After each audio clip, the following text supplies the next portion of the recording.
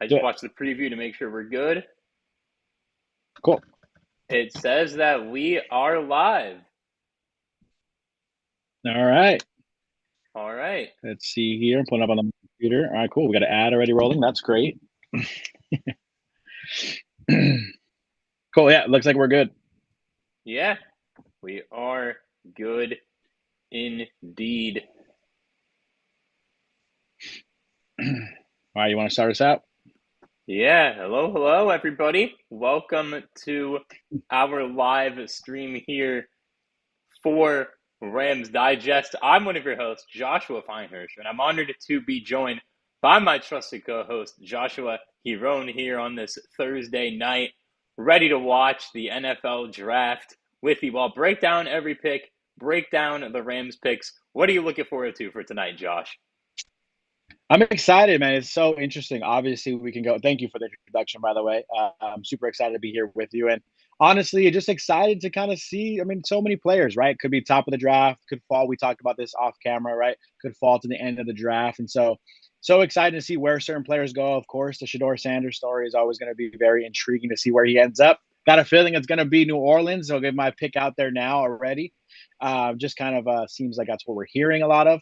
But I honestly, I don't see how the Raiders couldn't go up and just take him right at 6. It's so you need a quarterback of the future, and I know they're trying to win now, but Geno Smith is going to be kind of a bridge quarterback, if anything. So I'm just kind of intrigued by that, of course, like everybody else. But I just want to see where all these guys go and see if we got some of my mock drafts, correct, and been doing a bunch of those lately. So excited to see all that, and yeah, really just intrigued all together to see where some of these guys go. Of course, want to see where the Rams go, maybe a trade back scenario. I mean, that's definitely exciting as well. How are you feeling? What are you thinking about the pick? Do you have someone in mind that you're like, this is who I want them to take, or how are you feeling about that? Yeah, so definitely for the Rams. Someone just said in the chat, Static G, thank you for the chat. It's corner, safety, offensive tackle, definitely three positions I could see the Rams going with. However, I'm not going with any of them, actually. I'm going to take Jihad Campbell, the linebacker from Alabama, someone who could play outside linebacker. A lot of mock drafts have him going outside the first round. I saw Field Yates draft today, had the Rams taking Carson Schweringer, the linebacker out of UCLA, which I believe is a bit of a reach. If he was the Yeah, Rams don't day like that two one. pick, I would love it. However, Yeah. without him being the day two pick, I would have to disagree with that one there. Yeah, and it's nothing about him as a linebacker. It just kind of for me feels a little bit early for Schwessinger. Sorry if I'm saying his name wrong. But yeah, Jihad Campbell. We If talked he was about the that. Yeah, Rams don't day like that. I two mean, he's been pick, my dream I would pick love for the it. Rams for a while. They seem to not really, I don't want to say value, but they seem to not really care too much about really investing, I should say, in that position group for some reason, which is super interesting, right? Because Chris Shula, I think he used to play linebacker, so you would think he wants to kind of invest in that position. But he seems to be okay with what the Rams have. And Omar Spates has shown some flashes too, so obviously the linebacker group, maybe could be in good hands with him. But overall, I think that'd be a dream pick for me. I kind of have given up on that dream. You kind of shocked me by saying you've been seeing a lot of mock drafts where he falls out of the first round, because I think I've seen a lot more where he is super early, where it's not even close to where the Rams can take him. So that's what's so interesting about this draft, though, right? It's like I'm looking at drafts where he's getting picked 11, 12, 13, whatever it is, early in the draft. You're seeing him fall at the first. There's so many prospects that are like that this year. That's why it's so intriguing, I think, to see, because we really don't know. I mean, clearly, even the experts who have insider information don't really know who's going where outside of the top probably 4 picks or so. We don't really know who's going to go to what team. So very, very intriguing, in my opinion. Yeah, you're definitely right about that. As Roger Goodell, I have the draft on the background here, has come out on a bike with some other people. Can't really tell you Yeah. who they Is are. that Oh, I think one of is them is that Lil Mason Wayne? Crosby. Is And that Lil that Wayne or am is I? Little Wayne coming out, the known Packers fan. Yeah. Little I Wayne got coming the out. I, I got the draft on YouTube. I know I was telling you I might not get it up, but I got it on YouTube, so clearly it's up here. Looks good. So yeah, no, that's okay. Here we go. Jags fans are celebrating. We'll see what they do at 5. Crucial pick for them, for their future, as we'll see what this announcement is with Roger Goodell. Clay Matthews, Packer and Ram, former Ram for a year, on Hmm. the stage. and we cannot hear the boos that he's receiving. He's asking for cheers. I highly doubt that's going to happen based on what we know every year. Mm-hmm. So that's I'm definitely seeing going to be interesting. here in the chat, we got T Dot saying QB, cornerback, linebacker, strong safety. Yeah, safety group. I do feel like the Rams have quite a bit of safeties. I don't mind them investing in that group at all. But early in this draft, I think we're looking, like I said, linebacker is the dream. The 26th pick, I just don't know if there's going to be an ideal linebacker for the Rams at 26, which is why I'm kind of hoping we do a little bit of a trade back, get some more opportunities to kind of find that future linebacker. But ultimately, a quarterback. I mean, you need a future quarterback. I know we want to win the Super Bowl next year, but you do still need to think about the future after Matthew Stafford. It's very intriguing to see. We talked about this a little bit, you and I. Obviously, the only quarterback I can really see them, or there's two quarterbacks really I can see them taking at the end of the first round, probably Jackson Dart for the Rams or Jalen Milroe. If it came down to it and the Rams were going quarterback first round and both of those guys are on the board, how do you feel? Which one would you be more upset about? Which one would you be more excited about? If those are the only two options. I know I'm sure you're not really a fan of either guy. I'm not really a mega fan of either one, but how do you feel about those two options at the 26th pick? I think the most realistic options to be there. Well, we were talking a little bit about Milroe during our little setup here while we were setting up the stream, and my feelings on Milroe. We'll get to that in a little bit. I don't believe Milroe should be a first-round pick for any team, really, at all. And for Dart, it makes some sense. Some teams look like they are going to be trading up for Dart in the first round, potentially. So it's yet to be determined. If Shador falls, now that's the even crazier scenario, as we've seen. Actually, Stafford said that it was the worst pre-draft meeting, not just pre-draft meeting, but worst meeting he's ever had, which is a very strong statement to say. I would need to see exactly what he said to make that claim. Like Nick Wright made a joke on First Things First. He said, what did he say? That he can't afford my watch or something? As a joke. We don't know that's actually what he said, so it's yet to be determined on that. I don't believe the Rams take a quarterback round one. I don't think they do. Now, what I do believe can happen is a team like the Browns or the Giants trading back up into round one for a quarterback with us.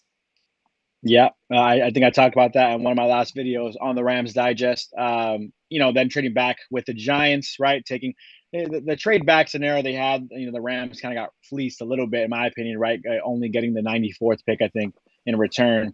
But the Rams trading into the second round, I think that's kind of one thing that they should probably consider, right? Even if it's 2 second-round picks moving out of the first round, not always ideal. But the Rams have been operating without first-round picks, for multiple years now, outside of Jared Verse, and so I think they're accustomed to that. They know that they're not afraid of that. They're not afraid to make trades, and I think that's where I think I can see them possibly entertaining that route. Just take a look at the chat here. We had Static G saying, "I don't believe we need another quarterback. Just turn Stetson Bennett up. It wouldn't hurt to draft a QB, but I don't believe we need one." And I do kind of think that's an important note. Appreciate you, Static G, because the Rams do have 3 quarterbacks. I mean, yes, Stetson Bennett isn't really hasn't shown, at least at this point in his career. Don't want to say his career's over or anything, but at this point in his career, he hasn't shown he can be an NFL quarterback. Hasn't shown he can really do much in an NFL game yet. But you do have Jimmy Garoppolo, right? So do you want to waste a first-round pick on technically what would be probably your third quarterback on the roster? Or are you going to release Jimmy G at that point? That's kind of an intriguing note to make, where, hey, that QB room is kind of full already. You can survive next season right now with the quarterback room the way it sits. How do you feel about that? I agree with you there. I mean, Stetson Bennett is definitely not a future answer at QB with what he's done so far with the Rams. Stafford is getting older. He's had some injury concerns. However, in this draft, I don't think there's a need to go quarterback in round one. I'm a huge Will Howard fan, personally, out of Ohio State. I think he's actually getting severely underrated throughout this draft process. I think he's better than Jaylen Walker. And he can move a little bit. He's big. Got a bit of a Josh Allen comparison going for him there. However, important news, Josh, the Titans are officially on the clock for this number one. Yeah, I did notice that. Overall pick. It is okay. We got Schefter on the screen right now. I'm sure he's giving everybody some knowledge. However, we're going to be giving you the knowledge today. And for the Titans, we both did mock drafts, and I believe we both have the same pick here, Josh. Yeah, I think the whole world has the same pick here with this one, right? Not really a secret. They're already showing highlight clips right now of Cam Ward because it just feels like it's already a lock. I think Cam Ward himself, I think I even overheard he was playing like some Madden or something or streaming somewhere and was just couldn't stop talking about the Tennessee Titans. I think he knows he's the first overall pick. I will say what's interesting is a lot of experts have him ranked as maybe their sixth best prospect, right? And that's always interesting to see, like, your number one pick, right? Why wouldn't you take the best available player, which in many cases for many people would be the two-way player in Travis Hunter, right? We'll see what that can look like. But overall, he's not necessarily the best player in the draft, but he is the best quarterback, and the quarterback is obviously just valued so high in the NFL. I think it's a good pick. What I really like about Cam Ward, a lot of things to kind of maybe be hesitant about, but what I really like about him is his confidence. Just seeing the off the outside of the game, kind of him working out with Shador Sanders. You've seen those clips on social media. That kind of really intrigues me. The way he carries himself, the way he talks about himself, talks about the game. He seems like a superstar already. The way he's just so confident, right? And so I think that's kind of what I like about Cam Ward. It just scares me he's going to Tennessee. I mean, let's be real. It's kind of one of those teams where players' careers seem to go and they don't finish there, right, all the time. And that's kind of what scares me for him. But he could be a guy who puts Tennessee back on the map. And I think I really want to see what he can do out in Tennessee. That's probably most likely going to be the pick here. Yeah, I have Cam Ward as well. Obviously, Cam Ward, he has good size, 6'2", 219. Good size. And something the Titans actually did yesterday is that they did sign Tyler Lockett, the veteran receiver from the Seahawks, Ram Killer from the late 2010s to the Titans to help out Cam Ward, to give him someone else other than Calvin Ridley. And if people forget, on that roster, they do have Treylon Burks, who was supposed to be better than A.J. Brown. If you remember, that was the draft that they traded A.J. Brown into the Eagles, which still don't know why they did that. And that didn't work out, right? Looking back on it, yeah. And for the Titans, they got to go quarterback. I mean, they have Will Levis on their roster, who, again, he had a lot of meme moments throughout the season, we'll just put it that way. And 13 touchdowns, 12 picks, not somebody who is the future there. And this would be their third quarterback drafted of the decade, with Malik Willis going a few years earlier, Will Levis, and then now Cam Ward, still looking to find their Ryan Tannehill replacement.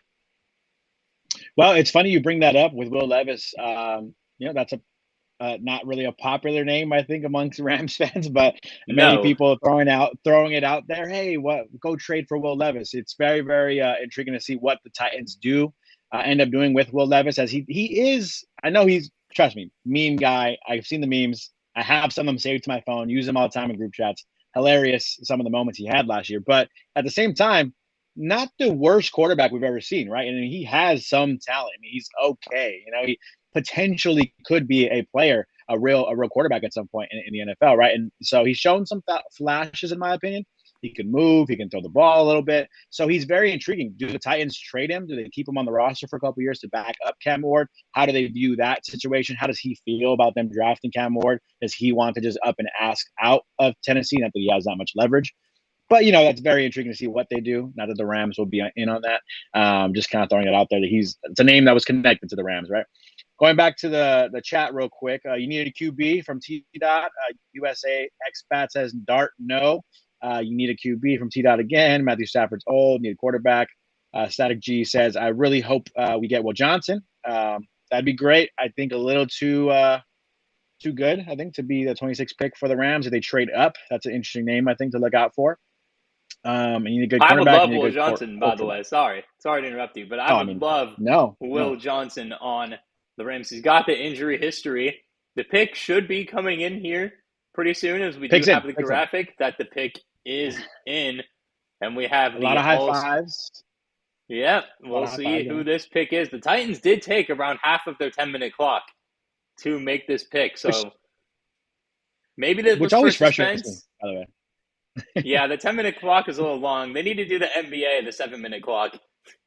Well, I just don't understand, what are we doing? Like, why are we taking so long? We know who the pick is. You guys have had hours to wait. Why is it always there's always that one team that takes the last 30 seconds to make their pick? And I'm always like so confused by that. Well, you don't Obviously, a have big deal and hours. a lot You've of had moving you've parts. had months to prep for this. Realistically, Exactly obviously, right. your opinion changes on players, and you sign players. And a new chat from Ray Santana saying O line, CB, tight end, and LB is what the Rams need to address, and I fully agree here. However, before we talk some more Rams, the pick is Trade, in. trade, trade, trade alert. Okay, Tennessee. They're not trading anybody. Pick is in. It looks like they're gonna go Cam Ward, right? We do have a trade announcement real quick. The Browns are trading the number 2 overall pick, a 4th round pick, number 104, and a 6th round pick. The Jaguars are trading the number 5th overall pick. So just to kind of make it more clear, Whoa. the Browns and Jaguars have swapped picks. So the Jaguars are now the 2nd pick in the draft after Tennessee. Cam Ward, congratulations to Cam Ward, the 1st overall pick in the draft. Yes, But congrats. big breaking news because we thought Travis Hunter going to be a Cleveland Brown. He is now likely, possibly going to be a Jacksonville Jaguar. A former Ram himself, James Gladstone, making moves out there in Mm-hmm. Jacksonville. A very aggressive move to move up, likely to take Travis Hunter, right? I mean, it has to be. Yeah, I mean, this is definitely a move that I didn't expect the Jaguars to make, as we have a trade alert coming up now on the TV as well. Right when you said it, I got the notification right as you were saying it. That was one of the few Yeah. things I have on for notifications right now. So, a huge trade coming in for the Jags' new head coach, Liam Cohen. I didn't expect the Jags to be the team to move up. I thought maybe New England would move up to try to get Travis Hunter potentially, and weird, just a good trade for the Browns, by the way, staying in the top 5. That's key. Making sure you're Yes. still Yes. in Great. the top 5. Maybe the Browns are trending back and are going to take Shador 5. That's all. That's also a possibility. I had the Browns taking Travis Hunter. Now for the Jaguars, all I can say now who I had them taking at number 5. I had them going Ashton Yeah. Genty at number 5. I originally had them going defense, but it seems like Liam Cohen, the new coach, really wants to optimize Trevor Lawrence, which they should. So who do you have I, there at 5? I had Jacksonville going either Mason Graham or Will Campbell, whichever one went off the board first. I had So Graham in there my originally. recent draft, I had Campbell going actually to the Jaguars. So I had the Patriots taking Mason Graham, which I don't know how many Patriots fans want that defensive tackle, but yeah, man, incredible trade though. I mean, and trying to see, it doesn't seem like that much given up. Okay, let's see. Okay, a 2nd round pick this year. So Jaguars give up a 2nd, number 36. They give up a 4th round pick this year, number 126, and a 2026 1st round pick. So 3 picks total. 2 first, yeah, 2 firsts, one this year, one next year, and a 2nd this year and a 4th this year. So a lot to move up to take what we all assume is likely going to be Travis Hunter. Incredible to convince Cleveland out of this because Mm-hmm. the hype around Travis Hunter, the idea of taking a player like this, I mean, that's money, right? If you're talking about a franchise, if you're running, you're Cleveland, right? You're the Cleveland Browns. You want eyeballs on your team. You want jerseys to be sold in Cleveland, right? This is the player you would take, and for them to move out of number 2 and to move it to Jacksonville, Jacksonville must be super excited to get a player or the opportunity, I'm assuming, to take a player like Travis Hunter. But if you're Cleveland, very intriguing. Whatever James Gladstone did to convince them to get out of the number 2 pick, I'm very intrigued by that. Of course, he paid a hefty price. Don't get me wrong, but just kind of a little bit of a surprise that Cleveland was willing to move out of Yeah, that number 2 definitely. pick, in my opinion. Yeah, I agree with you, especially with a team that no one expected to trade their pick is the Jacksonville Jaguars. However, the surprise here is what if the Jaguars go QB? I don't think they will. I highly doubt they will because, I mean, Yeah. Trevor Lawrence, the Prince, as some people call him, he's got everything. Mm-hmm. Most importantly, on the field, he's got elite size. I'm still very high on him that he can be like he was in that 2022 season when they made the playoffs and almost beat the Chiefs. I mean, he's got the hair to do it. Let's just say it. He's got the hair. The hair Yeah. gives him more points. I mean, I'm a Trevor Lawrence guy. I think everyone was going into that draft class because he was awesome at Clemson. And if they go You know, QB, that would really shake things up here. What do you think on the it chances that they would. go QB? Low. And I really do think that James Gladstone getting hired as general manager out there understands the importance of the quarterback position. I think he would be obviously intrigued at the idea of it, I'm sure. But ultimately, I don't know. I don't know if you could really blame Trevor Lawrence for all that's gone wrong in Jacksonville. I don't know if that's how James Gladstone sees it. I'm still a Trevor Lawrence believer. Not to say he's, and a lot of people were calling him a top 5 quarterback for the first couple years of his career without him really proving it.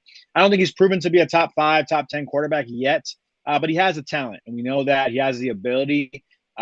It's Jacksonville. I mean, we got to remember that, right? They spent some money on Christian Kirk. Okay, they went out and they got Evan Ingram, right, a failed project, if you will, at the time Evan in New Ingram was York. good for them. So they weren't. He played really good. Don't get me wrong, but what I'm trying to say is it's not like they got him this super stacked roster and we're like, no, he just failed and he's not good enough at quarterback. I think yes, they tried to invest in weapons for him. They did succeed. Christian Kirk had some good moments. I think Evan Ingram also played well. They got his buddy, right, his running back, Travis Etienne. I almost said Trevor Etienne because his brother's in the draft this year. Right. Right. So they did set him up and tried to set him up for success, but it didn't happen. And I think I don't think it's time to give up on him just yet. You're making this move. You're going to get arguably the best receiver and arguably the best cornerback at the same time in Travis Hunter. I think that's why you're moving up to this spot and spending all of the draft picks on moving up to the number 2 spot. You're going to take the best player in the draft, in my opinion. Yeah, I think they have to. You fill 2 birds with 1 stone there. You get yourself an elite receiver next to Brian Thomas Jr., who seems to be an amazing pick. He looks like he's going to be great. And then you also get a corner, which they desperately need. I'll be honest, I couldn't name a corner on their roster. It's no disrespect. I know Andre Cisco's a safety because I like Andre Cisco. I think he's good. I think he's a safety, though. Used to be Tyson Campbell, Ronald Darby. I'm looking at their roster right here on TV. Ronald Darby's still in the NFL? He's getting Darby's old. Looks like he's on the Jaguars. But overall, I don't know. Very intriguing to see. Their pick looks like it is in. I think we're going to see the governor come out here soon, but very exciting. And like I said, if you want to connect it to the Rams, James Gladstone, shout out to James Gladstone getting hired out in Jacksonville, trying to turn this franchise around. We'll see what his first official draft pick is going to be in just a second. Yeah, we have actually not Roger Goodell. He's not alone. I can't tell who that is coming out. It looks like Eric Armstead. It looks like who I forgot he's in Jacksonville too. Yeah, because I know plays for Jacksonville. Yeah, the Niners traded him.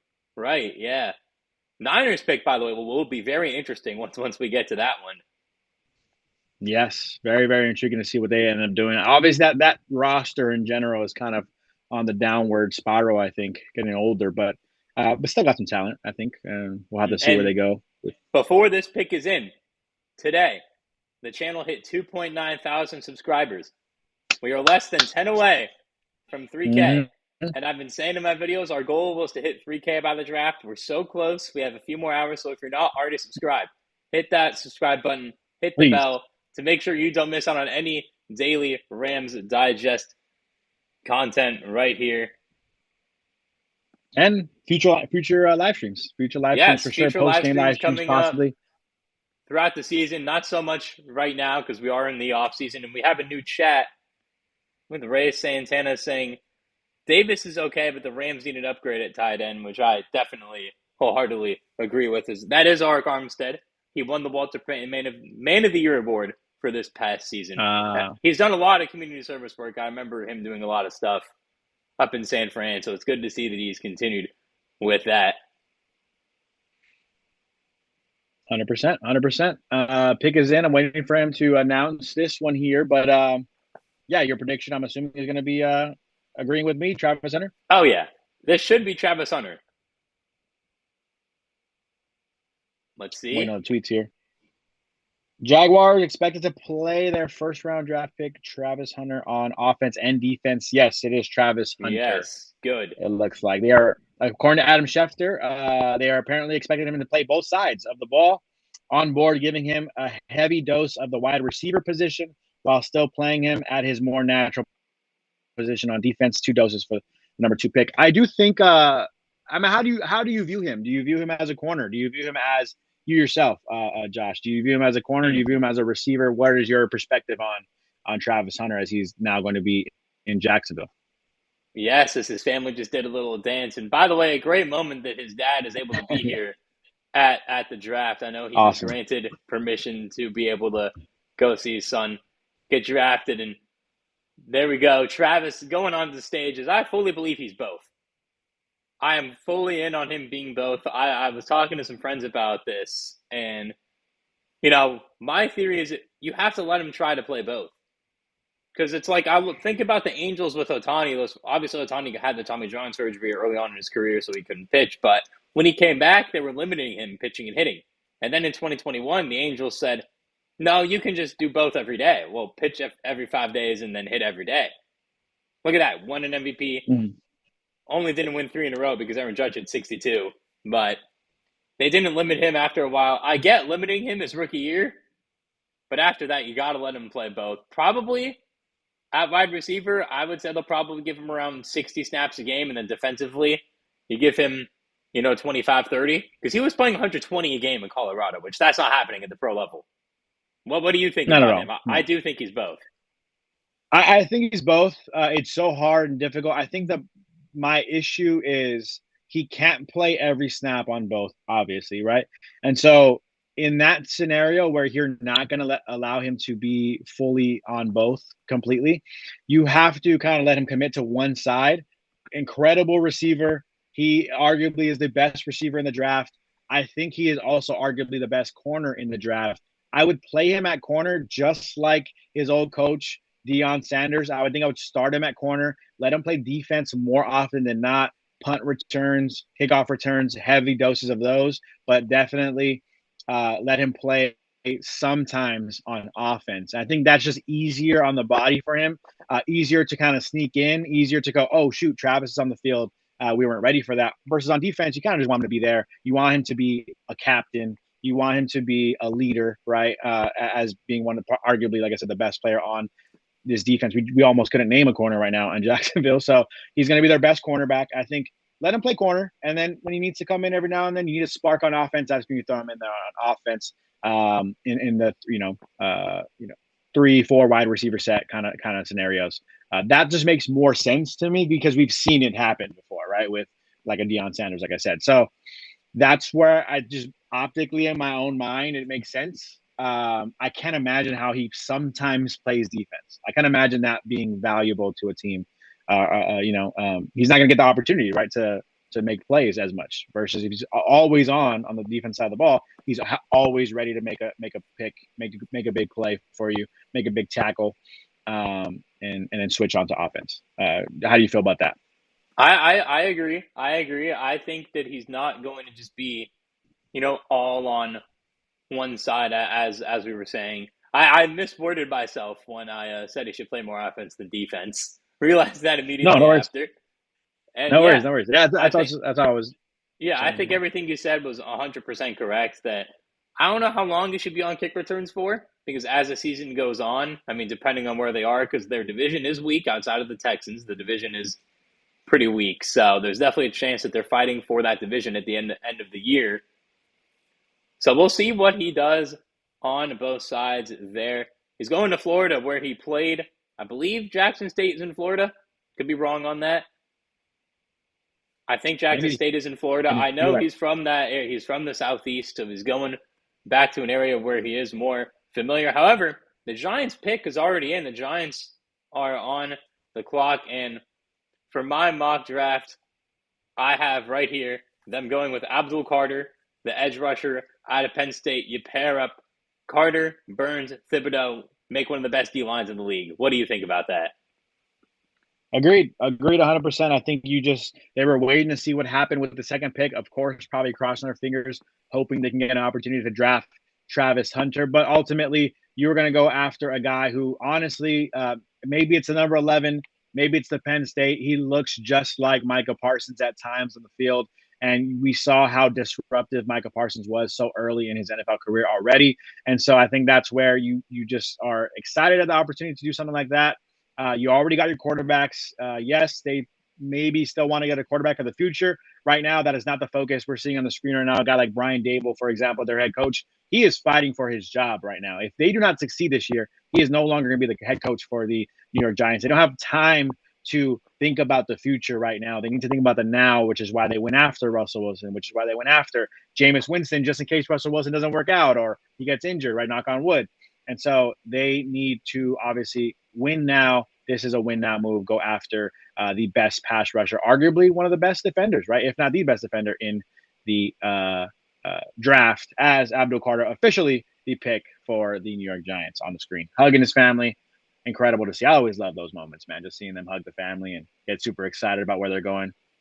Incredible. Yeah, I fully agree with you there. Just an amazing moment for the entire family. Got I believe that's his dad rocking the gold Adidas chain on the neck. Looking good. Family looking good. This is a great pick for the Giants. Obviously, Carter, 6'3", 250. He's been compared to Micah Parsons a lot, as you said. And with this pick, the Giants have the chance to have one of the best D lines in all of football right now. And we'll see how the offense looks. We'll see if they trade back up, as many mock drafts have been predicting recently. And last year, he had 23.5 tackles for loss, which is the most in FBS. I mean, that is insane, 23.5 tackles for loss. Insane. And that's, like you said, that's not even including, the sacks he's getting or the pressure he's getting on the quarterback, right? 23 sacks, 172 tackles in his career. I'm seeing the stats pulled up on the board now. So incredible. They're still hoping a guy like Kayvon Thibodeau can still be a thing for them as well, although he's been a solid player. Don't get me wrong. Again, like you said, this is adding to an already pretty good defensive line. If those guys can all pan out together, though, that's a pretty scary D line to face for any offense, I think. Just the size, the athleticism on the edges. Very incredible to see Abdul Carter going to New York. I know we're Rams fans here, obviously, and I'm in Los Angeles, born and raised. But I'm always so interested. That must be so cool, right? You're going to New York, or like you're going to obviously Jacksonville. No offense to teams like Jacksonville or Cleveland, but I wonder how players feel about that. They really care about the city that they're going to go move and live in, for the next couple of years. I think a little bit. I mean, because you have to know, okay, this is where I'm going to be. You need to get used to the city, get used to the area. It depends on where you're from, too. Like if you're from the East Coast, you're more used to the East Coast already. But if you're from the West Coast, and let's say you stayed West Coast for school, like you went to a school like USC for football, and then you get drafted to the Giants, it's like, oh, I'm going to be playing in snow games. A, sounds kind of fun, but B, I'm going to be cold. Yeah, 100%. Yeah, I'm definitely not. I would be nervous about the cold for me being from LA. Oh, yeah. It hits 70 degrees. I'm throwing the puffer jacket on. You guys do not want to see. If you're from the East Coast, really? I would embarrass 70 you degrees with of puffer jacket? 60, or if it's 66, 67, 68, I'm definitely going to be hoodie for sure. Hoodie's fine. But like if you're wearing I remember one time in college, I was community college, going to a bookstore, getting a snack or whatever. And I had a sweater, and it was literally about 68 degrees. And I had a vest, but it was for the look. It wasn't really for the warmth of it. It was a cold day. Oh, yeah. Okay. It was like the look of it was like a puffer kind of vest. I remember the girl must have not been from LA, and she was kind of like, oh, I love how people from LA throw the snow jackets on when it gets under 70. And I just kind of laughed because, yeah, it's true. I mean, I'm cold. I don't know what you want me to say. I'm cold. I need the hand warmers when it gets to 65. That's it. All right. I run warm personally.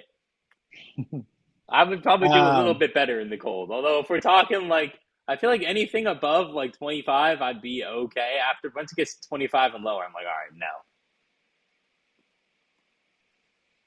no.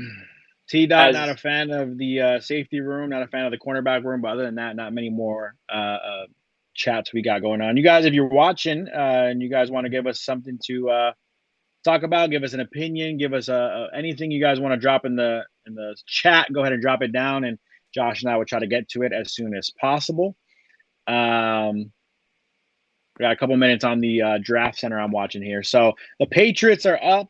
Did you talk yet about who you have the Patriots going with? I did not. My pick is Will Campbell for the Patriots. Get an O-lineman. Mike Vrabel said today, according to a report earlier from Mike Reese, Patriots reporter for ESPN, said that Mike Vrabel really wants to build up that O-line, which he's 100% right about. They need to build up that O-line. That O-line is a little thin right now for the Patriots and Drake May. Drake May was getting sacked left, right, and center last year. Didn't have a lot of time to throw. They already added Stephon Diggs. Wouldn't be surprised if they go for a receiver on day 2 of the draft to give him another weapon. They have a nice running back in Ramondre Stevenson. And you have Diggs now. I like Douglas as a middle speedy receiver for them, kind of like on some option routes, not really being a main part of that offense, but adding an O-lineman, getting the protection set up for Drake May so that maybe this is the year they come third, that they could be better than the Jets. What do you think about that?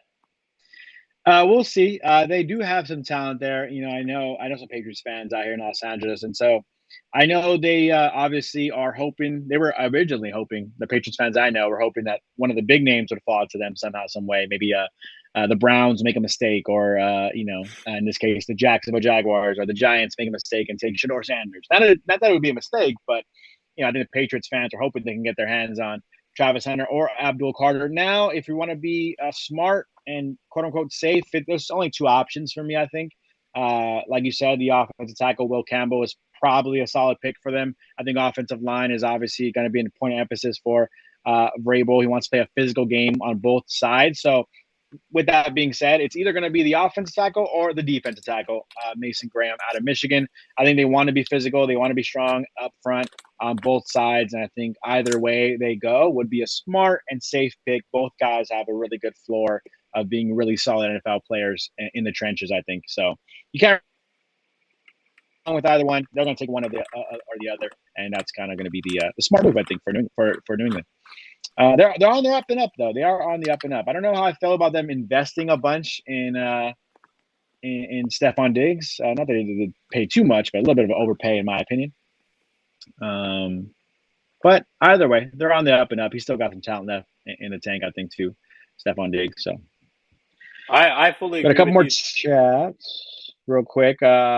Jacob, and judging by his last name, it's my brother, actually. One of my brothers hopped in the chat. He says, how are y'all feeling about Sanders, the Sanders rumor to LA? That'd be honestly kind of ideal, in the sense of if you want a quarterback and you were going to draft a quarterback, we're talking about Jalen Milroe, Jackson Dart, and other options. Shador Sanders would be ideal if we had to take a quarterback in the first round. I think he's a guy I can see being a franchise quarterback and learn a lot from a quarterback like Matthew Stafford. I just don't think it's possible. I don't think it's possible. I don't either. Another chat from Jesse Jeremiah said, which team do you think is getting Genty? And also Shador. So for Genty, I originally had the Jaguars getting Genty. Now, Raiders, don't mess up. You know what? Take Genty. He's going to fall to you. Just take him. I have Genty going to the Raiders in my mock. I don't like it. If I'm the Raiders, if I'm in the room, Tom Brady being a minority owner, hiring Pete Carroll and trading for Geno Smith is not putting you in Super Bowl contention. And I feel like for some reason they think that they think they have a chance to win, and so they're going to draft Genty. They should go for the future, draft Shador Sanders, let him learn behind Geno Smith. I mean, Geno Smith could be your bridge quarterback. As we see Roger Goodell about to announce the pick for the New England Patriots. If I was the Raiders, I would take Shador, but I think they're going to go ahead and take Ashton Genty as Will Campbell, LSU offensive tackle, off the board. You called that one. Yeah, amazing pick for the Patriots there. Definitely needed to get the O-line set there. And something about Campbell here is he's 6'6", 319. Yikes. And with that, he ran an under 5.40. Yeah, he's an athletic offensive tackle, a big, strong offensive tackle, short arms.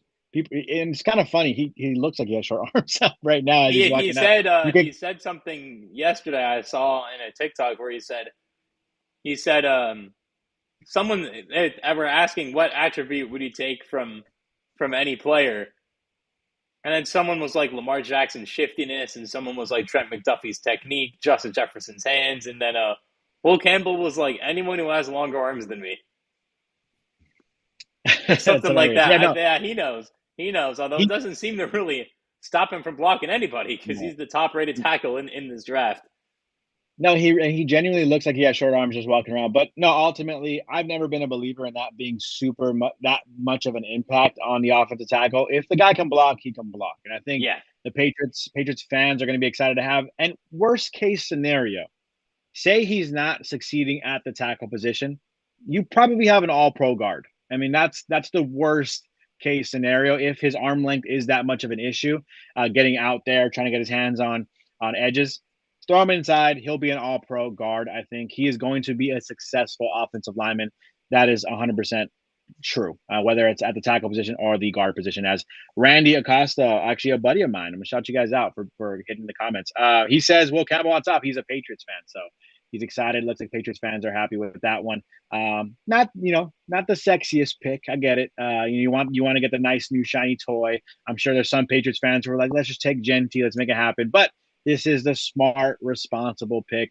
Protect Drake May. Make sure he's got opportunities to see down the field. Got nice toys already. Stephon Diggs is out there already, so he'll be fine in terms of weapons. The run game has been okay for the Patriots the last couple of years with Ramondre Stevenson and whoever else they got in the room. I know they always have a bunch of running backs in there, but they'll be okay. I think it's a good pick for the Patriots. Yeah, I agree with everything you said. It's a good pick. Hopefully buys Drake May some more time, keeps him healthier as well throughout the season because May did have some injury issues throughout last season. And now we're going to the next pick here, the Cleveland Browns, who traded down from pick 2, now at pick 5. Again, this is where I had Genty originally going. However, now with the Browns, who Nick Chubb is still a free agent. I think a lot of people do not know that. But Nick Chubb is actually a free agent there for the Browns. So is this where they take Genty, or do you believe that they'll potentially go O-line or Mason Graham to pair with Myles Garrett? I think I was never thinking that Cleveland would trade down to the 5th pick, so I didn't even think this was an option. I do think now that you just pointed it out, yeah, why not? Why not take Ashton Genty? He is arguably a top 3-4 prospect in this year's class. Arguably was very close to winning the Heisman Trophy this year. Of course, nearly breaking the record for Barry Sanders yards in college. And so I think he's an incredible player, incredible running back. He is smaller, but if you're the Cleveland Browns, you need some kind of juice on offense. You need something to get you going. They saw once Nick Chubb was gone and injured, they couldn't really move the ball, right? And whether that's Deshaun Watson being their quarterback or whoever they end up having play quarterback for them as he's been struggling for them. Ultimately, I think you need some juice on offense. You need to move the ball on offense, obviously. This would be actually an ideal spot for Cleveland to go ahead and sit back, trade back. You get more picks. You get an opportunity to pick some more guys, right, to add to the roster. And then you're going to go ahead and take Ashton Genty. Actually might be the move. It actually might be the move, I think. Yeah, if he's there, this could be the team to take Genty. Also, this could be a move to get Shador, that they knew that they didn't need to stay at 2 to get Shador. Maybe they go down to 5 and get Shador as a possibility, or they go Mason Graham, as I said earlier. Maybe an offensive tackle like a Ahmad Membu out of Missouri or Kelvin Banks out of Texas is another potential pick here for the Browns. Although Genty seems like this is a great trade for the Browns. If they get Genty, they're able to get by far the best running back in the class and add more draft capital. This would be a Browns draft where they actually do it right. Yeah, I didn't see this coming. I think this is a couple incredible moves for the Browns here. If they're able to get Genty here and make the right move, I think that would be the right ideal move for them. I'm in the chat one more time. T-Dot was talking about Quentin Lake, Kobe Durant being the best corners on the Rams. I get it. We could probably improve there. Roger Goodell walking up now. Do you guys want to trade down or keep the pick? I want to trade down. I don't know how you feel about that, Josh. I do want to trade down. Okay, that's interesting. Riley Rue. What do you think of the Los Angeles Rams are they going to pick? I don't know. We'll have to wait and see now. This draft is already falling kind of different. Mason Graham is the pick. Okay, so they do go D-line. I thought that, Mason Graham, I had Mason Graham falling a little lower than I wanted to. Coming in, originally I had him at 5, but then I was like, I don't know. I had him falling 13 to Miami, which seemed way too low when I did that. However, Mason Graham, great pick here. 6'3", 296. His comparison is Christian Wilkins, the stud from Alabama a couple of years ago. Yeah, I think he's going to be a good player. You brought back Myles Garrett. He's going to be on your roster for the next few years, even though he is not the happiest guy in the world, although he's pretty happy now with that money, right?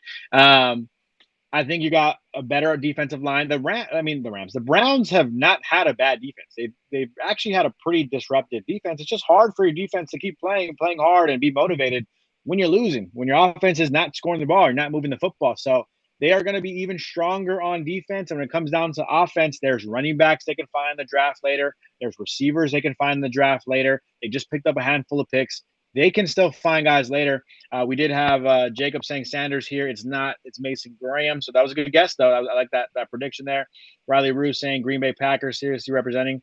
Green Bay seriously representing. Sorry, Green Bay seriously representing. Awesome. Shout out to Riley Rue. Guess must be from the Green Bay area, maybe.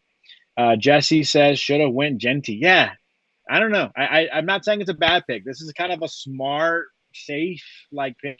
Not that any Browns fans want to hear that.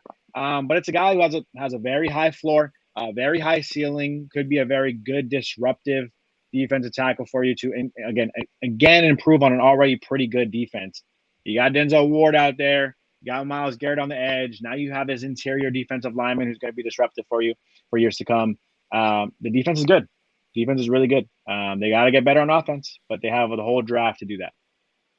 Yeah, they totally need to get better on the offensive side. We'll see what they do. Elijah Moore, free agent as well. They got Jerry Jeudy on the offensive side. They did they did not bring back Kareem Hunt. Kareem Hunt is now on the Chiefs. And that's definitely going to be interesting. Will they go running back day 2 like a Cam Scadaboo or a Quinshawn Judkins from Ohio State? Could be a good. Don't sleep on Scadaboo. I don't know. I saw Scadaboo was like a mock 4th round pick, and I'm like, really? It's like he goes late in many mocks. Yeah, I have Scadaboo as a day 2 guy, not a day 3 guy. I don't know why people have him going so late. That'll be an interesting pick here. Now for the Raiders at pick 6. Originally, I had been going with Ahmad Membu, the tackle out of Missouri, 6'4", and look at this, 332, big boy. Coming in to the draft, although you need that. Sometimes you just need massive humans on the offensive line who have all the muscle, the low center of gravity, able to block. I mean, you saw the Bengals do this a few years ago where they drafted someone who was like 6'6", 340, just for size purposes. We'll see what he ends up being into. Now here, I'll look into the Raiders draft room going on. They got a nice little setup going. I'm interested to see. I hope the Rams pick so we can see the setup at the fire safety station. I saw a little bit of it. So it's almost like this U-shaped desk you're seeing right here for the Raiders, just turned opposite. So they can kind of on the inside of the U. Similar kind of room. I mean, they went away from the fancy kind of house that they typically do. Actually was at the draft house last year. I was able to take a little tour of it last year. Yeah, I got some connections, and no, I'm just kidding. I was able to tour it though and hang out and have some pictures in the draft room last year. That's cool. Beach, I think it was. Really awesome. But with this year, it's not going to be anything fancy. Obviously, they want to obviously pay homage to the all the first responders out there and stuff being in that. Probably going to be a pretty cool room, but overall, I think that's more their focus to kind of shout out the fire department out there. So shout out the first responders out there. If anyone out there is watching, tune in. It's going to be intriguing. But with the Raiders, I don't know. They're up. They're walking up. Picks in. I don't know why you wouldn't go Shador Sanders here. This could be Genty, could be Shador. I would love for them to get Shador Sanders for the future. They are not winning a Super Bowl with Genty, but pick is in. Roger Goodell's up. He's talking. And the pick is going to be Ashton Genty, running back out of Boise State. That is the pick there for the Raiders. Look, they're going to be good. They're going to be good. They're going to be solid. They got a good quarterback. He's solid. Offensive line can improve on it, but it's okay. Need to improve. You still have, desperately. Yeah, needs to improve for sure. But Geno Smith, he'll be fine. Genty's going to obviously bring that juice. And then you still got decent receivers, right? You got decent receivers out there with Jacoby Myers alongside him. Trey Tucker, I think, is still on the roster. They both have proven to be okay receivers. Obviously 2 great tight ends. I think the Rams should go snag one of them. But Brock Bowers, and then you have Michael Mayer. I would love the Mm-hmm. Rams to try to make a call to the Raiders so you can get Michael Mayer out of there. But overall, if the Raiders can make that work with a 2 tight end set, if that's where they want to go, both tight ends going in there, even to block for Genty at times. Great move. I think the Raiders have a talented running back, and yeah, man, I think he's going to be fit perfectly with Oh, yeah. Vegas. He'll fit perfectly with Pete Carroll as well. Now, Pete Carroll no longer teaching at USC. I saw that he was teaching a class called The Lessons of Life or something, or Life Class. I forget the exact name, but he was having all these guests on. He had Brady. He had a bunch of other football players and basketball players. And they were talking about failure and all Pretty cool that. to take that class.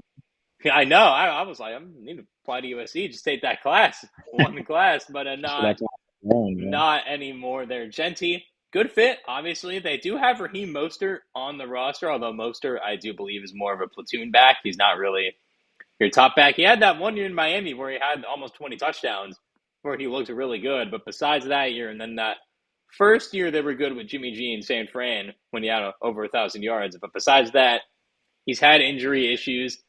I do agree with what you're saying, though, about how they aren't going to win a Super Bowl with this core. The defense outside of Max Crosby and Christian Wilkins is very questionable there as well. So we'll see what they do on day 2 of the draft to address that. Probably some secondary picks. They're comparing him to Emmitt Smith already, which my comparison for him, as well as NFL.com's, is my favorite running back of all time, LaDainian Tomlinson. I like that. I do like that one. Yeah, man, I think it's a good pick for them because, again, the Raiders have been in that scenario for a while, like in the situation where they're just not winning a lot. They got this nice brand new stadium. It looks beautiful, but the team has just not been great. And so this brings some excitement to the Las Vegas Raiders. We're in Los Angeles. My dad's a diehard Raiders fan. Although he's not as diehard anymore because it's hard to be diehard for this franchise in recent years. But they do have loyal fans. They have fans who are always excited to watch the Raiders play. Who go travel from LA to Vegas now to watch them play. They deserve some success. They deserve to see some flashy moves out there. They deserve to kind of see something out there exciting. Buy a new jersey, and I think Genty brings that excitement to the Raiders again. So great pick for them. I agree. We got some chats coming in about this pick. So Ray Santana said the Rams to draft Coulson Lovelin. Again, if he's there, I like that pick. Would be a nice pick for them. And then Jesse Jeremiah said great pick by the Raiders. Yeah, it is a great pick. It's just that you're planning for now and a little bit of the future. I mean, we'll see how long it takes the Raiders to be contenders because Pete Carroll's in his 70s already. So I don't know how many years he's going to be coaching. And then your brother, I believe you said this is, back in the chat, said that they could always go QB next year as well. Yeah, definitely. This QB class not as good as next year's. Next year, you got Arch Manning nearing the top. You got Cade Klubnik nearing the top of that class as well. Those two already, and Sam Levitt, the ASU quarterback as well, kind of those top 3 quarterbacks heading into next year's draft. I do believe all of them, I think, we go number 1 in this draft. No disrespect to Cam Ward, but that is personally what I believe. Yeah. And the high school team going crazy there in Texas, Lone Star High School. Loving the pick. One of them already wearing a Raiders shirt. I know. I saw that. That was pretty cool to see. So definitely super exciting to see that. People very excited to see him go to the Raiders. Like I said, it's going to be an indoor stadium. He's going to be great. You compare him to LaDainian Tomlinson. Someone else compared him to, you said already, Emmitt Smith.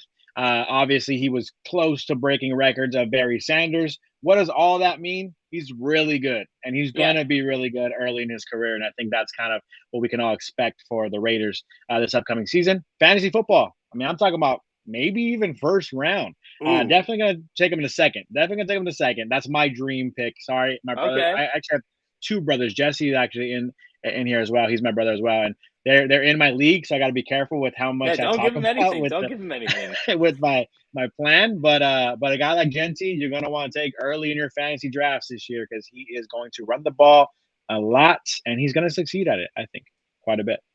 I totally agree with you there. Now the main question is: Eric Dickerson has the rookie rushing record. Do you think Genty could break that?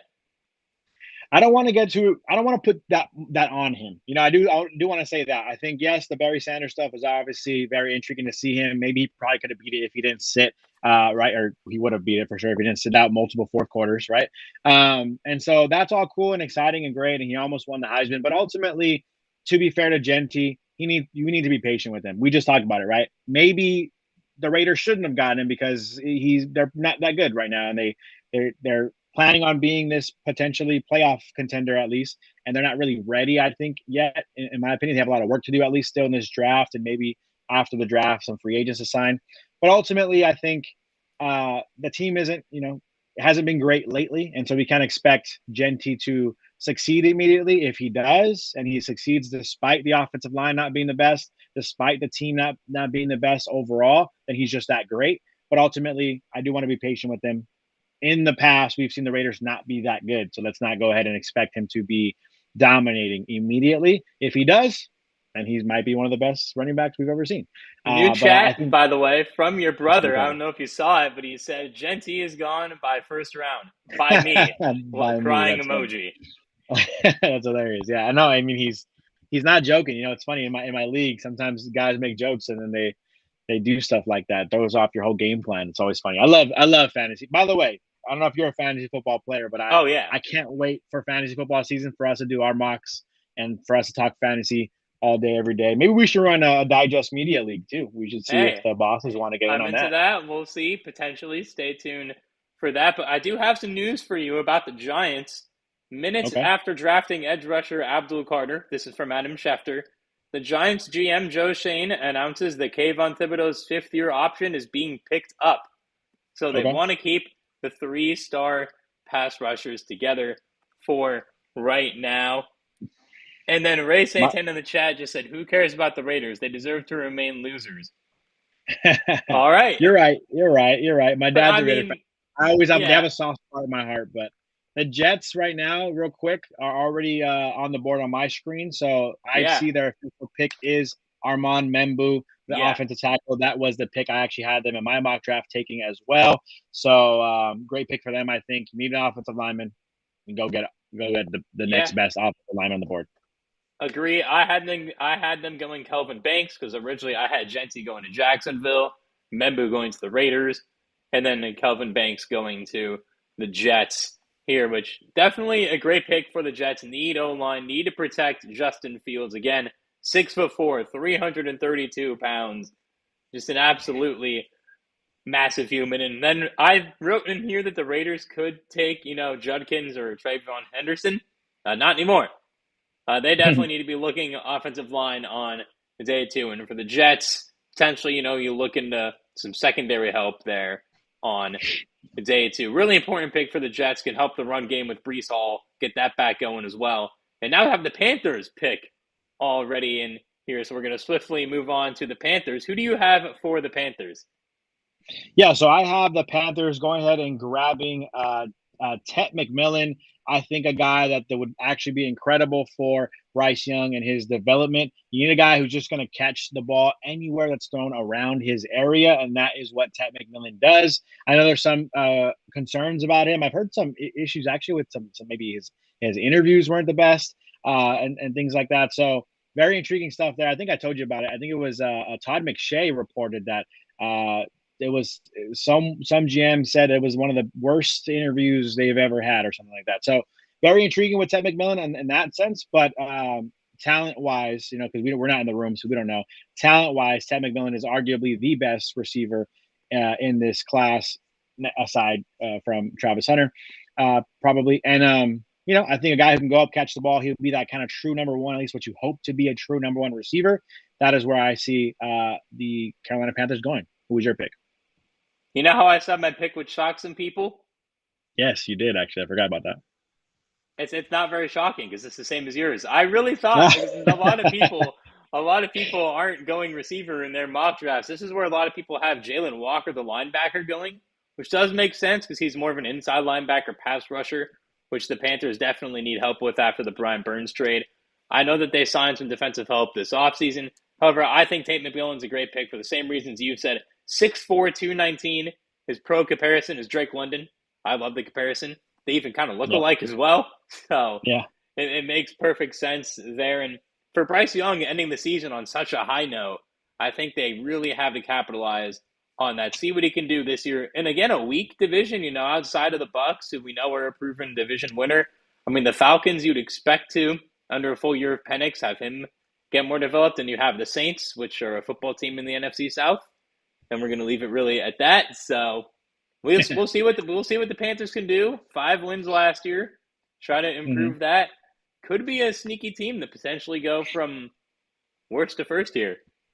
Yeah, a couple of things to note, I think, in general is one, the Panthers arguably, I think, literally were the worst defense in all of football last year. And so statistically speaking, and so that's obviously somewhere where they wanted to improve. But overall, I think right now their main number one concern is making sure Bryce Young continues on the path that he was on at the end of last year. At one point in his career, it looked kind of scary, right? It looked like maybe he wasn't going to make it his rookie contract. Now it looks like, no, he is their guy. He may be their franchise guy for years to come. And so you want to make sure he is succeeding, not with Adam Thielen, 36 years old, however old he is now, at his number one receiver. You need to get young receivers who can, again, catch the football even when he is throwing bad passes around the field. And so that is where I think Ted McMillan will come in and be a really big help for Bryce Young's development. And obviously, beside Xavier Legette, who has proven to be a pretty solid receiver in his own right. I think ultimately this would be a great pick for the Panthers. But hey, they can go a multitude of routes. The one thing we know they are not going to do, though, is take Shador Sanders, the quarterback out of Colorado, which means maybe that prediction is correct, and Shador Sanders is almost locked in to go to the New Orleans Saints at 9, barring a trade. Essentially. Maybe Carolina makes a trade here, right? So. Well, actually, it's a commercial break right now, but the pick is technically in. We'll get the pick once the draft is back on. So some of the defensive signings for the Panthers, Trayvon Moehrig, safety. Former Ram, by the way. Love Trevor Moehrig, by the way. Yeah, I love him too. Bobby Brown III from the Rams. Oof. Went to the Panthers as well. Trayshawn Wharton as well, and Patrick Jones, outside linebacker. So they really did try to help that defense. Obviously, the Panthers have an elite corner in J.C. Horn. I mean, who doesn't love some J.C. Horn? If he plays a full season, he needs to be healthy. He's going to be an all-pro every year, but he is such a talented player. If the Panthers do go defense, I mean, I definitely think they could get another corner, because outside of J.C. Horn, not looking too good. They could get another safety outside of Moehrig. It's looking Again, Jaylen Walker fits that inside linebacker position that they really didn't address this offseason. Again, I do believe, like we both said, that McMillan is the best pick here. And here's Mel's best available on ESPN. We got Shador Sanders, Tyler Warren, Jaylen Walker, cornerback Will Johnson, and tight end Coulson Lovelin are Mel's best available based on his prospect rankings that he does every year. Again, Will Johnson would be a great pick for them. They could even go Loveland or Warren, because they are lacking a tight end. However, I do believe a receiver would be better for Bryce Young at this point. Yeah, and if I'm not mistaken, their tight end they have now, I'm forgetting his name, was a decently invested in pick in terms of what they spent on him. So they're probably going to try to be patient there at tight end, which is where they're going to move away, I think, and take maybe we'll see. Goodell's already walking up. I think they might take Ted McMillan. Yeah. We'll see, though. It's intriguing. Like you said, Will Johnson on the opposite side of J.C. Horn would be pretty nice. Let's see here. Pick is in. Shock the world. I thought you were going to shock the world, Josh. Ted McMillan. Yeah, I mean, I didn't shock the world. I mean, I don't think anyone has ever said they're going to shock the world ever since Nate Robinson said it right before his fight with Jake Paul. I don't think anyone's really going to be shocking the world too much anymore. Obviously, McMillan, great pick there for the Panthers. Not wearing blue. Went with the purple suit today, the purple suit jacket today. He's hyped. Rocking some dance moves a little bit too as he walks his way up to the podium. So yeah, I think incredible. I mean, like you said, 6'4" and 1/8, almost 6'5", right? 219. He looks thin. He looks thinner than I think he plays. I think he still plays pretty physical in terms of just being able to jump up, right? Have those jump balls, the 50-50 balls. That is what he does. That is what he specializes in. Almost like it reminds me of back in the day, like the maybe you can compare him a little bit like the Odell Beckham, the Des Bryant kind of era of type of receiver. Not that he is the same as those receivers, but maybe a little bit of Odell Beckham to his game for sure. I know Odell was a little more on the quicker side, I think, a little smaller too than that. But overall, Yeah. generally speaking, that 50-50 ball kind of throw the ball up. I see him yelling at the Panthers logo in the hallway. It's pretty cool. Yeah, I think overall, again, you can't really go wrong here. You never really know with receiver prospects. A lot of times, they shock us and don't succeed to the level we expect them to. But 4.5, 40-yard dash, I know it seems slow, but for his size, it's a very good number. I think it's like a CeeDee Lamb runs or like back in his 40s. So, he's going to be able to move. He's going to be fluid. Huge, throw the ball up, Bryce Young. Hope he comes down with it, and I think it's going to help their offense move the ball. Yeah, and he can learn from Thielen as well, which I think will be key. Thielen's such a great veteran to have on the roster. We have a chat from T-Dot that says, I think Matthew Golden will go to the Rams for wide receiver help. Yeah, I mean, if he's there, I feel like you have to do it because that's just such great value. Although, if they're at 26, I don't think receivers should be the first position that they look into. However, we do need to go to the Saints now because their pick is in. You said you have Shador Sanders going to the Saints already. You're saying to lock it in. However, I'm going to unlock the door here and say that the Saints will not take a quarterback. They're going to take Kyren Williams, the edge rusher out of Georgia. New head coach Kellen Moore, new defensive coordinator Brandon Staley. I'm a little scared for that already, them having Brandon Staley. Although it's great for us. So as defensive coordinator, you never know. He may get back to his roots and be a great coordinator again. I think he's a great fit. Yeah. They need someone else other than Cam Jordan, who shockingly, I say this in a good way, shockingly is still productive at his age. He's had such a great career. Yeah. They had two guys, right, on that defense that are still playing. Is Demario Davis still there? I don't know if he's still there right now, but I know as of last year he was. And that's two players that you're like, oh my gosh, you guys have been in the league since I was a kid, it feels like. Yeah. And so they are both still playing at a tremendous level for that New Orleans Saints defense. This pick you're projecting here would obviously improve on the defense side of the ball, but we're not just talking. Look at the quarterbacks on the roster right now: Derek Carr, Ben DiNucci, Jake Haener, Spencer Rattler. They do not have a quarterback. Ben DiNucci's on the roster. Hey, that deserves a like. Like this video if you like the legendary Ben DiNucci. And so if that's their quarterback room, I can't imagine them passing up on the opportunity to take Shador Sanders. Unless they just flat out don't like him, then that's obviously a different conversation. But you're taking a quarterback who is the second best quarterback in the class. You got to take an opportunity to do that right now because Derek Carr might not even play for you this year. So his career is obviously getting toward the end there, right? And so if you're seeing that 5-12 last year, I mean, you started out 2-1 or something like that too, and to end 5-12 was an ugly way to end your season. I think if you're a New Orleans Saints fan, you're probably pounding on the table for Shador. I think he would fit New Orleans. He's already come out and said he loves gold and black, obviously referring to his Colorado jersey, but still, kind of throwing a little bit of a shout out to New Orleans. And so head coach Kellen Moore played quarterback, was a quarterback's coach with the Cowboys. If you guys don't know the trajectory of Dak, people like to hate on Dak Prescott, but the trajectory of his career went from mobile quarterback to throwing the football pretty well, right? Over 4,000 passing yards. So Kellen Moore was a part of that development, then goes over to work with Justin Herbert. Well, that wasn't the best, but he goes over to the Philadelphia Eagles and wins a Super Bowl with them. And so ultimately he goes from Dak to Herbert to Hurts. He knows how to coach quarterbacks. He's worked with multiple different ones and helped Jalen Hurts win a Super Bowl. I think you got to go ahead. If you're Kellen Moore, you want to get your quarterback of the future as the head coach now in New Orleans, get Shador Sanders. Yeah, your brother again in the chat saying if they pass on him, it's a typical Saints move. Yeah, although something else to note for the Saints, they got rid of Dennis Allen, which is addition by subtraction there at the head coaching position. So they're going to have a better coach. Well, the Saints, the first 2 weeks were putting up 40 on everybody. If you remember how the season started, and they looked really good. Insane. Obviously, Derek Carr's hurt right now as Goodell is coming back. I like Kyren Williams to help the defense. He's a bit raw. His comparison is Gregory Rousseau, which I think fits him perfectly. Now the pick is in. We'll see what it is. Whoa, Kelvin Banks Jr. is the pick out of Texas. Offensive tackle. You're gonna maybe protect Derek Carr, who is already hurt.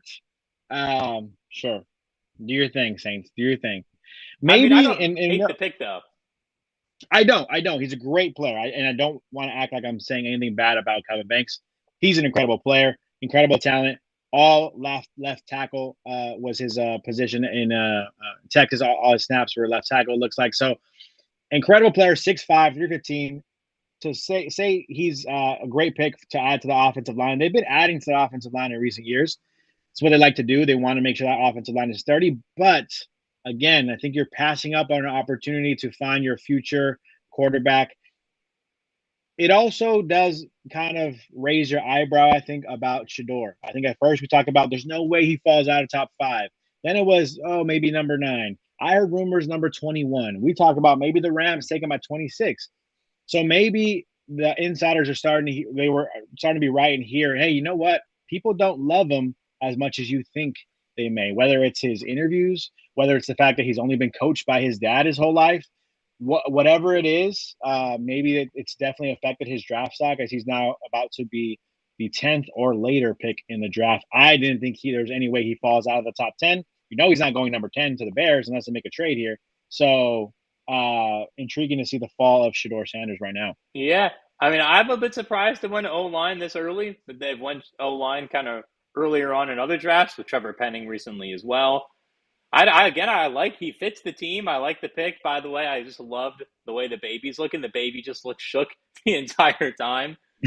I don't know if you saw that. What's going on? For those of you that the baby was there, not knowing what's going on. Shout out to Kelvin Banks. Again, a bit slower for 40 in the 5'1" range, but again, at 6'5", 316, it's not really the end of the world there. You can see the emotion on his face. Going to New Orleans, I mean, one thing about New Orleans is he'll keep the weight on to be an offensive lineman in a good way.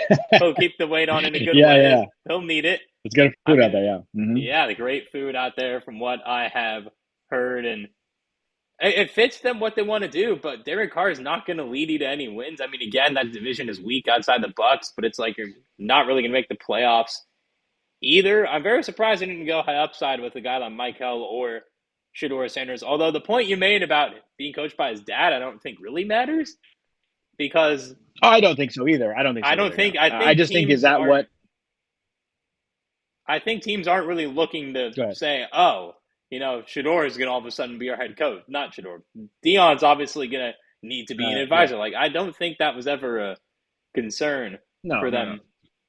No, not that. I was just kind of saying it as in is that something they're thinking is he going to take the criticism well? Or I don't know, because he has his whole life kind of been coached by his dad, Deion. But no, I don't think that's really throwing teams off. I'm just kind of intrigued. What would it be that you don't like about Shador? I'm not saying he's this clear cut, don't get me wrong. He's not a clear cut, next, starting quarterback who's going to take you to 5 Super Bowls or anything like that. If that was the case, he'd be a top 3 pick. But I think he has shown enough to at least, garner some more interest than this.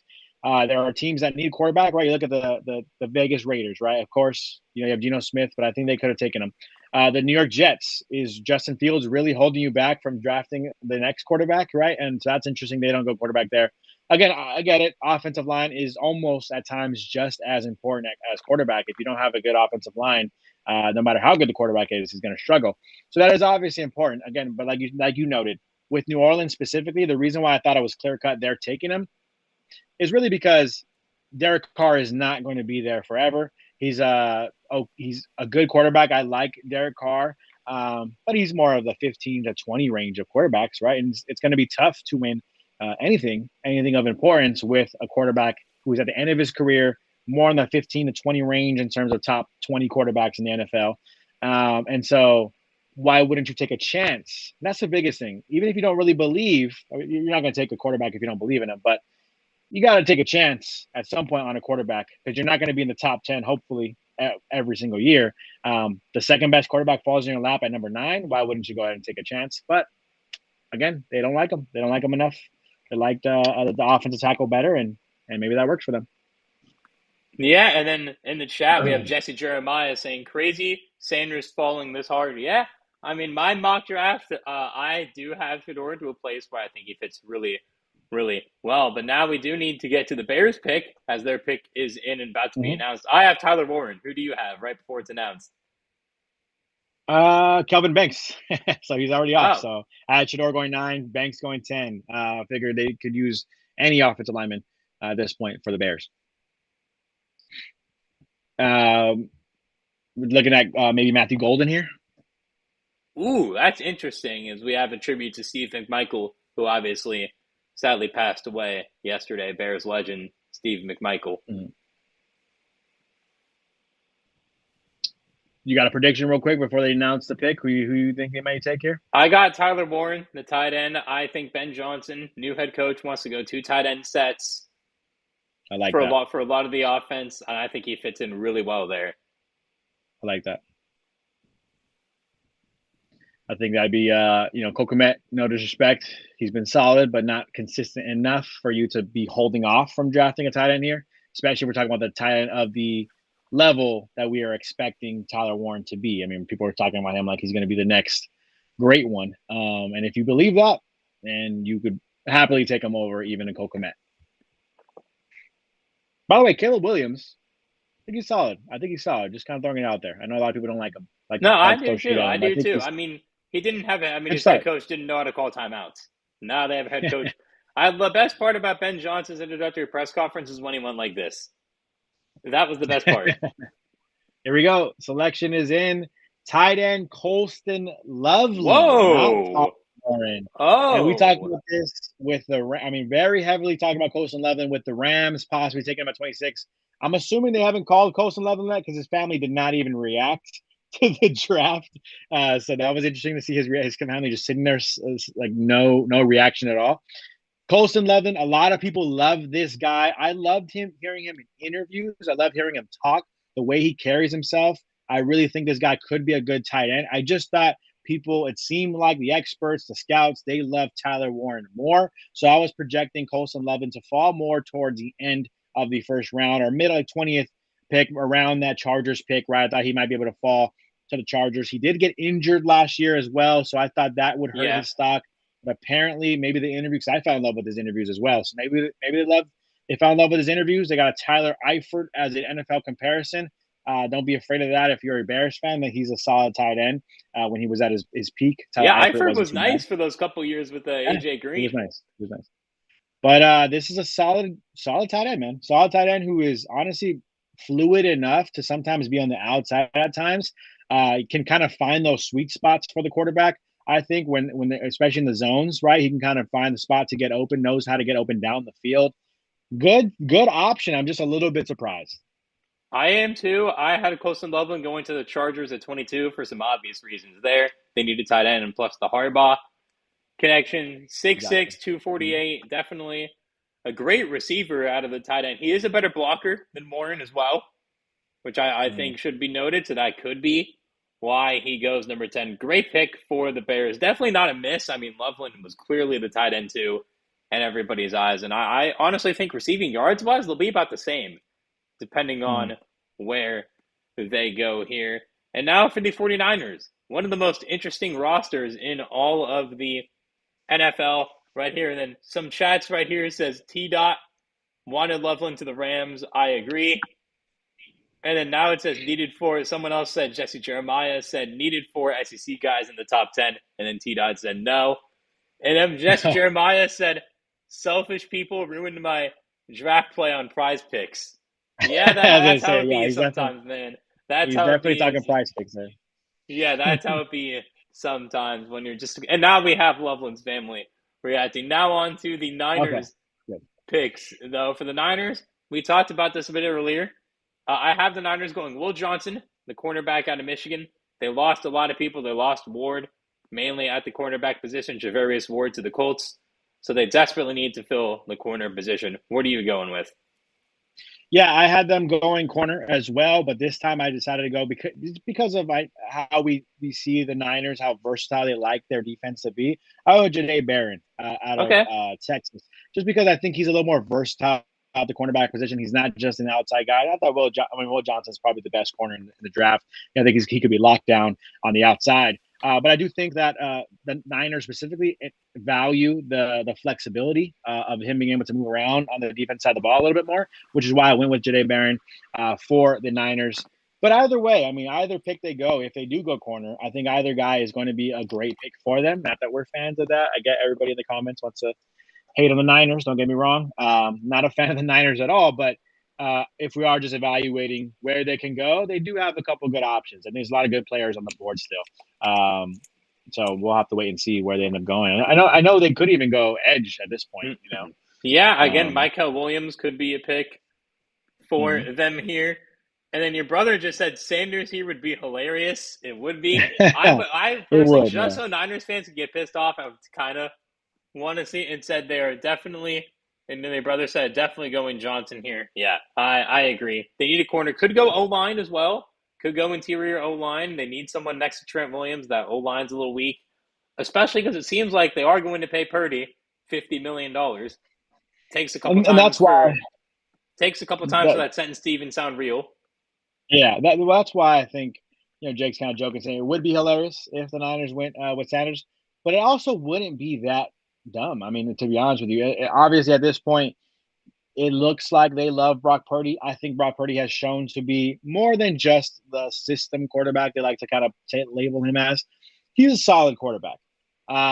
It's just weird, man. You can't escape your draft slot. Where you were slotted in the draft, for some reason, follows you for a very long time. And I think that still has an effect on how I view Brock Purdy. I think if I was a Niners fan, not that I am, but if I was a Niners fan or any Niners fans out there, I'm sure they might be a little nervous about the idea of paying him $50 million. Because, we talk about this. I talked about this on the channel. Puka Nacua came out and said it. If you sign him for 50, your window closes in terms of Super Bowl championship, right? And that'd be great for the Rams, right? But ultimately, I do feel that way, right? They had an incredible roster around Brock Purdy. I mean, a near perfect roster. You had the linebackers, you had the edge rushers, you had good corners, you had good safeties, you had one of the best, if not the best, running back, a solid O-line, good receivers at least, and they still couldn't win. One of the best tight ends in the league, also, right? So you have a near perfect roster with Brock Purdy making pennies, and you still couldn't win a Super Bowl. Why are you going to pay that guy $50 million? If I was in the room for the Niners, I would be asking those questions and say, you know what, let's move off of him, let him go get $50 million elsewhere. Let's just draft Shador Sanders and just kind of see what Kyle Shanahan can do with that. But that'd be a little crazy. It would be a little too crazy, I think, and I don't think they would go that route. I agree. I highly doubt they go with that route there. And a little bit more on Shador Sanders, ESPN showing a graphic of the starting quarterbacks on teams 11 through 20. And all of them are kind of set. I mean, maybe you look at the Colts with Anthony. They put Anthony Richardson / Daniel Jones, which, if you're a Colts fan, I'm sorry. I mean, I am still high on Anthony Richardson. I think he can still be a very good quarterback. Although if you are the Colts, you might want to look for someone there. I like Will Johnson here. Maybe Michael Williams to help the pass rush out as well. This could even be an early receiver play as well, because you did lose Debo. Ayuk was already maybe going to get traded coming off of the injury, but we'll see how this pick goes as Goodell's coming out right now. Yeah, it's very intriguing where they can go. Multiple different routes. Like I said, we both have them going corner. I got Jahdae Barron. You have Will Johnson. I think Will Johnson would be probably pretty ideal for them. Like I said, if they like the versatility, maybe Jahdae Barron, but we'll wait and see where that pick is. The one guy I'm happy to see kind of falling a little bit, Jihad Campbell still falling out. Yeah, top 10. I mean, like I said, I've seen some guys, some mock drafts have Jihad Campbell going as the best linebacker, inside linebacker in the draft, or in the draft probably. Had him going top 15, top 12. So I'm glad to see he's at least falling a little bit past here. Maybe hilarious if they take him after. I'm just saying that, right? Yeah, it would be quite funny if they do take him here. Not for us. It'd be a great pick for them. Yeah. However, that would not be ideal for the Rams. And the pick is just about in here. Goodell is on stage. We'll see who it is. They're doing a good job, by the way, on Twitter, not really announcing it too early. I did just get it here as it's officially coming on TV as well. You were correct on this one, or I don't know if you at least thought they could go this route. Michael Williams out of Georgia. Okay, they did go edge. I had Williams going to the Saints. I mean, makes sense. They need pass rushers. Obviously, next to Bosa, you don't really have too much there anymore. Good. They fit Micah Williams, a bit of a raw prospect as well, but he really fits exactly what the Niners do on defense, getting more pass rushers. Yeah, it was weird. I thought they might have gone after Joey Bosa. I thought they were going to take an opportunity to kind of get the brothers to play alongside one another. They didn't do that, but the fact that they were in that conversation showed me that they were interested in another edge rusher on the other side of Bosa. And so that's kind of where this makes some sense. I think, like you said, raw prospect, which is kind of why, and it seems like this happens with every Georgia prospect, right? They all just seem kind of uber athletic guys who kind of seem to be has some work to do in terms of their technique and whatnot. But I think he's a great defensive end. I did have him a little closer to the end of the first round just because of that raw kind of talent factor of like he had some work to do, I think. But very, very quick, kind of has a couple of bursts to him where he may kind of, burst once, get blocked, and then kind of burst again kind of guy. But overall, I think could be a good pick for them. I think when you're talking about the Niners and how good they've been overall on defense, sorry to be saying that the Niners are good at all, but because of how good all around their defense is, this is a good place for Micah Williams to kind of be able to learn, and how to be a good defender, how to be a good edge rusher around such a talented veteran group, I think. Yeah, I definitely agree with that. We have some more chats about the Cowboys pick coming in. Jesse Jeremiah, thank you for all your chats. You've been very active so far, and we really appreciate it. Cowboys about to take Jaylen Walker. They could, and that will segue us to our Cowboys picks. For the Cowboys, I think they need to get a receiver. Outside of CeeDee Lamb, they have pretty much nothing, really. I was a big Jalen Tolbert guy for a while. I've sold a lot of stock on that right now. I have them taking Matthew Golden out of Texas, stays home. His pro comparison is Chris Olave, which makes sense. New head coach Brian Schottenheimer really wants that offense to be something here, and ESPN just showed Jaylen Walker, and that could definitely be the pick here. The cap. The pick here. Goodell's already walking up. I'll get mine in real quick. I actually had them going corner, which I had them since the Niners took Jay Barron. I had them taking Will Johnson to play opposite side. Trevon Diggs dealing with injuries, obviously ACL tears and whatnot, and they still have two good corners. Obviously, if Diggs is in there with, here we go. I'm already too late. Oh, guard. Then with a guard. Oh. Okay.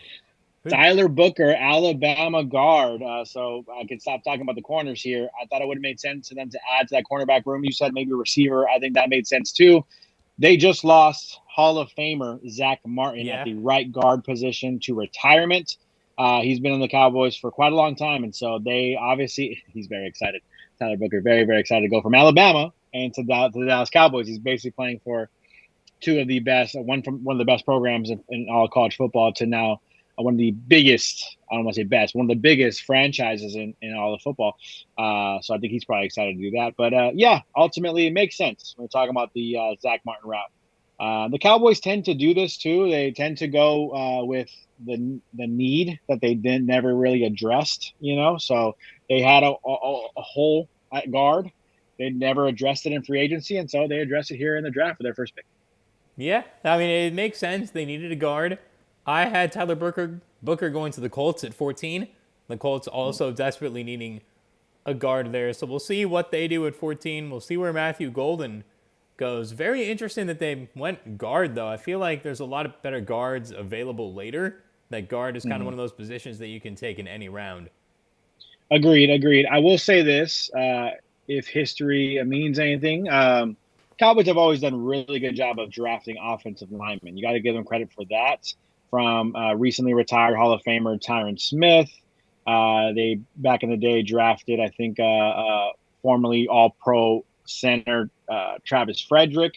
Obviously, Zach Martin was an unpopular pick at the time. And so those are Hall of Fame guys. Obviously, Travis Frederick ended up shortening his career with an injury. But overall, they've done a really good job in historically drafting offensive linemen. So maybe it's going to be another future Hall of Famer for them. I mean, even the recent pick, right? I mean, I'm trying to think of what his name is. Tyler Smith. Yeah. Was a guard turned tackle. Not very popular at the time. And, Pro Bowl type offensive linemen. So they're good at finding these guys. They are. So they maybe are. This is a good one. O-line definitely very, very important. Important to protect your players, especially your quarterback, your running back. We got some new chats, though. We got T-Dot. Again, thank you, T-Dot. You've been very active throughout this stream as well. For Rams, might get Jalen Milroe at QB. Yeah, I think maybe. So maybe we talked about this. We talked about this off camera. For those who can't tell, Josh is not the biggest fan of that idea. But ultimately, I'm in this mindset for the Rams. And I said this on the last video I just posted for the Rams Digest. We can go anywhere. They can go wherever they want. That's how good this team has a good of a position that they put themselves in. Yes, of course, we want them to address cornerback. Yes, we want them to address linebacker. We want them to potentially find a future great quarterback. They don't have to do any of those things. I mean, anyone they take could potentially, if they just go best player available, it's going to help them this next upcoming season. Because they're ready to compete for a Super Bowl. If their season started today before their pick was even made, we would still say the Rams are good. We would still say the Rams are a really good team that can potentially win a Super Bowl. And so that is the exciting part of where the Rams find themselves. I mean, they got the cornerbacks that can play. You know, of course, again, like I said, do you want them to get better? Sure. They have linebackers that can play. Do you want them to improve there to slow the run down a little bit? Of course. But they can play now if they needed to. And they would still be a Super Bowl contender, I think. Yeah, I agree with that there. We have some new chats about the Cowboys. Your brother back in the chat. O-line is definitely a need for the Cowboys. Could be a heavy O-line draft for them. Yeah, it could be, although they definitely need to get a receiver. And according to Ray Santana, said something that I might be a troll. Cowboys need a kicker. Definitely a troll there. They got the best a troll. Kicker they have automatic Aubrey. Definitely one of the top kickers by the way, in the league. Super random, but that needs to be more of a thing in the NFL. Why are we not just going to soccer players and saying, "Hey, you failed as a soccer player. Let's come kick a football." I mean, soccer players have some of the strongest legs in ever. You know. I know. Who was it? Was it Wayne Rooney? Yeah. Wayne Rooney tried to be a kicker and he just couldn't do it. And I'm not saying they're all going to succeed, but Brendan Aubrey being a guy, I think his story is like he was already like working a 9-to-5 job. Like his career just didn't pan out. He started working a 9-to-5 job, said, you know what, let me try to kick a football. And yeah, I'm pretty good at it. Let me just start kicking them. And he did. So I just think if you think about it, soccer players, they run a lot. They're always kicking a soccer ball. They're always, working out their legs. Oh, yeah. They probably are going to be more healthy, durable than the average kicker in terms of, their leg strength and everything because they kick all their lives, So I just think that should be more of a thing. But I guess they probably have tried, I'm sure. But, it doesn't work out. Yeah, that can work there. Now we have the Dolphins picking at pick 13. This is where I had Mason Graham. Who do you think the Dolphins are going to take here? This pick here, let me pull up a mock draft for a sec. As T-Dot says, you need a running quarterback for the Rams. In the future, yes, I agree. They could use a mobile quarterback, which is why that's why I'm not super off on Jalen Milroe. I think if he can learn how to be a good quarterback behind Stafford, it wouldn't be too bad. But Jackson Dart, not a fan of it, by the way, either. But the reason why I'm intrigued by Jackson Dart is he has some Stafford tendencies in the sense of the way he's like physical, the way he's like, I don't care, I'm going to fight for every inch. I do like that about his game. Now, it definitely is dangerous as a quarterback. We've seen that happen to Stafford himself as well, at least earlier in his career. But he can move a little bit. The guy can run a little bit, Jackson Dart can. And he's kind of like almost like Carson Wentz, kind of like I guess, like back in his prime. And so I think, of course, he's not polished by any stretch of the imagination, but that's another interesting name. I think he can move a little bit. I think he almost would be kind of perfect for the Rams, but the Rams want to win a Super Bowl now, too. I think that's kind of important. Who are we talking about here with this next pick? We have the Dolphins. I did have them taking Derek Harmon out of Oregon. A little bit of a reach maybe, but D-tackle here. Yeah, that makes sense. I also have them going D-tackle. Mason Graham could be Kenneth Grant, the other Michigan D-tackle here. This could be your Jaylen Walker pick, inside linebacker, pass rusher. Well, actually, their cornerback, Jalen Ramsey, who we know very well, just basically is kind of in the process of possibly being traded. So, Will Johnson, you might have the best cornerback on the board still available. Why not take the best cornerback? Sorry. Yeah, definitely. That's an option as well. Them going corner is definitely something I can see happening for the Dolphins. I think they need to go defense. This could be an O-line pick as well. This could be a tackle. I've seen Josh Simmons from Ohio State mocked here. That could be a good pick for them as well. This could be a sneaky Shador team as well. If they're falling out of love with Tua, this could be a sneaky Shador destination. I highly doubt it, but we know Tua. Tua has had his injury concerns, so this could be a Shador spot. Obviously, Mike McDaniel, offensive mind, could be the spot for him. Yeah, that'd be a very intriguing one. That'd probably have Twitter up in arms for sure. But I mean, is it really invalid for them to be concerned? I mean, there's concerns over Tua. I mean, there's concerns for his life, for his career. Oh, yeah. I mean, and it's very serious concerns, and so it wouldn't be the craziest of things. They did sign Zach Wilson. I actually missed that news. They did? They signed Zach Wilson apparently, the Dolphins, to be according to this graphic here. So he's their backup quarterback. So maybe they're not going to go quarterback here. Very intriguing where they can go. I wouldn't be surprised if they do take one of the best cornerbacks here, though, considering their situation right now with Jalen Ramsey. Yeah, definitely could go corner, could go D-line, could go O-line, maybe even Shador. We'll see as Roger Goodell is back on stage. Selection's already being in now. I don't mean to spoil it for you if I'm coming in early, but Kenneth Grant out of Michigan, defensive tackle. So they did take a defensive tackle. I was wrong on who they took, but they took a defensive tackle. I had them going interior defensive lineman myself in my mock draft. A very good player here out of Michigan. I mean, 6'3", 331. Yeah. I mean, talk about a big guy. Yeah, that's a guy you want on your team. I had a Kenneth Grant. I'm like, again, outside of the top four, you can kind of go anywhere with anybody. I had Kenneth Grant falling all the way to the Ravens at 27, which I was like, I guess I needed to get someone else in the first round who I'm a bit higher on, but I love this pick for the Dolphins as the draft room celebrates. Needed a defensive lineman there. Could have gone corner. Wouldn't be shocked if corner is a day 2 pick for them, though. Yeah, I'm with you there. I had Kenneth Grant going into the first round, actually, to the Chiefs here. So definitely a little earlier than we both expected, but ultimately a good player. What scares me about interior defensive linemen, I think the last guy coming out of Michigan, Mozzie Smith, right, out of Michigan, going to Dallas, and he has not panned out super well for them. And so, in general, it's very difficult, I think, to kind of judge an impact of an interior defensive lineman, because their job is really eat up blocks, right? Eat up blocks and be disruptive. And so it's very difficult to judge their effectiveness, but, they clearly like him. I think he could be a guy who can be a run stuffer for them, a disruptive player on the interior. That is the goal. That is the hope and dream for Miami. So makes some sense here. Not really a super fun fancy pick, a team that would just went 8 and 9. So maybe you want to see a bigger splash there. But ultimately, hey, you're trying to improve that interior of the defensive line. I think that was a need for them. And so that's where they're at. Oh, definitely a huge need for them there. Makes sense for them to go Kenneth Grant. Obviously, another one of those big boys that we keep talking about, just able to run through blocks easily with all the force. You run into them, and it's like you're not getting past them at all. Exactly. But it clears up space for your linebackers, right? Just to clear things up. So that's obviously important. Moving into the next team up here, we have the Indianapolis Colts coming up, and I do think everyone had them mocked to take Tyler Warren, and a tight end has already come off the board. Yet it wasn't Tyler Warren. So Tyler Warren's still available for the Colts. Is this where they go with this pick? Well, I have them going Tyler Booker because they do have a guard need. I mean, they have Mo Alley Cox there, former VCU basketball player. Mo Alley Cox, fun fact, as we know, dominated that Ice Cube league that one summer. Remember that one when he played in Ice Cube's league? He was dominating.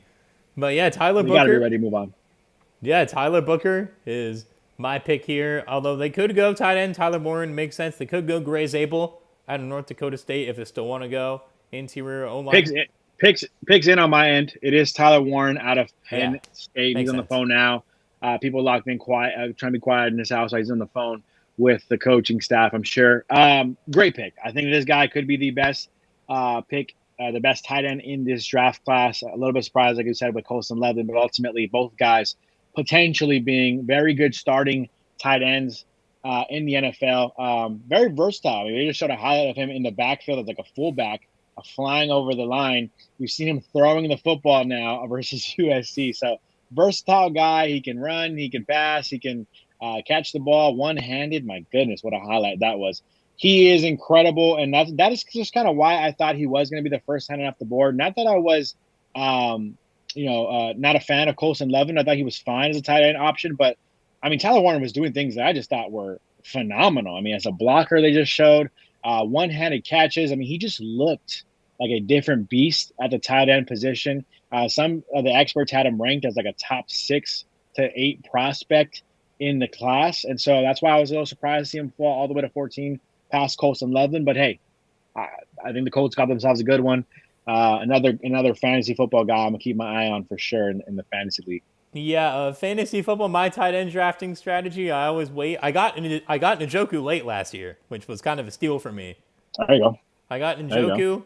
Every year I fall into drafting Freiermuth like the second to last round, and it just hasn't worked for me like the last 2 years for fantasy. So hopefully I have some better tight end luck. I might be looking at Warren in some leagues too, potentially for myself. Oh, why are they showing the USC highlights? For those of you who don't know, fun fact, I am a USC fan when it comes to college football. Should have won that game. They were up like 28 or like 21-3 at halftime and lost that game. But that's besides the point. And they're showing his snap count. He took 45 snaps at quarterback, 545 at slot wide receiver, split wide out 165, tight end over 1,000.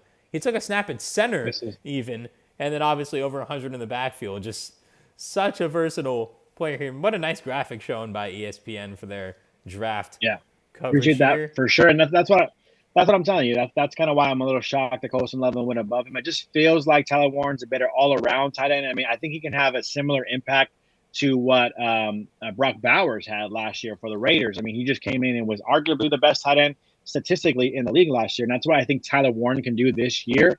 Hey, Coulson Lovelin maybe can do some similar things as well, but ultimately, I thought Tyler Warren was clearly the best tight end on in the class.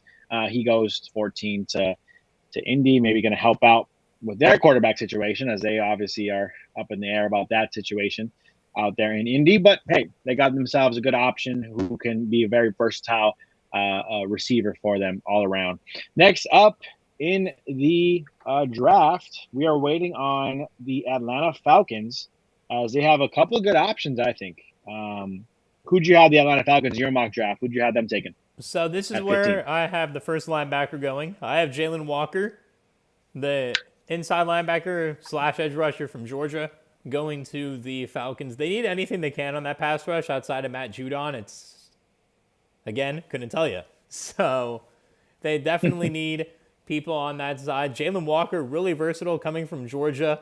So he's going to have that pedigree. His pro comparison, Nolan Smith, pretty much who he replaced on Georgia. And obviously Nolan Smith, such a difference maker there for the Eagles in their Super Bowl run.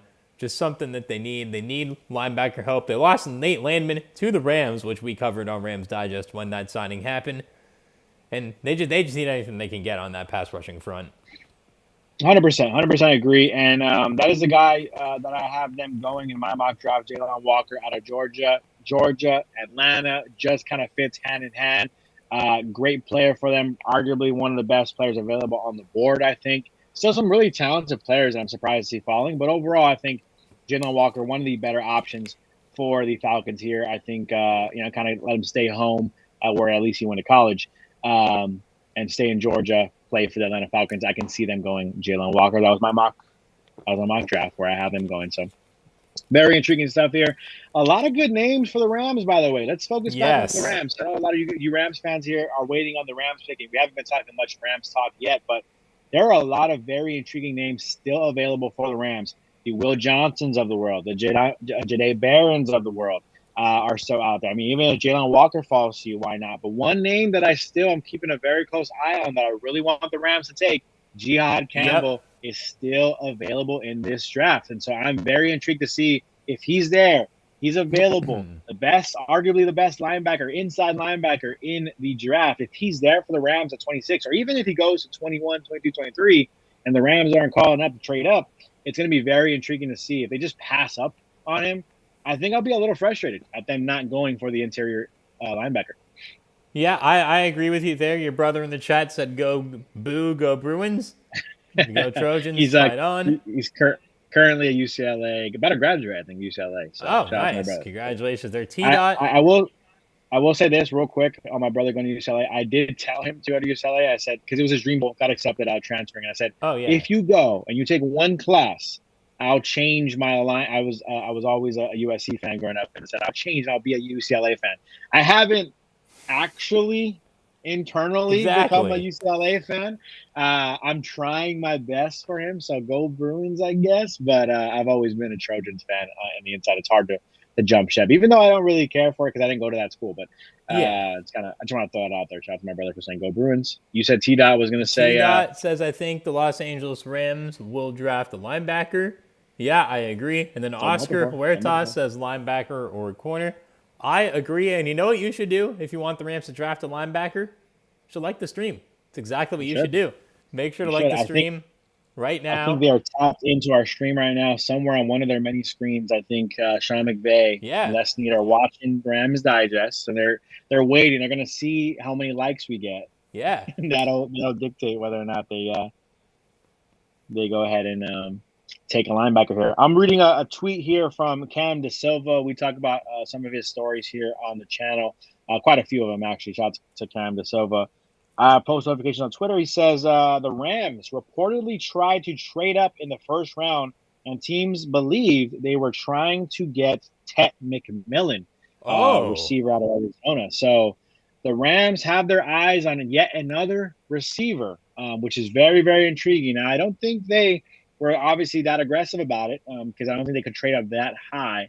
But overall, I mean, how do you feel? Rams targeting a receiver like Ted McMillan.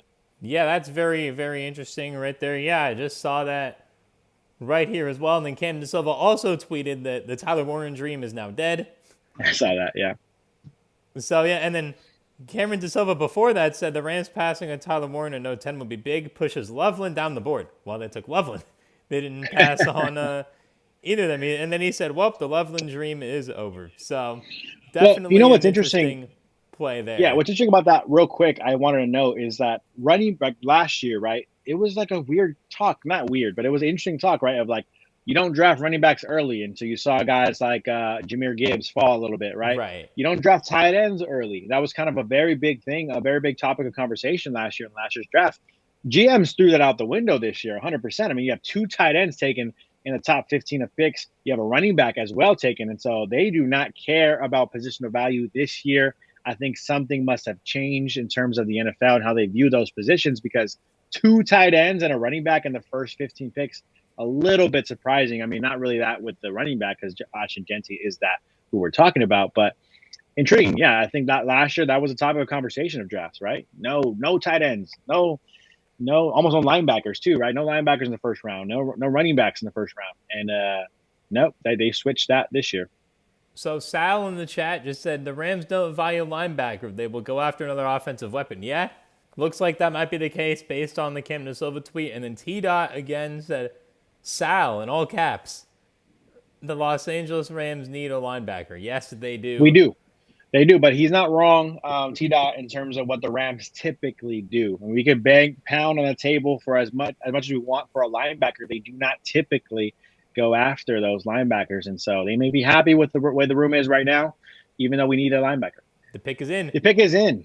First round, 15th pick for the Atlanta Falcons. It is Jaylen Walker. My mock draft was correct on this one. Out of Georgia, 6'1", 243 pounds, coming out of his junior year with Georgia.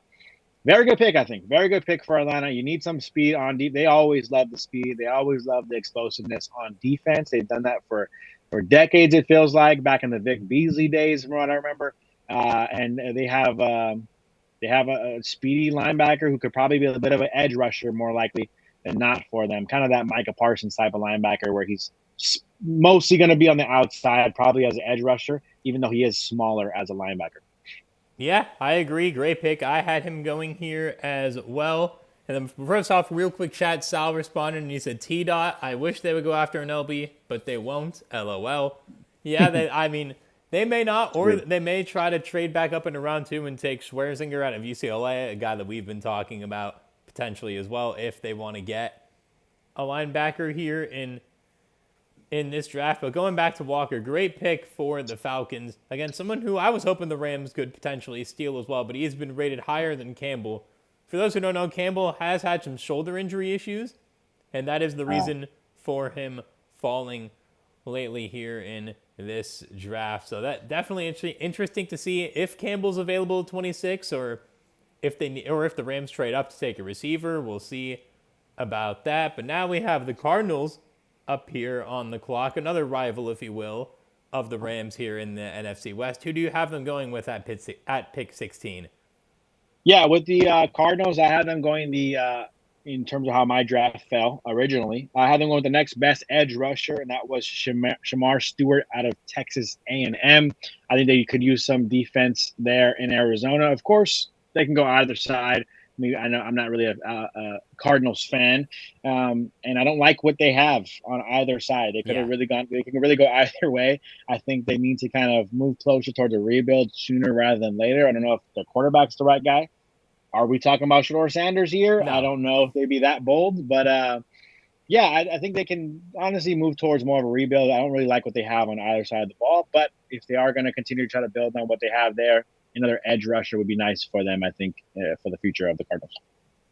Yeah, I could definitely see that. I have the Cardinals taking someone who you really like. I have Jahade Barron, the corner, going to the Cardinals at 16. They need corners. Sean Murphy-Bunting was their leading corner last year, which in 2024 is a bit of a frightening thought. Obviously, he was great with the Bucs for the Bucs on the Super Bowl teams, but his age has caught up to him a little bit there, sadly, and the Cardinals need a better secondary. I mean, the Cardinals have Zaven Collins as kind of like an edge rusher, linebacker type, so they are okay there, but I do agree with what you're saying in terms of them going into a rebuild. That is something that needs to happen because the team, it's felt like since that 2021 season, when they started off 8-0, that the team has really lacked direction. Obviously, Kyler had the ACL tear in there, but he hasn't really been that guy to lead them to wins. Yeah, and they also, I mean, to your point about them taking a corner, they did sign, I saw this graphic here on the Draft Center that I'm watching on YouTube. They did actually sign Calais Campbell last year. Oh, right. This offseason, I'm sorry. And they also signed Josh Sweat, linebacker / edge rusher, or more edge rusher actually for them. So former Eagles edge rusher. So I think they're kind of okay at the D line a little bit. So maybe you're right. Maybe they do go more corner here. That might be. I don't know. By the way, they're not okay at edge. I don't like them signing 40-year-old Calais Campbell and an older. No, but for Josh the vibes, Sweat. Calais Campbell's an A+. Bring him back to the Cardinals. That's an A+ vibe signing. But ultimately, if they look at that as they address those positions, the edge and the interior of the defensive line with Calais Campbell and Josh Sweat, a little bit of too old in my opinion, but fine, then maybe they go more corner here. And you might be right on it. But yeah, I'm just not really a fan of what they got going on. I just think Kyler Murray has been kind of found out at this point of what his ability isn't a sneaky good ability anymore when everyone knows that he's probably going to run. And it's just a lot of kind of unorthodox running around the backfield kind of stuff. And sometimes it works and sometimes it doesn't. And just we're seeing here the graphic they're showing on my screen, 9 touchdowns for him and 8 interceptions after week 11 last season. So overall, again, I think you're ready for a rebuild if you're a Cardinals fan. But hey, we'll have to wait and see. I do want to say, as much as they are a rival, we got to give them a little bit of a shout out, give them a little bit of credit for all that they did for the Rams during their playoff game when they were having to host a game during the fires. Shout out to the Arizona front office for doing all that they did for Los Angeles Rams during that very difficult time earlier this year, by the way, just a few months ago, right? Yeah. So shout out to the Cardinals for that. But that's all for the shout outs of Cardinals. That's all. I mean, there's not really too much on the roster to shout out here. I mean, Marvin Harrison Jr., I think, is going to be better in year 2. They could even go receiver. I saw mock drafts mocking them to Emeka Egbuka, his former teammate at Ohio State, which could be a really interesting pairing. Although I think corner and then edge rusher are their 2 biggest needs as the pick is in. Yep, pick is in. It looks like Walter Nolan, defensive tackle out of Ole Miss, is going to be an Arizona Cardinal. Calais Campbell, like I just said, you address that position. He's probably going to play a little bit more interior edge kind of defensive end for you. But this is going to be a guy who can learn behind what Calais Campbell can do, right? 296, 6'3", a little more on the slim side. So you're looking at more like a 3 technique type of, is that I'm saying that right? Yeah. Type of more like maybe Kobe Turner-esque pass rushing kind of interior defensive lineman to add to their defense. 14 tackles for loss. Looks like in his career, 25 tackles for loss in his career. So that's he good. played at Ole Miss and he played at Texas A&M. So definitely it seems like a disruptive interior defensive lineman for the Cardinals. Yeah, and you know what's funny? That was my next pick for the Bengals, was to take Walter Nolan. So that pick is out of the question right there. Now, again, good fit. I just saw he's the first Ole Miss player drafted in the first round since aforementioned Evan Ingram. Wow. On the Jaguars, and Ole Miss most likely to have 2, with Trey Amos probably coming a little bit later here. And maybe even 3 potentially with Jackson Dart if he ends up making his way. Potentially that could be key there. Nolan, again, great fit, as you said. You know, Nolan right there being 6'6". No, he's not 6'6". Nolan is 6'4". Yeah, the side I saw was 6'4", 296. His comparison's John Franklin Myers. Right there, the run stuffer, former Ram for a couple seasons as well. Good pick here for the Cardinals. Get your defense ready and lined up there. Now, moving on to a team that needs defense, the Cincinnati Bengals, after spending a record on 2 wide receivers. One contract, very deserved. The other one, we'll see if that one was an overpay for the Bengals there. For sure. And just to note, I did have Walter Nolan going all the way down 30th pick to the Bills. So Kenneth Grant and Walter Nolan, 2 interior defensive linemen. I thought we're going to go later in the draft, mostly because of the positional value. I thought they wouldn't really want to go that high with the interior defensive lineman. But, hey, both guys go before I thought. And so now we're sitting here at 17. You still got Shamar Stewart on the board. I had the Bengals originally going Mike Green, edge rusher out of Marshall. Intriguing because he is a little bit of a smaller school guy, but ultimately I think you need a just edge, get yourself an edge rusher. Yeah, I agree. I originally had Mike Green going here, actually, and then I realized I forgot Walter Nolan in my first round, and I was like, yeah, this guy's going round 1. I need to add him somewhere. I have Mike Green going a little bit lower down here in the first round. Would be a fit. Definitely fits what the Bengals need to do on the defensive side. They could go corner. They could go safety with Malachi Starks, someone else who I thought had a shot to be mocked there as well. They could go with one of the corners that's available. They just need anybody who can tackle the other player with the football. Anybody can play defense. I think all of their picks need to be defense, personally.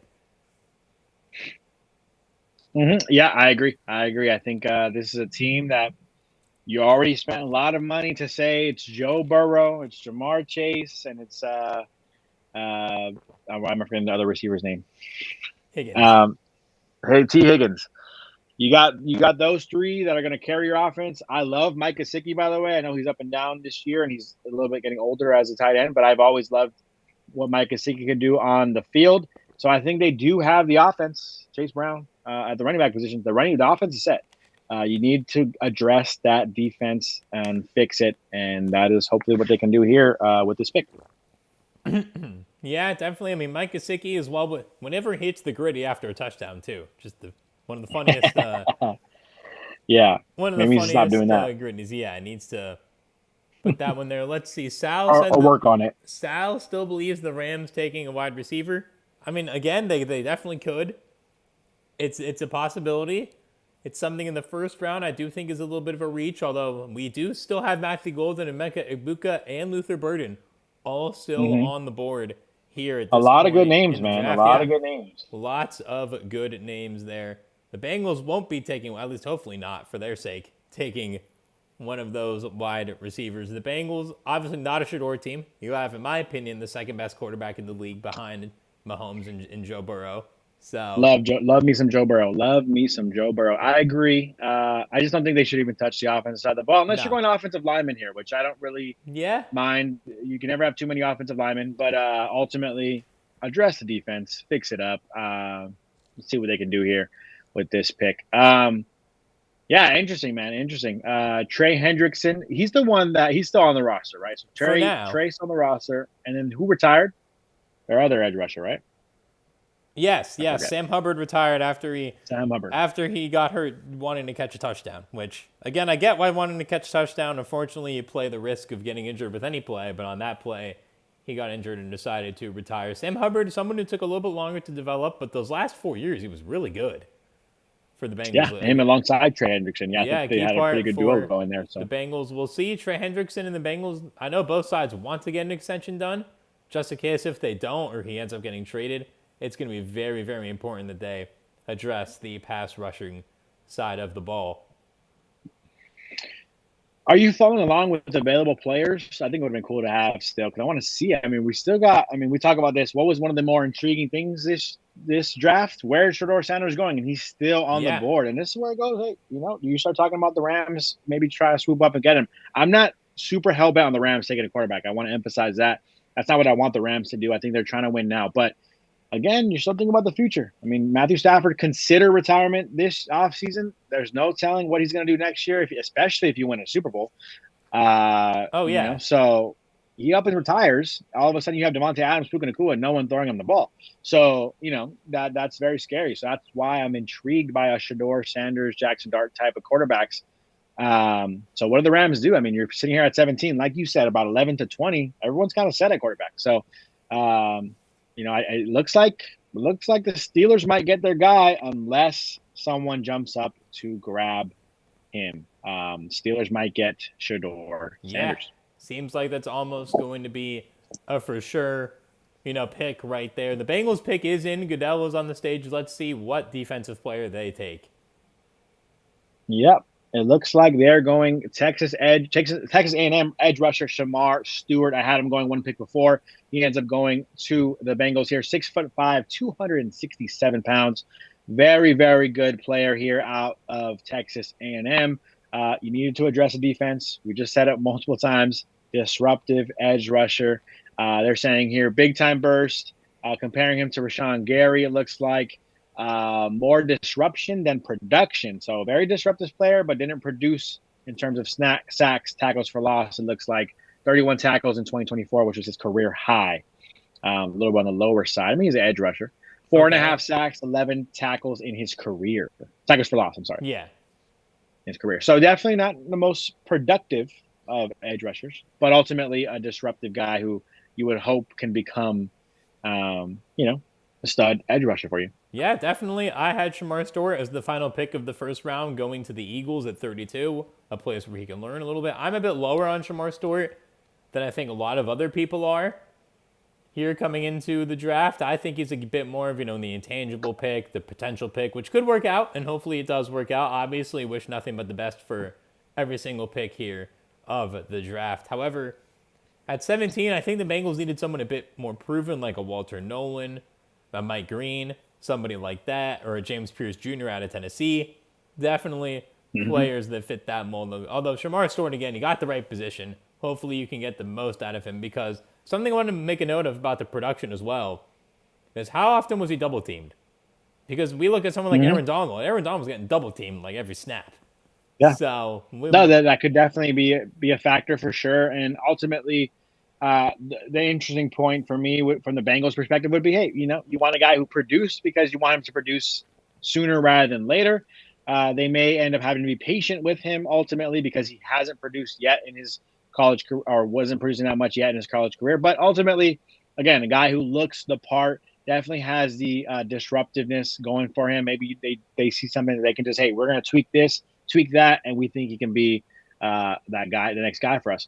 Moving on to the Seattle Seahawks, that we're sitting here at the 18th pick already. So just under 10 picks left before we get to the Los Angeles Rams pick. Again, my favorite player available still is Jihad Campbell for the Rams, if they're willing to finally invest on the linebacker. I had the Seattle Seahawks taking offensive tackle Josh Simmons. Intriguing. I know they already have a tackle there, but I think you can never get enough offensive line help. Put him wherever he can fit, whether it's the right side or left side. Move guys around if you have to. That's where I had the Seattle Seahawks going.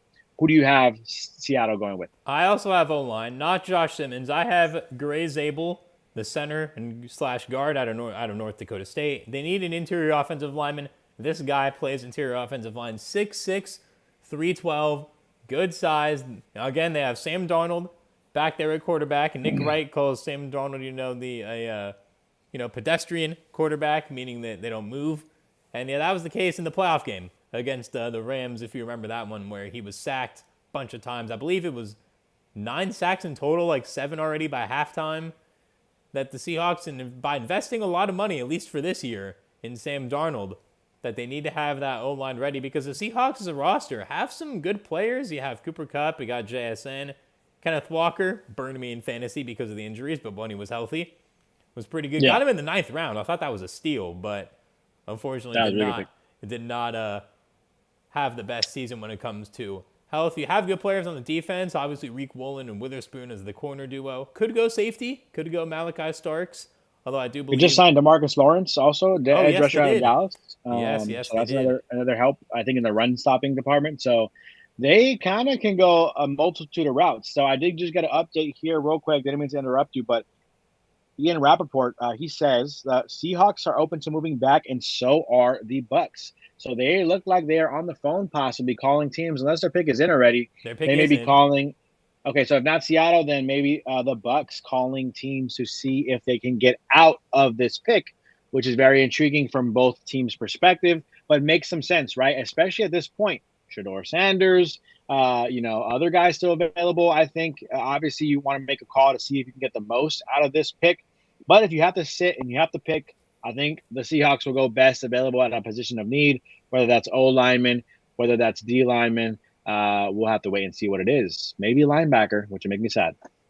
Yeah, I mean, I highly doubt they'll go. I don't think linebackers on their list of pressing needs. I do believe linebacker, O-line or safety should be the pick. Gray Zable, you got it 100% on the nose. North Dakota State's guard, center, maybe even tackle at times. I think I've seen him play. Yeah, 5-position flex. They're saying here on my screen, 6'5", nearly 6'6", height, 312 pounds. Out of North Dakota State, so smaller school. Not that that's a really big factor. If he can block, he can block. Looks like he's mobile enough to get out on the outside. Ultimately, probably a pretty good pick. Pretty good pick for Seattle. Yeah, I love this pick for Seattle. Got this one right. The first one I've gotten right in a long time. Actually, no, Jaylen Walker. So I've gotten 2 picks right recently. But before that, outside the top 4, it was going a bit of a rough streak for both of us here. And we expected that, though. Yeah, we expected that. We're not, Daniel Jeremiah. I saw a stat about Jalen Jeremiah. Out of the last 5 mock drafts, 80.6% of the players were drafted in the first round that he predicted. Oh, wow. Which is actually – and I mean, he knows his stuff. I mean, that he's been covering drafts for years and years and years, obviously. Yeah, again, great pick, though, for Seattle. Needed that. Needed to get somebody for Sam Darnold that can block, give him time to throw. Because that's how he was successful in Minnesota, when the O-line was giving him the time to throw. Great pick for Seattle. Outside of Charles Cross, the O-line's a little shaky there. So I love the pick of getting an interior offensive lineman. And I do believe we also have some more chats coming in about the Rams. The T-Dot and Sal still going at it. We love the discourse in the chat. T-Dot says you still have the best WR, and then Sal said T-Dot. They want a more explosive offense. They wanted a TE, but both of the top ones are gone. And then T-Dot said the Rams need a TE, and he said, I wish. And Sal said, I wish they would go for a linebacker or a corner. I agree, but they won't. And then T-Dot said, Sal, a TE makes sense. And then Sal said, agree, T-Dot. And then Sal said, Rams are coming back, hopefully. Hey, maybe. Yeah, on the video I just made, there have been some more talks. We'll see if he gets cut because of that big extension that he just signed. That's the most realistic way to get cut. That's the most realistic way he can be a Ram again, is if he is cut from Miami, which is a very real possibility. But ultimately, I do want to say this, by the way, Sal, T-Dot. You guys are both right, by the way. Sal is just saying we're probably not going to take a linebacker or a corner because the Rams typically don't seem to go that route. But T-Dot, you're right. They should go corner. They should go linebacker, which is why it's kind of frustrating, right? Both of you guys are right at the same time. Like, I think the Rams, it could be perfect for them if G.I. Campbell's on the board. Will Johnson's still on the board, right? Today Barron still on the board. I mean, if you could get one of those 3 players, I would be ecstatic for the Rams. Will one of those 3 guys fall? I don't know. We have still quite a few picks for the Rams get there, but yeah, I think that's kind of the ideal perfect route. Yet we get a rumor the Rams are trying to trade up for a receiver, a big body receiver, mind you. So yes, you can throw Puka in the slot. You have Devontae on one side. You have Ted McMillan on the other. If they make that trade, pull that off. But a great offense. Don't get me wrong, but that's not what the Rams should be calling about right now. That's not what they should be interested in right now. That shouldn't be the focus, in my opinion. You have Jordan Whittington who can play receiver. You just paid Tutu Atwell $10 million, right? I know, sorry, $10 million, right? So again, you don't need a receiver. You just paid the guy. So let's maybe focus in on the positions of need. That's where I want the Rams to go. They still seem to be interested in the offensive side of the ball, so we'll wait and see on that. Maybe they go tackle, right, to get that Rob Havenstein replacement. Yeah. But ultimately, defense is where they should be looking, I think, still. Or future quarterback, like I said.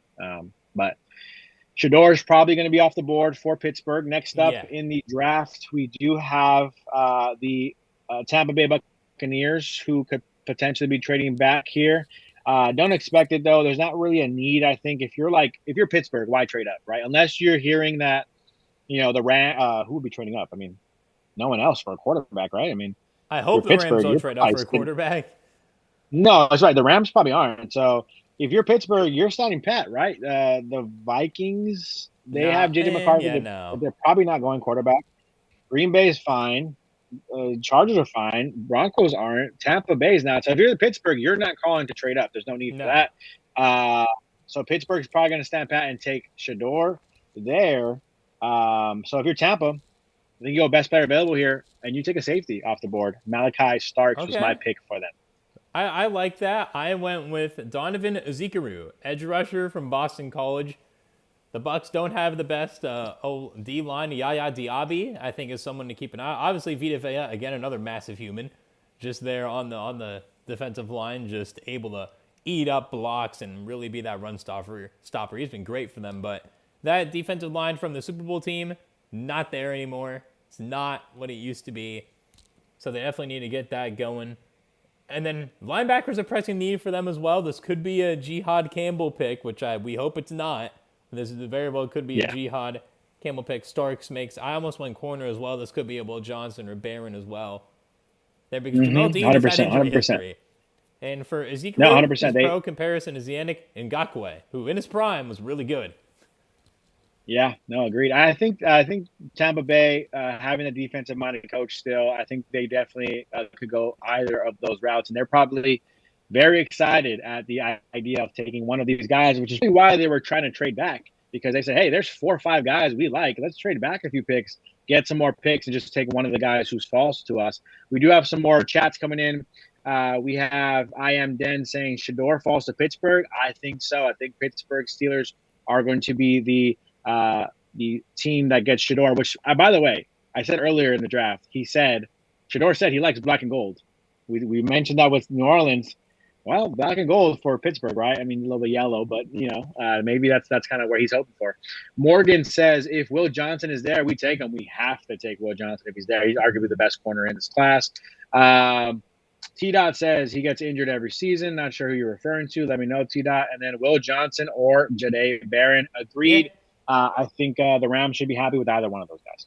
I fully agree. Both of those corners would be good fits. I think Campbell's an even better fit. The pick is in, though. Tampa Bay did not decide to trade out of this pick, which I think is the right move because there's no reason really for any team to trade up with who's available right now, unless if a team wants to surpass the Broncos.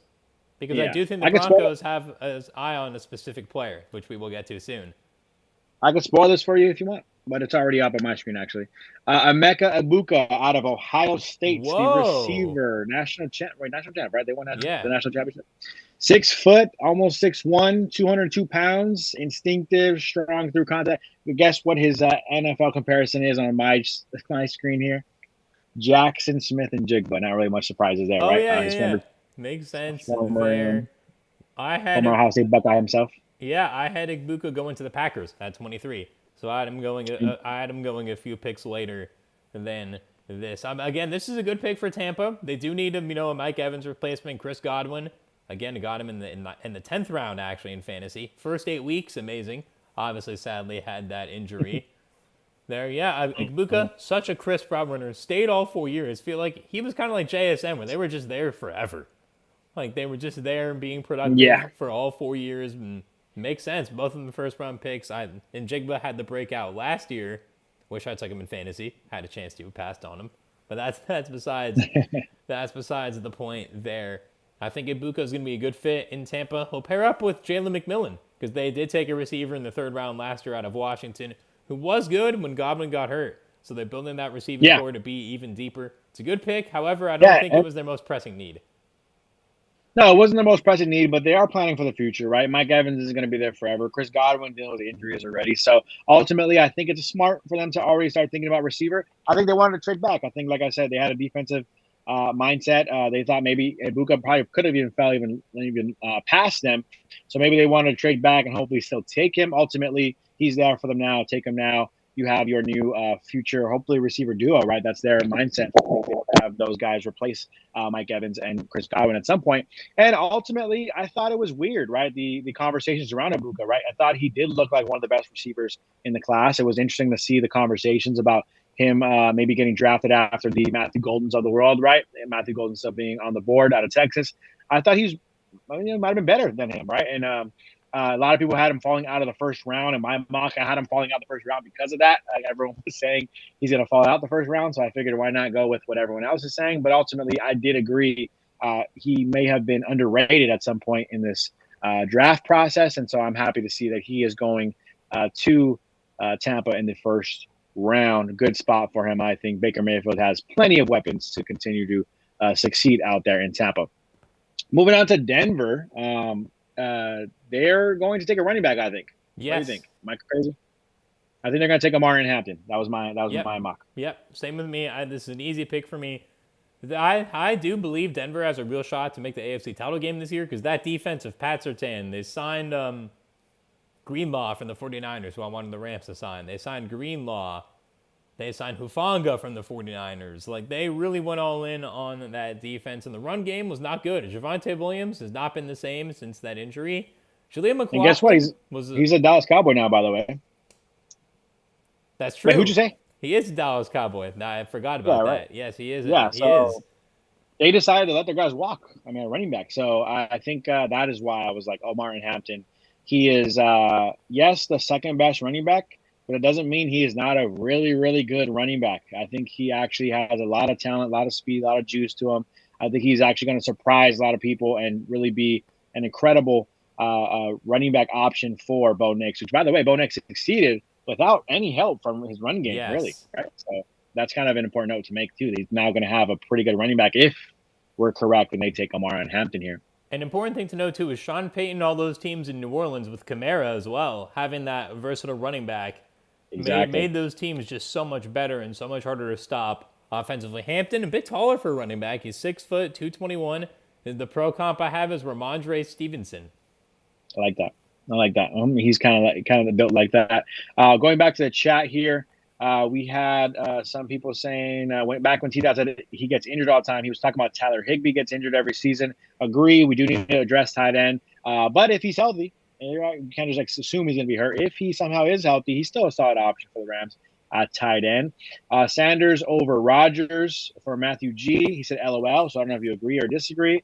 I would definitely take Shador Sanders over Aaron Rodgers and the kind of mess he brings in terms of drama on the off-the-field stuff. I Am Den says, still deep here at receiver and cornerback. Could see cornerback receiver run here. Agreed. Definitely a lot of guys still on the board. Surprising that a lot of them are still there. T-Dot, someone responded here. Willie Brown, T-Dot said Los Angeles Rams. I Am Dan says Hampton or Golden for Denver. I think Hampton. We just discussed that. Josh agrees. Maybe even Johnson from I Am Dan. Yeah, I think that would actually be kind of scary, right? Pat Surtain with Will Johnson on the opposite side. Two guys who could potentially be lockdown corners. Definitely a scary combination, I think, for any offense to face.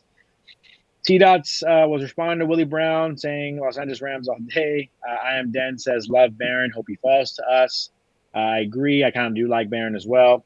And then T-Dot, Willie Brown saying some similar stuff. So, yeah, man. Appreciate all you guys for commenting, by the way. Let us know some stuff, man. Let us know your chats here. We're getting closer and closer to the Rams pick. If you're a Rams fan, how are you guys feeling? And if you're not a Rams fan, let us know, too, what team you're rocking with and who you are rooting for, your team to draft. But, yeah, any Rams fans down here, let me know. Who you guys hoping continues to fall in this draft. As Josh and I both kind of have agreed a little bit on Will Campbell. I mean, at this point right now with the guys left, who are you crossing your fingers still for, Josh? Yeah, Jihad Campbell, definitely. I mean, Will Johnson, for sure, as well. I think those are the two guys that I'm mainly really hoping for at the Rams draft. I mean, if Shador is there, it's something you have to consider. Yeah. At least, although I don't think it's the smart pick to do in the first round. The Broncos, by the way, could take Golden here. I would not be surprised because they do need a receiver outside of Courtland Sutton. Agreed. Real quick on your Shador Sanders, because we haven't really discussed this yet. So he's fallen off the board right now, falling down, I think, a little more than people expected. But when we're talking about Shador, when you say you don't really think it's a smart move, do you not like Shador as a prospect, or you just want the Rams to kind of win now? I want the Rams to win now. They have a roster that can win now. I mean, Matthew Stafford, if he wins a second Super Bowl, in my opinion, should be a lock for the Hall of Fame. I don't even think it should be. I think it's not even a debate now that he's Hall of Famer, but people are like, oh, we didn't have success in Detroit, even though that wasn't on him. But that's besides the point. Yeah. We'll see what happens there. That's definitely something to keep an eye on, see what happens. Shador could be that guy with Sean McVay, who's a great offensive coach. It gives, him some momentum to maybe stay as the coach because he's flirted with retirement before. McVay as well, being a new father, might want to stay home more. We'll see how that goes if Stafford does decide to. He almost retired when Aaron Donald retired. A lot of people forget that, but then he did decide to come back, so we'll see what happens here. The Broncos pick is in it. I believe that there is a Make-A-Wish recipient on stage with Goodell. Yeah, shout out to Samuel Barrett, Make-A-Wish recipient. So shout out to you for making this pick for the Denver Broncos. Pretty awesome moment for him. As we are waiting for the pick to be officially announced, it looks like the Broncos are officially taking Jahdae Barron out of Texas, cornerback. Oh, okay. This is an interesting there he goes one. Off the board. Yeah, he got off the board for the Rams, unfortunately, but 5'10", more of a slot cornerback, can play safety, I think. I think he's a very disruptive corner. I really like his versatility. I like him overall as a cornerback. They say they're comparing him to I lost the comparison there. But overall, how do you feel about Jahdae Barron going to Denver? Definitely interesting right there again because he is a little bit on the smaller side. And he has got the people with him, I'll say that much. He's got everybody who probably helped him in his journey, which is amazing. Oh, wow. Which is amazing to see. He's got everyone in there. And really interesting pick. You already have Surtain. I mean, again, that slot corner, it makes sense. But it's like you didn't need a corner. The defense is already elite as it is. And this kind of seems like he may be stuck being a slot corner. Yeah. In Denver. Which is not a bad thing for him. Not a bad thing for him. It's not. I think he's going to shine there. I think the big thing for, we forget, defensive-minded coach. He obviously wants his defense to continue to be better. And at the end of the day, having a great defense is kind of what helped them win last year. Yes, we're incredibly surprised. I think are pleasantly surprised for most that Bo Nix was doing his thing, right? But overall, that defense really was their kind of leader. They definitely were great because of their defense. I think this just helps overall them improve on the defense side of the ball. Basically strengthens their strength already. I think that's why I like it. Versatile guy as well. I think that's key. He can play corner, but he can also drop back and be a little bit of a safety for you as well. I agree. We have some chats here. And then it says, someone said, Willie Bowen said, I've been a fan of the Rams since the 60s. Wow, that is awesome. Been through pretty much the entire franchise history. And then I Am Then said, I feel good. The draft is deep for our needs. Yes, it is. This draft is falling quite well so far here for the Rams. And then T-Dot said, Sean McVay will make sure we get a good player on offense or defense. And then Willie Bowen agrees. And then Willie Bowen also said no to Sanders. I agree with that. And speaking of Sanders, this is where I had Sanders going in my mock draft to the Pittsburgh Steelers.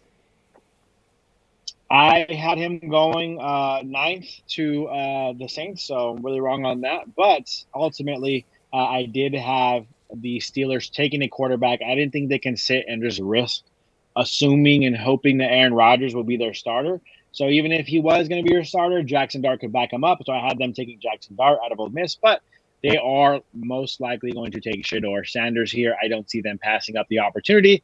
And he said not only did Shador Sanders say he likes black and gold, they asked him some of his best duos, favorite duos of all time, quarterback, receiver. And he said Brady and Gronk was one of them. He also named another one. And then he said, whatever quarterback is going to be throwing the football to DK Metcalf and George Pickens, it's going to be him.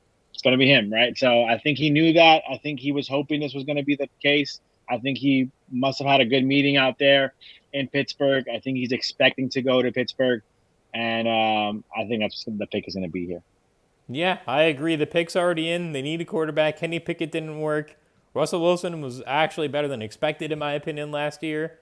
Although I do believe that this is kind of a lock for Shador. If not, a team I think has to trade up into the first round to get him. I don't see the Rams picking Shador, even though the value is there. I don't see it. If he falls past this pick, he may fall out of the first round entirely. Spoiler alert, Shador is not the pick. Shador is not the pick. Whoa. I just got the pick on Twitter. Shador is not going to Pittsburgh. The Steelers pass on Shador Sanders. They take defensive tackle out of Oregon, Derek Harmon. Okay. 6'4", 313 defensive tackle. I'm shocked now. Now I'm shocked. Because I've been kind of like, okay, that's fine. Shador, you're fine. You're going 21. No way you fall past 21. I'm a little shocked. I will say the experts have been saying it, though, right? If you really rank these quarterbacks truly how they are in terms of like as prospects, comparing them to other positions and whatnot, not really taking the quarterback and over kind of rating them because they're quarterbacks. A lot of people said straight up, there are no quarterbacks that are really first-round talents. I mean, outside of Cam Ward, there was no really first-round talent quarterbacks. And so the GMs, everybody else involved, they're kind of sticking true to that and saying, you know what, Shador, Jackson Dart, they're just not first-round talents, and we're not going to waste a first-round pick on them. Yeah, I guess not. I mean, the Steelers do need a quarterback, unless if now it really needs to be seen if the Giants or the Browns are going to trade back up into the first round to get a Shador, or now it does seem like he could be there for the Rams, which makes that possibility there for sure, which I don't know, and we both don't really agree with it there. And then someone else just said, damn, the Steelers passed. That was I am then. Then Matthew G said, as a Steelers fan, I'm so confused. Really thought Sanders was the pick. I did too. That's where I had him mocked. That's where we all had him mocked. And then I am then just said, Shador was a plus 120 to be round 2. Maybe they were right. Yeah, I mean, I am is really going on the Prize Picks wave right now. Hopefully you are winning some money tonight while watching the stream. If you do gamble tonight and all nights, please do bet responsibly. But yeah, that is definitely shocking to see that those were the odds. As someone who was not necessarily into betting, those odds really didn't seem that accurate before really the last 2 days. Yeah, no, I'm shocked. I'm really shocked, to be honest. And because it always goes back to, it's not because I think Shador, again, is going to be immediately a franchise guy. I'm not even sure he's going to be a guy who can be a franchise quarterback within the first 3-4 years of his deal. I'm rooting for him. I like the guy. I really do want him to succeed because I don't like seeing people not like him just because he's Deion Sanders' son. But ultimately, I know he's a little flashy, don't get me wrong. They don't just not like him for that reason. But ultimately, I like the guy. I want him to succeed. I just find it interesting because we are talking about the quarterback position. It's the most valuable position in football. And so I'm surprised that teams aren't chomping at the bit to try to get this guy. But really, when we were talking about free agent quarterbacks, when we were talking about the Rams possibly trading Matthew Stafford right earlier this offseason, ultimately, there was no teams that needed a quarterback. I mean, it's kind of rare that this happens, but it's not that they don't need a quarterback, but they have a quarterback in place. Most teams had a quarterback in place already, and I think that is why we're seeing Shador Sanders fall, because the Giants, yes, sure, they want Shador. They just got Russell Wilson. They just got Jameis Winston. I know you can cut one, but they also have DeVito, right? So that's 3 quarterbacks. The Rams, they need a future quarterback. You got Jimmy G. You got Stetson Bennett. Do you want to cut one of those guys? So ultimately, I think it's really tough. The teams have to really fall in love with the quarterback before they take them, because a lot of these teams have enough at the quarterback position right now at this moment in time. Of course, you could argue New Orleans and teams like that, but overall, yeah, there wasn't that many teams that were in desperate need of a quarterback like we usually see. And that is why I think Shador, Jackson Dart, both of those guys could be guys who fall out of the first round. I heard guys talk about this, the experts talking about it recently, saying no surprise if only one quarterback goes in the first. So very intriguing to see it actually come to fruition because it's just so rare in the NFL, right? Oh, we have some new chats. One of them from my cousin. Where does Sanders go? Holy crap. Yeah, definitely it's a holy crap moment for everybody here. And then T-Dot again said Sanders to the Los Angeles Rams, lol. I mean, it is a possibility. It is definitely something that we have to think about here for the Rams. And then I Am Den said, all the remaining teams in round one have established QBs. Yes, that is definitely a true statement. Except the Vikings, but again, they do need to give JJ a chance because they let Sam Darnold walk. They took JJ in the top 10. And you're not going to you're going to waste that pick already, right? You have to see what happens to him first. We're talking about the Chargers as they don't even have their pick in yet. They do have 3 minutes left. My original pick, I had them going Coulson Lovelin. That's far off from being anywhere near the truth. So we're sitting here now. I will say this. Shout out to Cameron De Silva again. I have his post notification. So he tweeted best available players with the Rams up in 5 picks, by the way. So a lot of these guys are real possibilities for the Rams. 9, Will Johnson. So he's that 9th ranked player for Cameron De Silva. Will Johnson's on the board. Jihad Campbell's on the board. That's 2. Malachi Starks, safety, if you want to go to the safety route. Mike Green, edge rusher. If you want to add more, you can never have enough pass rushers, right? Josh Simmons, offensive tackle. You have Shador Sanders. You have Matthew Golden, and you have James Pierce. The Rams can go receiver. They can go future offensive tackle. They can go linebacker, depending on how these next few picks go. They can go corner, possibly. There are a lot of options the Rams can go out of those. Are those kind of the top guys you have as well, or what do you think? And do you have another name you want to kind of throw out Yeah, I totally agree. Although speaking of Matthew Golden, I do think that is who the Chargers should take because they desperately need another wide receiver there, especially now that he's fallen all the way down to 22. But I do like all the names that you've mentioned. I think we really could go any position at this point. I mean, Will Johnson is my ideal at this point, even though Jihad Campbell is that linebacker that we desperately need. Will Johnson at 26 is, in my opinion, the best value of the entire draft. And by the way, more about Shador. A graphic just came up here on ESPN. That's a 96% chance he'd be drafted by pick 21 heading into today, according to ESPN's analytics. Wow. So that is definitely. And that's why I'm so shocked. I really am. I think, like I said, I think we weren't even. We almost forgot about him right at some point in the 11 to 20 range because we were like, okay, none of these teams really need a quarterback. There wasn't even a point to entertain that. But when we got to 21, it was like, there's no way he falls past this. And that's how I really felt. So now every single pick, I'm at the edge of my seat a little bit. Of course, understanding that Green Bay and the Chargers aren't going to take quarterback. Minnesota, probably not. Houston, right? So I know those teams aren't, but man, I'm waiting for a trade up. I'm waiting for the Giants to come up and get him. I'm waiting for the Raiders to come up and try to get him. Because it is going to be very intriguing to see if he actually falls out of the first round. A lot of Twitter, a lot of social media, a lot of media talk all morning tomorrow and tonight is going to be about where does Shador Sanders go now, and that's going to be very intriguing to see. Oh, definitely it will be for the Chargers. They have around a minute left. Who do you have the Chargers taking? I agree with you. I think Matthew Golden. I mean, you talk about him maybe being a top 12 to 15 pick in the draft, now falling to the 22nd pick. They need receiver help. They need receiver help badly. I've worked at SoFi for the Chargers. I've been at Chargers games, and they need something to get more exciting on offense because those games can be boring. Talking about a lot of 6-point, 9-point games, and it's not just Herbert's fault that Quentin Johnson and McConkey are all he really has to throw to, and Johnson hasn't really been super consistent at the receiver position. They need help. They need another body in there that can actually catch the football and go down the field and snag it down for Justin Herbert. They have a good quarterback. I'm not one of those Justin Herbert haters. He is a franchise guy. He is a very good franchise guy. And they need help. They need help at the receiver position. That would be an ideal pick, I think, for the Chargers. Yeah, I definitely think it will be. Only 4 seconds left, and the pick is not yet in. So before then, the clock has hit 0. And just now the pick has come in. So we have some new chats. Right here, my cousin back in the chat saying, if not first round, Shador to the Raiders in the second round. Definitely could be. Definitely a possibility. They have an early second round pick. I would love that. And then Ray Santana said, cut Bennett, keep Jimmy G if we draft him. I would agree with that. I think you would probably cut Bennett. Yeah. Oh, Jimmy G, though. I think you need to trust that Jimmy G is going to be the backup a little bit more than Shador or Jackson Dart or anybody else. I do agree with that. And then I Am Den said, or does MYG trade up? They definitely could be. T-Dot said Los Angeles Rams need Matthew Golden.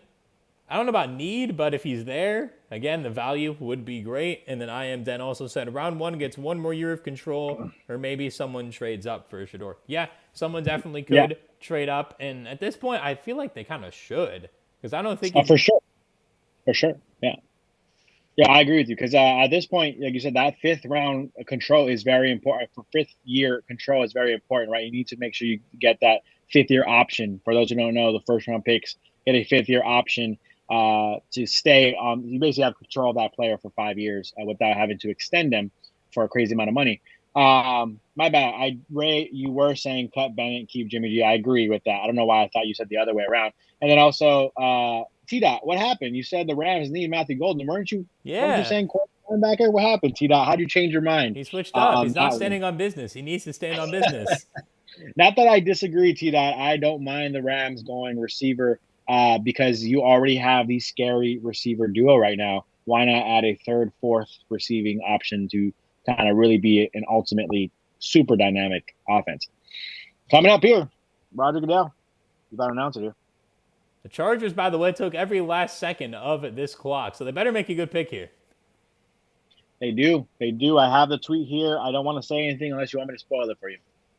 I think you can spoil it. Goodell's on the stage now for me. North Carolina, Omarion Hampton, running back. Yeah. I really like this pick for them. I mean, they did just sign Najee Harris, but now you got the speed and you got the big power back. Now, I think, Omarion Hampton's a big guy. Don't get me wrong. He could be a little bit of a power back himself. But you now got Najee on that 1 yard goal line type of running back for you. And also on the other side, you have Omarion Hampton, maybe more of your workhorse kind of running back, I think, kind of guy. Oh, yeah, definitely. A good pick for them. Outside of Najee, the running back room was a little bit weak. So definitely something to keep an eye on. I didn't think they were going to go running back because it wasn't their biggest need. Obviously, I did see something about Najee this offseason. That Harbaugh tried to recruit Najee back in high school. But instead, he picked Bama, and now he's on the Chargers. Obviously, Najee, the yards per carry have gone down each year, which is very, very concerning. As someone who's not already a fast guy, not already an explosive runner. My cousin back in the chat saying solid pick for the Chargers. Yeah, totally. Totally a solid pick for the Chargers. They brought in Najee, and one, you can not like Najee if you want. I get it. Some people don't like him. I think he's a little bit too hated. I think he's fine at running back. He doesn't have the speed as much anymore, but he's still a pretty solid running back, I think, if you can block for him. But he's a 1 year deal for Najee, right? So you still need a long-term solution at the running back position. You're building upon this Ladd McConkey, this, Justin Herbert, Quentin Johnston. Yes, receivers nice, but having a workhorse running back, I mean, we've seen it with the Rams and Kyren Williams, how beneficial that is to your team to have a guy you can rely on year in, year out, running the football for you, eating up those red zone touches, just kind of instead of putting that pressure on Herbert to make a play all the time, hey, let's turn around. Let's hand it off. Let the big guys up front that we've invested so much in on the tackles position, or just in general, their whole offensive line's pretty solid, right? Let's invest in the running back and just kind of get a workhorse guy who can kind of take the ball out of Herbert's hands and just say, hey, run the ball in for us, please. I think that's what Warren Hampton can do. Not going to say underrated, but a guy who I think is going to surprise some people. I mean, I don't think that many people understand how good Omarion Hampton is and how good he can be, I think, at the next level. Yeah, I totally agree with everything you've said here. We have another chat. I am then. Packers have to go wide receiver here with Watson's long-term injury. I agree. I had them going get Puka, although they tend to not draft receivers in the first round, hence why Aaron Rodgers wanted out. It would be hilarious if they draft a wide receiver in the first round for Jordan Love. I honestly think just to make Aaron Rodgers mad that they should draft a receiver. Yeah, no, I agree. I think they don't do it often. My mock draft, somehow, some way, I'm surprised I made this call if I did. I had them taking Matthew Golden. I had Matthew Golden falling all the way down to this pick here, pick 23. I just thought the hype was going a little too far. all of a sudden we were talking about him being a top 10 pick, and it just kind of surprised me. Speedy guy, I get it, but I think he only had 900 receiving yards last year, right? Or something around that range. Not that stats are all that matters when it comes to receivers, but I think he got a little overhyped because of his combine numbers. And I think he was a guy who ultimately was going to always be more of the third, fourth best receiver in the class. And that's where I see them going here. The Packers did sign Mecole Hardman. They also still have Watson. They also still have Dobbs. They got some receivers. They need Not to to say trade these some guys of them. are enough, but they will have to move off of someone. And so that's kind of where I think they should think about that, trading someone.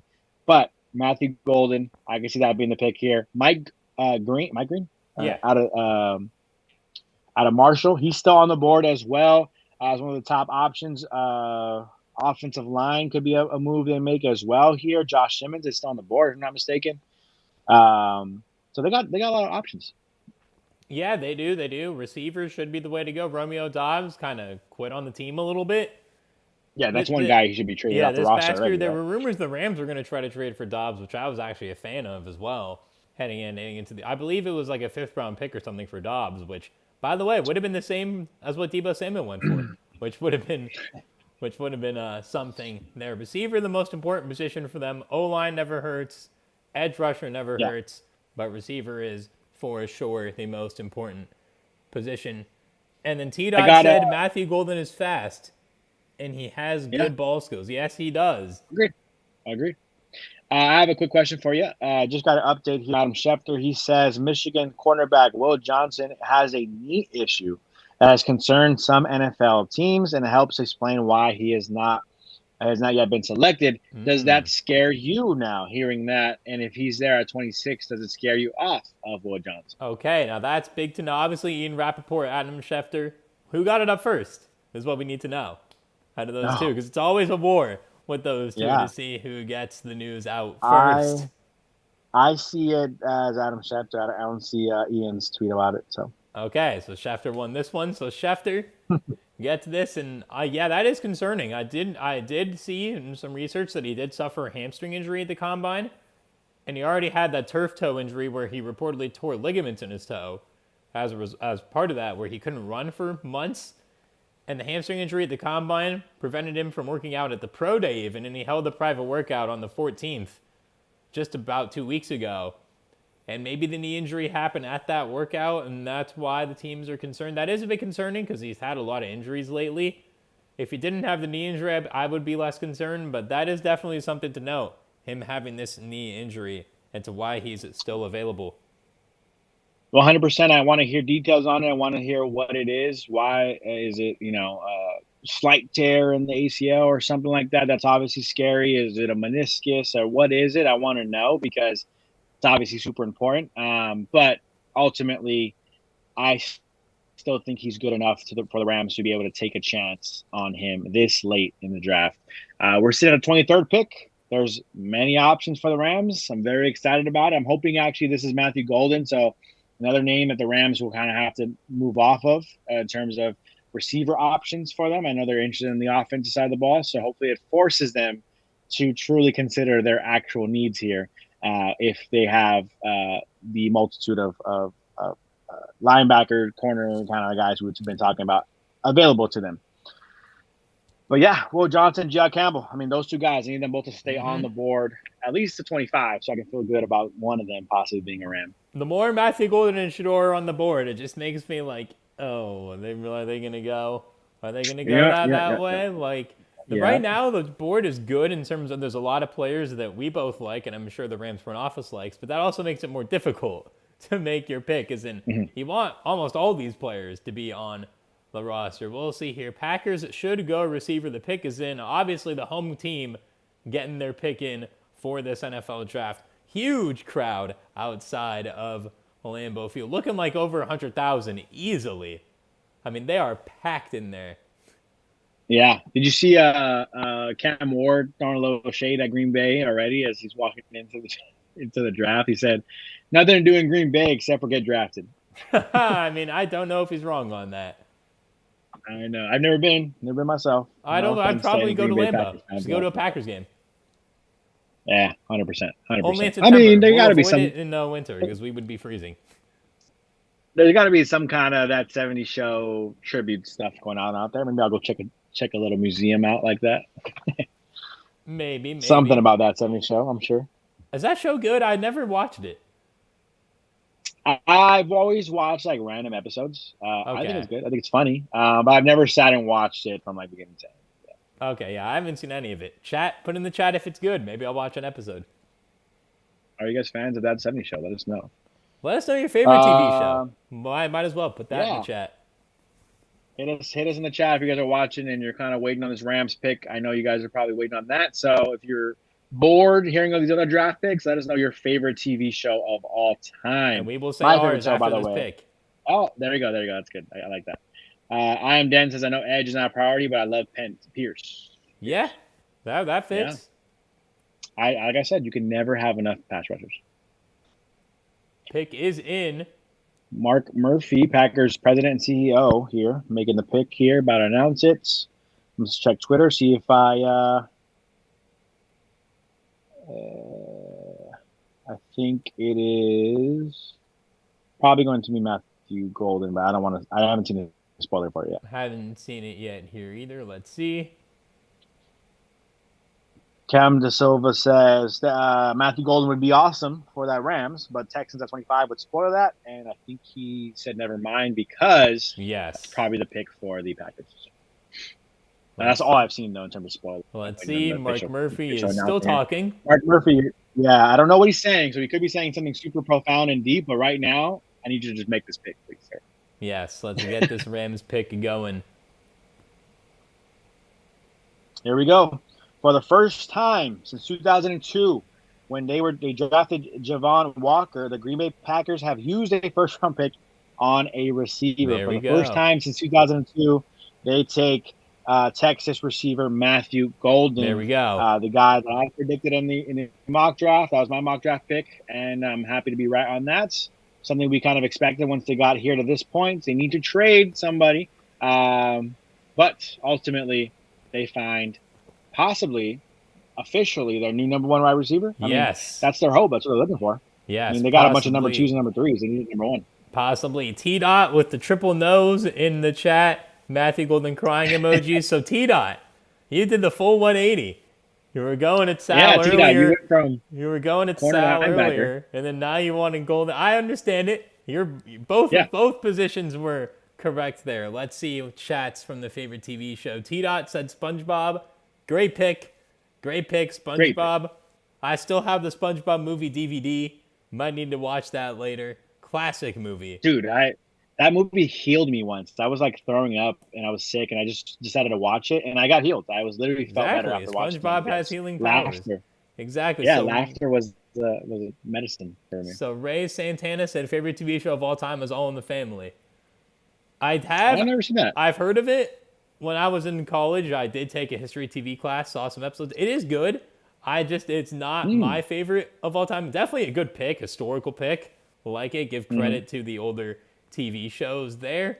You're making Ray Santana feel old here, man. It's a historical pick. Well, it is a historical pick. I mean, maybe he's a film studies major, or maybe he studied film studies. Maybe he just watched it growing up. Yeah, I mean, it's okay. So I'll start off. My favorite TV show is taking place in a town called Scranton, Pennsylvania, for The Office. Ooh, I like that one. Okay. The Electric City. I like it. Yeah. I love The Office. I've watched it probably 4 or 5 times. One of my comfort shows. But I would say it's top 3 my favorite shows. Number 1, I can't get away from it. Not that I'm not proud of it or embarrassed by it or anything, but I don't really say it often. It's How I Met Your Mother. How I Met Your Mother has always been my favorite show, man. I've watched it 10 times. Love it. If you want to watch it as you're approaching your mid-20s. Wait, we got a chat. That's very important. Mitch Waters, to Joshua's. You guys are doing a fantastic job. Keep up the good work. Much appreciated. Thank you very much, Mitch. That. We appreciate we really it. Do. And if you appreciate Mitch's comment, make sure to like the stream right now. Yeah, subscribe if you guys aren't subscribed already, by the way. We're about still close to 10 maybe subscribers away from from 3K. So we'd appreciate you guys if you guys subscribe. But no, Mitch, I really do appreciate that. I think both Josh and I, maybe speaking for both of us here, but for sure myself, I think both of us nervous about running our first live stream. Definitely a little bit anxious about making sure everything runs smoothly. And I think we've been doing pretty good. I think it's been fun. It's been fun. If you had fun, Josh, I've had fun. I'm having fun. Matthew Golden is now speaking at the podium. Don't know exactly what he is saying. Okay. But now that we've done, we'll do your next top TV show because the Vikings pick is in, so we do need to finish this one up pretty quickly. Yeah, it was How I Met Your Mother. That was it. I was How I Met Your Mother. Office is in there too, and then if you haven't seen Ted Lasso, yeah, Ted Lasso's good. All time top 2. I like Ted Lasso, but it's not in my all time top 3. I do like it. It's just I don't watch it again. I've never rewatched it, but it is one of the best shows ever. I think that's it's very entertaining. If you haven't seen Ted Lasso, I highly recommend it, especially if you're a soccer fan. Good show to watch for a soccer fan as well. Yeah. T-Dot did bring up one incredible legendary show, Tom and Jerry. Oh, incredible, T-Dot. Good pull. Tom and Jerry movie was just okay, though. Yeah, I would never even watch the movie, I think. Yeah, it was just okay. The shows are great. Yeah, the show is great. Moving on to the draft show here. The Vikings and their pick, they have a lot of needs, lost some players in free agency, signed some players to replace those needs. But their biggest need, in my opinion, is a Harrison Smith replacement. They lost their other safety, so I have Malachi Starks from Georgia going to the Vikings. Yep. Yeah, no, great pick. I had them going safety as well, but I already had Malachi Starks in my mock draft off the board at this point to Tampa Bay. So therefore, I went with the next best safety, Nick Emenwari, out of South Carolina. That was oh my God, Matthew Golden's still talking, by the way. Seriously? All right, dude. Yeah, that's crazy. Whatever he said must be awesome. So shout out to Matthew Golden. But yeah, that was my pick. So, but in general, I think we're on the same page here. Safety seems to be kind of their goal here because we're talking about, I think Harrison Smith's on his 14th season in the NFL. Credit to him for being a hard-hitting, great safety, always reliable, always ready to go, I think, for Minnesota. So he's been incredible for them for such a long time, but they need to find someone to replace him. I think that's where, like you said, Malachi Starks should probably be perfect. If I had Malachi Starks in my mock draft available still, I would have had him being the pick as well. Ideal pick for them. I think it'd be a perfect fit in Minnesota. By the way, Malachi Starks, another great Rams fit. Another fit for the Rams here. Agreed. I think there's so let's take a look at this right now. Let's go back to the Rams from the Rams perspective here, right? We have guys like G.I. Campbell still on the board of linebacker. Oh, Goodell's already announced the Minnesota pick. Oh, let's see. Oh, I just got a crazy breaking news. Are you ready? Yes. Rams are trading, and the Giants are on the clock. So Minnesota made their pick already in terms of the ESPN. It looks like the Minnesota, for some reason, no one announced their pick for some reason. Here, they're announcing it now. Guard Donovan Jackson out of Ohio State. Didn't even have him in my first round, I don't think. 6'3" guard. I had Donovan Jackson next pick to the Texans because they traded Laramie Tunsil. There we go. So, yeah, I had him next pick to the Texans. Off of that, I don't understand how the Giants are on the clock because we still have the Houston to make a pick. Houston traded with the Giants? That must be what happened. No. I don't know what's going on, but Ian Rappaport tweeted the Rams are trading and the Giants are on the clock. Wait, the Rams are trading? That's what it says. That's what it says. Sure. So it said Ian Rappaport said trade. It says the Giants it says Houston's trading their pick to New York. It's Houston. There we go. It's not LA. It is not the Rams. Yes. There we go. Okay, so Ian Rappaport made a little bit of a typo. My apologies. I'm going off of Ian Rappaport here. Schefter didn't make a typo. Come on. Schefter beat you again, Ian. Did you see my tweet that I'm talking about? Yes, I did. And yeah, he did say the Rams, and then he just changed it now to the Texans. So the Giants are trading up for a quarterback. They are definitely taking Shador Sanders. It could be Jackson Dart. Or Jackson Dart.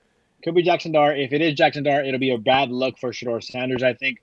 But ultimately, a quarterback is going to be off the board here for the Giants. Houston is trading out of that pick, so that is very big news. And the Rams have a multitude of opportunities now to take guys because if this is a quarterback like we expect it to be, the Rams have many options, which opens the door for a trade back still. Yes. Because they still have – you could do Malachi Starks, right? Yeah, you could do Malachi Starks. You could do G.I. Campbell. You could do Will Johnson. If the Rams like all of those guys, It does open the door for the Rams to trade back. I don't know who wants to trade back. It was going to be the Giants, in my opinion, if anyone was going to trade up.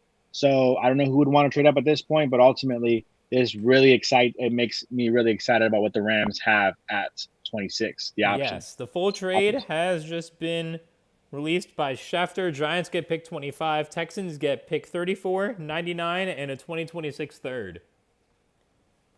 Which, by the way, that was the exact trade that I was talking about on the channel the other day. The Rams traded back to 34, got 99, and a future third-round pick. That was the exact trade I talked about on the channel. It was just for the Rams, not for Houston. So maybe either the Giants couldn't make that happen with the Rams, or maybe they just felt Houston was a better option. They didn't want anyone else to trade back with Houston. So, yeah, very intriguing stuff here. The Rams miss out on an opportunity to trade out of the first round. Not in a bad way. I'm not mad at them for it. But I do think that would have been an interesting route for them to take at this point. The pick is in here for the Giants. I am Den just said Shador vibes in the chat. Yeah, for sure. Shador vibes, for sure. If Shador does not go to the Giants here, I believe he goes out of the first round. I don't see the Browns or the Raiders trading up. Yeah. Oh, 100%. But if this is Jackson Dart, I don't like what that looks. I don't like the way that looks for Shador Sanders, because it was clear cut. Cam Ward 1, Shador Sanders 2 in terms of the rankings for quarterbacks in this class. That would be a big switch. That would be bad news for Shador. That would not be a good look. Again, you would have to wait and see on where he ends up going. He's there at the draft, right? So he's obviously anticipating being there in the first round. So yeah, very interesting. Very, very interesting where this has fallen. And this is why we talked about it, right? Top of the draft, you said, what are you most interested in? I don't want to be basic and cookie cutter like everybody else. But the reality is, this is the most intriguing story of the draft, where Shador Sanders ends up falling. Does he become a Los Angeles Ram? That is a very real possibility that I think we all need to open ourselves up to right now. If the Giants don't take him right here at the 25th pick. Yeah, I definitely think it's a real possibility that he does go to the Rams if he's their next pick, although it doesn't seem like he will be. I think we would both have Shador going here for the Giants. Cut Tommy DeVito. Let him be your third quarterback, Shador Sanders. If you have to cut, Jameis Winston, it is what it is. I feel like, me personally, I'm cutting Russell Wilson. Wow. Because, let me tell you why here. Tommy DeVito. The vibes. Your third quarterback needs to have good vibes. And I'm being serious. He needs to have the vibes. He needs to be a good guy in the locker room. He needs to be ready. Jameis Winston. DeVito knows Winston the becomes system. your quarterback, right? Jameis Winston is your backup, all right? The pregame speeches, best in the league. I wanted Jameis as a Ram, personally. I really wanted Jameis. Wait, so what you're saying here is, if they draft Shador, you're saying cut Russ, Shador's your starter, Winston's your backup. Eventually. What I'm saying is you cut Tommy DeVito, Shador's your backup. Jameis is your third vibes quarterback. He's your emergency quarterback. By the way, for those who don't know, rule change. He can be your third quarterback without him taking a roster spot now. If that's somehow you can make it work with Jameis Winston being that third quarterback. He's not going to want that, though. I don't think he would, but he's a vibes guy. He's a vibes guy. Maybe he wants to do it for the vibes. He is a vibes I think guy. It's the reason why I say to cut Russ is we know how Russ can be with let's just say the presence of him. And I feel like if they draft a first round quarterback, he's going to be like, they don't value me like that. Breaking news. The Rams, they moved back. They did move back. The Rams are trading out of the first round, it looks like, and they are trading with the Atlanta Falcons. Yes. The Atlanta Falcons are trading back into the first round at the Rams spot 26. So for those who were sitting, waiting, hoping the Rams can make a pick here, the Rams will not be making a pick after the Giants. The Giants are probably taking a quarterback. Atlanta will be taking a pick after them. So the Rams want to see the details on this trade, of course, but I think they made the right move. Too many good names available still. Trey almost on the board. Guys in the early second round are still on the board for you. I think there's a lot of big names the Rams can take. I think that's why ultimately you just trade back and just let these guys fall in your lap after you pick up some more picks. The Rams did a second round pick. Hopefully they got one in this trade back. Yeah, they don't have a second round pick. The pick is in here though for the Giants. Let's see what this will look like right now. This should be Shador. No. Oh no. They just tweeted it. Jackson Dart? It's Jackson Dart. Jackson Dart is a New York Giant. Wow. Okay. What is going on? Look at him. He's shocked. Yeah. I mean, he's playing for New York. Him and Tommy DeVito should be. It should be him and his backup should be Tommy DeVito. That's it. You got to cut Russ. You got to cut Winston. Oh man, Giants fans seem happy. Talk about a shock. Talk about a shocker. Giants fans must be happy. I mean, this is weird, man. This is weird. You just got Russ. You got Jameis Winston. Of course, you could just cut again Winston. Again, I don't think they're gonna cut Russ. But Jackson Dart, I mean, is he? I guess he's kind of similar to Russ, right? Could move a little bit. Yeah, at this point in their career. He can. Let's see who this is. And then here in the chat, we have I Am Dead said Dart. And then Jesse Jeremiah said, whoa, Jackson Dart is crazy. Yeah, it is. It is. I don't like it for the Giants. Let's be real. I'm going to be honest. I don't like it for the Giants. I think I would have rather gone Shador. I think he fits more of what like Russ does. But, I mean, Jackson Dart is fine. He does do similar things. He's aggressive. He's physical. New York is a big market. I could see Jackson Dart getting a little distracted by that. Maybe Shador too. But overall, I think Jackson Dart has a dog in him. He has a little bit of dog in him. He could be a franchise guy. I just, again, when you have gone 2 quarterbacks already, not a good look for Shador. I don't know. This is also interesting. I'm at a loss for words. I'm just rambling right now at this point. I don't even know what to say. Go ahead. You got to take it over. Yeah, I don't know what to say either. Shocking move for the Giants. Shocking than Shador. And by the way, Shador's going to lose out on a lot of money on this rookie contract. He already lost out a lot by not being a top 10 pick, not being a top 20 pick, and now I would say is going to fall out of the first round because there's no reason for the Browns, there's no reason for the Raiders to move up and take him because no other team is going to take him. Jackson Dart's family here celebrating. I mean, how exciting, right? Go from where his career has been very intriguing for Jackson Dart for a sec. I mean, you go from him playing for USC. Obviously, the whole situation happens where they end up getting Caleb Williams, so he has to get out of USC, work his way over to Ole Miss. Pretty decent career, up and down for sure. The interesting thing I saw him on Gruden's camp, he doesn't do a snap count. And they had a bunch of false starts, and I thought that was kind of weird. Hang on. Schefter just got the full trade. Let's see what they get. So the Falcons get the Rams first and a 2025 third-round pick. Okay. The Rams get a second-round pick, 46, so middle second round. Oh, no. Is where the Falcons are. Rams get a 2026 first-round pick, though. And then I don't know if I like it that much. And then a 2025 seventh round pick. That is the trade that the Rams got for the pick. I don't know if I like that much. I mean, look, you get a first round pick next year. Great. I don't care. Trying to win now. You just traded down to the 46th pick. That's 20 picks from now.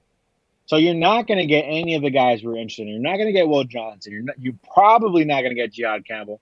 There's going to be some names for you. Don't get me wrong. But I don't love this because now you're just looking at next year's first. Now I'm just like, oh, well, next year's first round is going to be exciting for the Rams. But I wanted this year to be exciting. Ultimately, it's fine. Next year, you could build on your team, and maybe you have to take a quarterback next year, and maybe that's their mindset. Hey, we don't like Shador. We don't like Jackson Dart. Next year, maybe we could possibly package 2 first-round picks, depending on where this Falcons pick ends up being, right? They're going to have Michael Penix as their starter. So depending on where their first round ends up being, if they have another top 10 pick next year, the Falcons, the Rams can package their 2 firsts, maybe move up in a situation where you're seeing Stafford retire. You trade up to try to get the next Manning to be your quarterback of the future. Maybe that's how they're thinking. I don't love it for the now, obviously, because we're sitting here about to react to draft picks. But ultimately, fine. Boring from Let's the Rams. see what the chat says. No way they just traded down low. Jesse Jeremiah. I am then said with an aging QB, I agree with you. They could be going for Arch. Yeah. That looks like that's the move. The Falcons pick is in. I have no clue what they're looking for here. Let's see. Yeah, and Shutdown Kev. Shutdown Kev just said a great point here. As James Pierce Jr., edge rusher out of Tennessee, is going to Atlanta. So Atlanta, Jaylen Walker and James Pierce, they want the speed. They want the defensive quickness to still be there. He looks thin edge rusher, man. Real thin edge rusher, but he can move. He can attack the quarterback. Two-time first-team All-SEC. 55 pressures in 2024. 55 pressures in 2024. Tied for second in the SEC. James Pierce, 10 sacks in 2023. Tied for 8 in the FBS. So overall, you got better on defense. If you're Atlanta, Yeah. good for them. But great point here. Shutdown Kev says, Rams, we're going to get Jackson Dart possibly. And they said, you know what? We're out of here. He's going to the Giants. We're going to go ahead and trade down and forget about it. Yeah. And I do think that makes some sense. I said this earlier during this stream. I thought Jackson Dart has some Matthew Stafford to him, right? Like he has that, I'm going to lower my shoulder and go for a couple yards. I'm going to throw the ball down the field no matter what and hope that my receiver can make a play. And I think that's a little bit of Stafford-esque. And I think maybe the Rams were enticed by that, excited to see him learn behind Stafford. But ultimately, hey, Giants came up. They got him. They got their guy. And the Rams said, you know what? We're out of here. Let's see if we can get Arch Manning next year. And if not, who cares? We're a Super Bowl contender already. We'll find some corners, running backs, linebackers, offensive tackles later in the draft. Yeah, that's their thinking right there. We'll see what they do at pick 46 tomorrow. That will definitely be interesting. We'll see who's even still available. Potentially, if Will Johnson's knee is serious, he could still be there and end up being the steal of the draft. But now we do have to talk about the Ravens and what this means for them. The Ravens picking here at pick 27. I had them going Kenneth Grant originally. Again, this could be a Mike Green pick here if they want to go edge rusher, or a Donovan Ezekuru, who's kind of fallen a little bit. But what do you think the Ravens are going to do here? Yeah, I had the Ravens addressing O-line. They love to run the football. They want to stay strong and build on that offensive line. I originally had them going Gray Zable. Of course, he is no longer available for them as he was taken earlier in this draft already. So, overall, I think with guys left, I mean, they can go a handful of routes for sure. I wouldn't be surprised to maybe see them taking one of the corners, right? Marlon Humphrey is getting a little bit older in age, and maybe they want to take one of those. Will Johnson risk the knee injury? Just put that aside and try to take the guy who could potentially be the Marlon Humphrey kind of replacement of the future. But intriguing to see where they can go. I'm just a little bit like, whoa, thrown off now. Yeah, I know. We were looking forward to announcing a Rams first-round pick, seeing how that would be.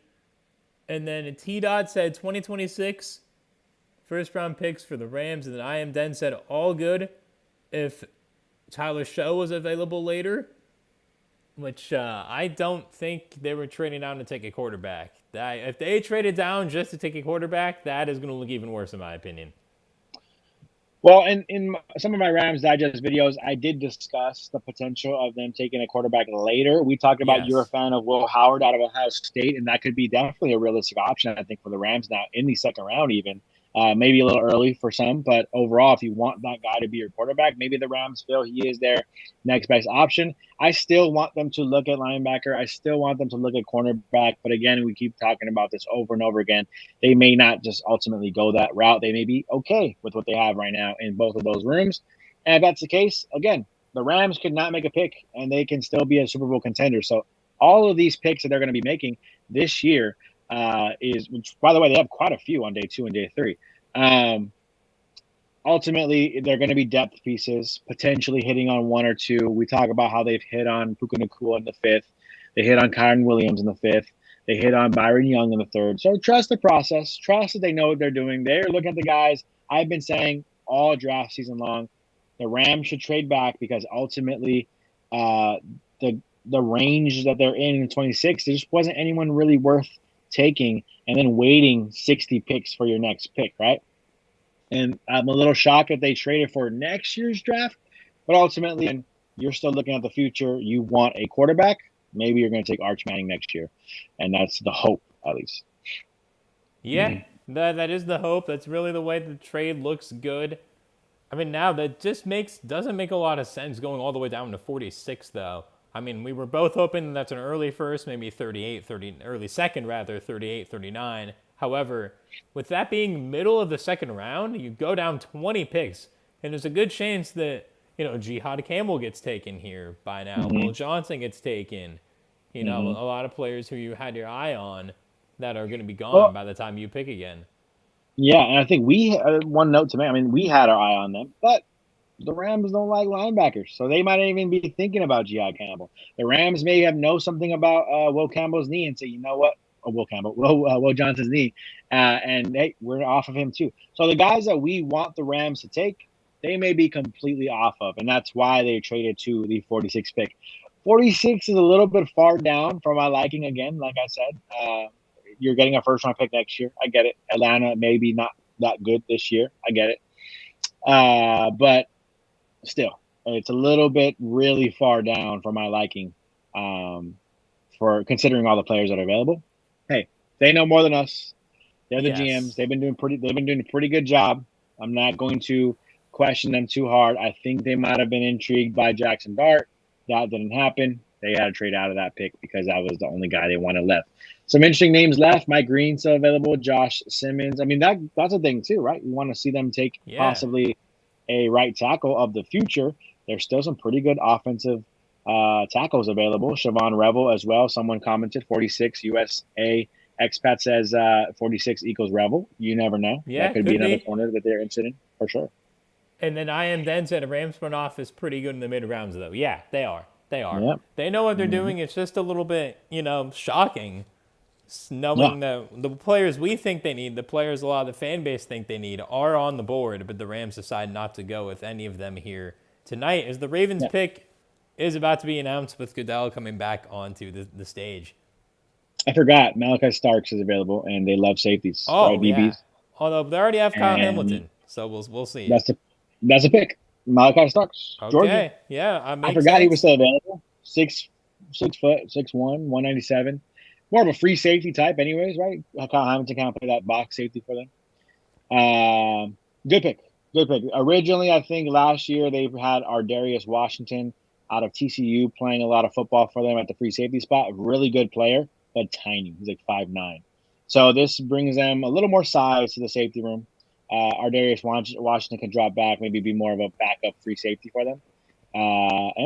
Smooth, fluid, high safety nickel guy, good leader on the defense, on a really good defense. That is key. The Ravens seem to kind of consistently have just great vocal, good defenders all around that defense. Oh, totally. Definitely something to keep an eye on there for the Ravens. I thought corner was a bit more of a need as well. Safety, you already have Kyle Hamilton, Washington being good as well. I do like Starks having a higher, ceiling than Washington for them. So it definitely makes sense. The Ravens obviously having Ed Reed, for their team's history, and now Kyle Hamilton really building up that safety position. Yeah, 100%. I think that's a really good pick for them. Arguably the best safety in the class. Shout out to Malachi Starks. Shout out to the Baltimore Ravens. Good defense, man. Good defense got even better. The Rams do play the Ravens this upcoming season. Yet to be determined if it's on the road or at home or what point in the season. If anyone remembers, last time the Rams played the Ravens, it was the Tyrell Wallace kick return touchdown in overtime. And then I am then said Mike Green here, bookends Hutchinson. Yeah, for the Lions, that could make sense. For the Lions, I had in my mock them going with Trey Amos, the corner out of Ole Miss. Yeah, I had them taking someone who's probably off the board already, Kyren Williams, edge rusher. So I was thinking along the sides of I am Den here. I am Den saying edge rusher, opposite side of what am I reading his name? Of Hutchinson. I agree. I think this would be nice for them to kind of add that. Plus, obviously, him coming off his injury is not really ideal for them. So obviously you want to make sure you have a backup plan in case he's not ready to go immediately. But overall, I think, edge rusher. Edge rusher seems to make some sense here. The rest of my mock draft is completely in the trash, by the way. So all of my picks are still available. Oh no, except for Shamar Stewart, everyone is still available. I had James Pierce going to Washington. I had Walter Nolan, who's going to Buffalo. And I had Kenneth Grant out of Michigan going to KC. So those are all down the drain. Also, edge rusher to Philly, Nick Scorton. So overall, yeah, it's fine. I mean, I honestly, toward the end of the draft, I was kind of just making the picks, clicking away. Because I just kind of felt like the end of the draft was going to be so difficult to predict anyways, and I was kind of right? So many guys still on the board. Look at the Ravens draft room. They got everything written down on that whiteboard.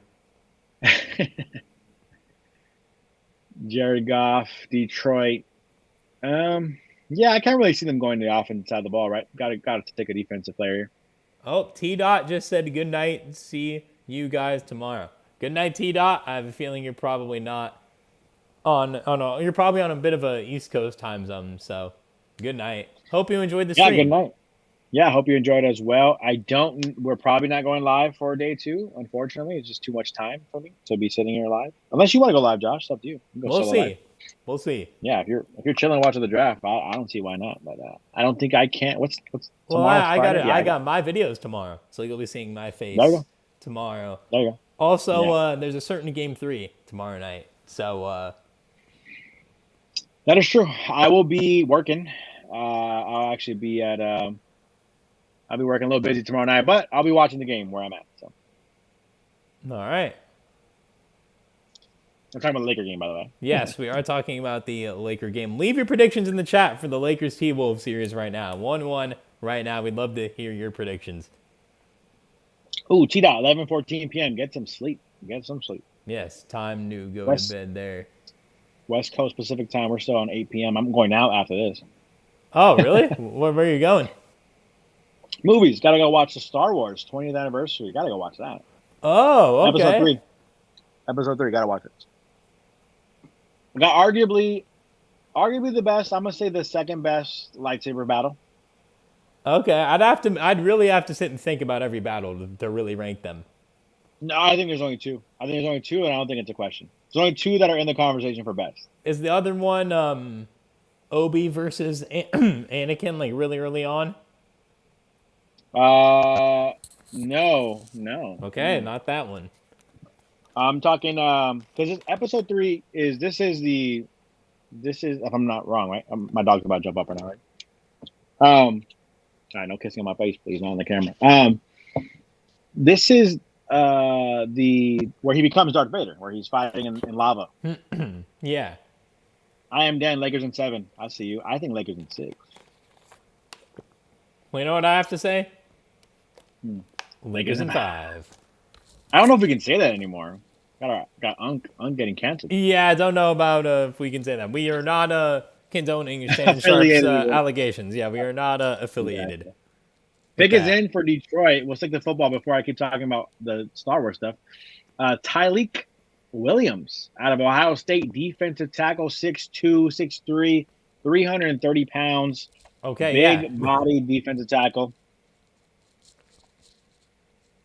Yeah, definitely. Tyreek Williams was not on my board to go round 1 whatsoever. That does happen sometimes. I mean, the Lions know what they're doing with the new GM, Dan Campbell. They know exactly what they're doing. Makes sense. D-line makes perfect sense. Corner would have made sense, too, with all the injuries they've had. I know they did just sign DJ Reed, which was a great signing. But Carlton Davis broke his face, literally, last season. So he missed a lot of time with that injury. And the defense was just so hurt in the playoffs that they really had no shot. So, again, getting an edge rusher, D-tackle, makes a lot of sense for the Lions here. Yeah, no, 100% makes sense. Big body defensive tackle. You want to play physical still. They are a very physical defensive team. Looked really, really good before Hutchinson went out. Even without Hutchinson, that defense still held up enough, even with all the injuries. I mean, they were still holding up. That playoff game, they weren't. Yeah, but I mean, before that, on the way to it, I think they were really doing their thing, trying their best. I mean, you got to give them some respect. Their team was depleted, and so add to the D line. I think it makes some sense. Continue to play physical football. I like it for Detroit. Going back to Star Wars tonight, though. Yeah, so I was saying this movie, Episode 3, is the one where he becomes Darth Vader, Anakin, and he fights in lava, right? Yeah. So that fight, Obi-Wan versus Anakin, that is the second best lightsaber fight of all time. The first, without question, in my opinion, Obi-Wan, Qui-Gon Jinn versus Darth Maul. Okay. The best lightsaber battle of all time of any movie. I don't care. Argue with whoever, but it's not going to be arguing with me because it is definitely that. All right. Yeah, I've been really need to sit and look through all the Star Wars lightsaber battles to make my list there. So I'm going to give you the win on this one. If you haven't seen it in a while, after this, we'll hop off the stream. You got to look it up. You got to look up the Obi-Wan, Qui-Gon Jinn best versus Darth Maul. Okay. Best. After stream, while I eat some dinner, that's what I'm going to do. There we go. And then you can watch the episode 3 one too, and to see which one you think is better. I've always loved the Obi-Wan. I think Obi-Wan's probably my favorite character. Used to be Anakin before he became Darth Vader, but yeah, Obi-Wan's a good pick for favorite character. Yeah, exactly. My dog's staring at me because she needs to be fed. I'm gonna feed her after this. Sorry, all right, but if you like dogs, like the stream. If you like dogs, you like my dog Jeannie, like the stream. And if you have a dog, subscribe. Yeah, there you go. She's actually been a great dog tonight. I mean, she has not barked once. That's good. We have a new chat. Mark Doc Ram. 2 firsts next year. Trade up for Manning. Yes. I mean, yeah. If Stafford retires, I do like that because I believe Arch Manning is going to win the Heisman, and I believe he will be the unanimous number 1 pick. Then it won't even be a debate. But if that is how it plays out for him in Texas, that he has a great year like we all think he can, they have to play him right away. Agreed. It won't do him any good to sit. It'd be tough to sit him. Ultimately, I think I'm not afraid of it though. I mean, if you're able to get him still, and Stafford wants to play one more year, that's fine. I would obviously want to see what Stafford looks like at the end of this year. If he's holding a Super Bowl trophy in his hand and wants to play one more year, I think give him whatever he wants. That man's a Hall of Fame multi-Super Bowl champ. Let him do whatever he wants. But you do need to think about the future, and even if it is having Arch Manning sit behind Stafford, I think it's fine. But yeah, you're right. You got to see what he looks like first. A lot can happen over a college football season. Yes. So we got to see what it looks like. But that could be your future quarterback there. Hopefully, I think that'd be a pretty nice plan for the Rams. I just saw a tweet, by the way, apparently that Les Snead confirmed it. The Rams were trying to trade up in this draft. But teams were asking for too much. Okay. So, confirmation. Doesn't say who he's trying to trade for, but the earlier rumors were Tet McMillan. As we have Washington, the Commanders, up next. Very impressive team. Very, very impressive team. Rookie year for their quarterback, Jaden Daniels. Incredible rookie year. Now we're sitting here at the 29th pick. A couple of very interesting names on the board. Who do you have? Who'd you have in your mock draft, and then who do you have them going with? So I have in my mock draft still available Mike Green, edge rusher from Marshall. They need to improve the pass rush. They need to improve a lot of stuff on that defense for the Commanders right now. Definitely need to go defense with Mike Green. They also could go corner because outside of Mike Sanders still, it's not great. They did sign Will Harris as safety. They signed Javon Kinlaw, but the pass rush is not great. One more update on the Rams side of things before I get into my Washington talk. Sean McVay says it comes to us from Canada Silva. I want to give him his credit. Sean McVay says the Rams trade down went better than expected, which I don't know about that. Because yes, they got a first round. Yeah, they got a first round pick next year, but they went kind of far back, and I think they could have got more for their pick, but ultimately it's fine. Came into the night expecting to possibly trade down. According to Canada Silva, that's what Sean McVay was saying here. Here with Washington, you were talking defense. I think they probably should, but don't be surprised if they take something on the offense. Maybe offensive line could use some work, I think, yeah, right? They could. Or they could. Yeah. Acquired. Oh, they got Laramie Tunsil, though. They traded with Houston. Don't know why Houston traded Laramie Tunsil. That was a bad move. I think they go edge. Mike Green had 17 sacks last year. Led all of NCAA. Well, they take Josh Connolly Jr. to be their right tackle. Again, that's an option the Rams we thought could possibly take to be their future right tackle early in the draft process. That was a name that kept coming up. He is now your new Washington Commanders right tackle, most likely. 6'4", 311. Laramie Tunsil on the left tackle. Josh Connolly Jr. on the right. Yeah. definitely great move for the Commanders. Solidifying that O-line, making sure Jayden Daniels has even more time to throw. Also improved the run game as well, which was already really, really good with Eckler, with Brian Robinson. And that eliminates my Chiefs pick. I had the Chiefs taking Josh Carnley to be their right tackle after losing Joe Thuney. Am I crazy? Is Josh Simmons still on the board? I mean, that's the He is still on the board. That is going to be my new pick for the Chiefs. Is going to be Josh Simmons. That could be a Chiefs pick for sure. So I would like to see that. Probably, or not that. Like, I don't care what the Chiefs do, but that'd probably be nice for them. Yeah, Josh Carnley Jr. though, like you said, protecting Jayden Daniels, their prized possession. I mean, he has already shown so much in his rookie year.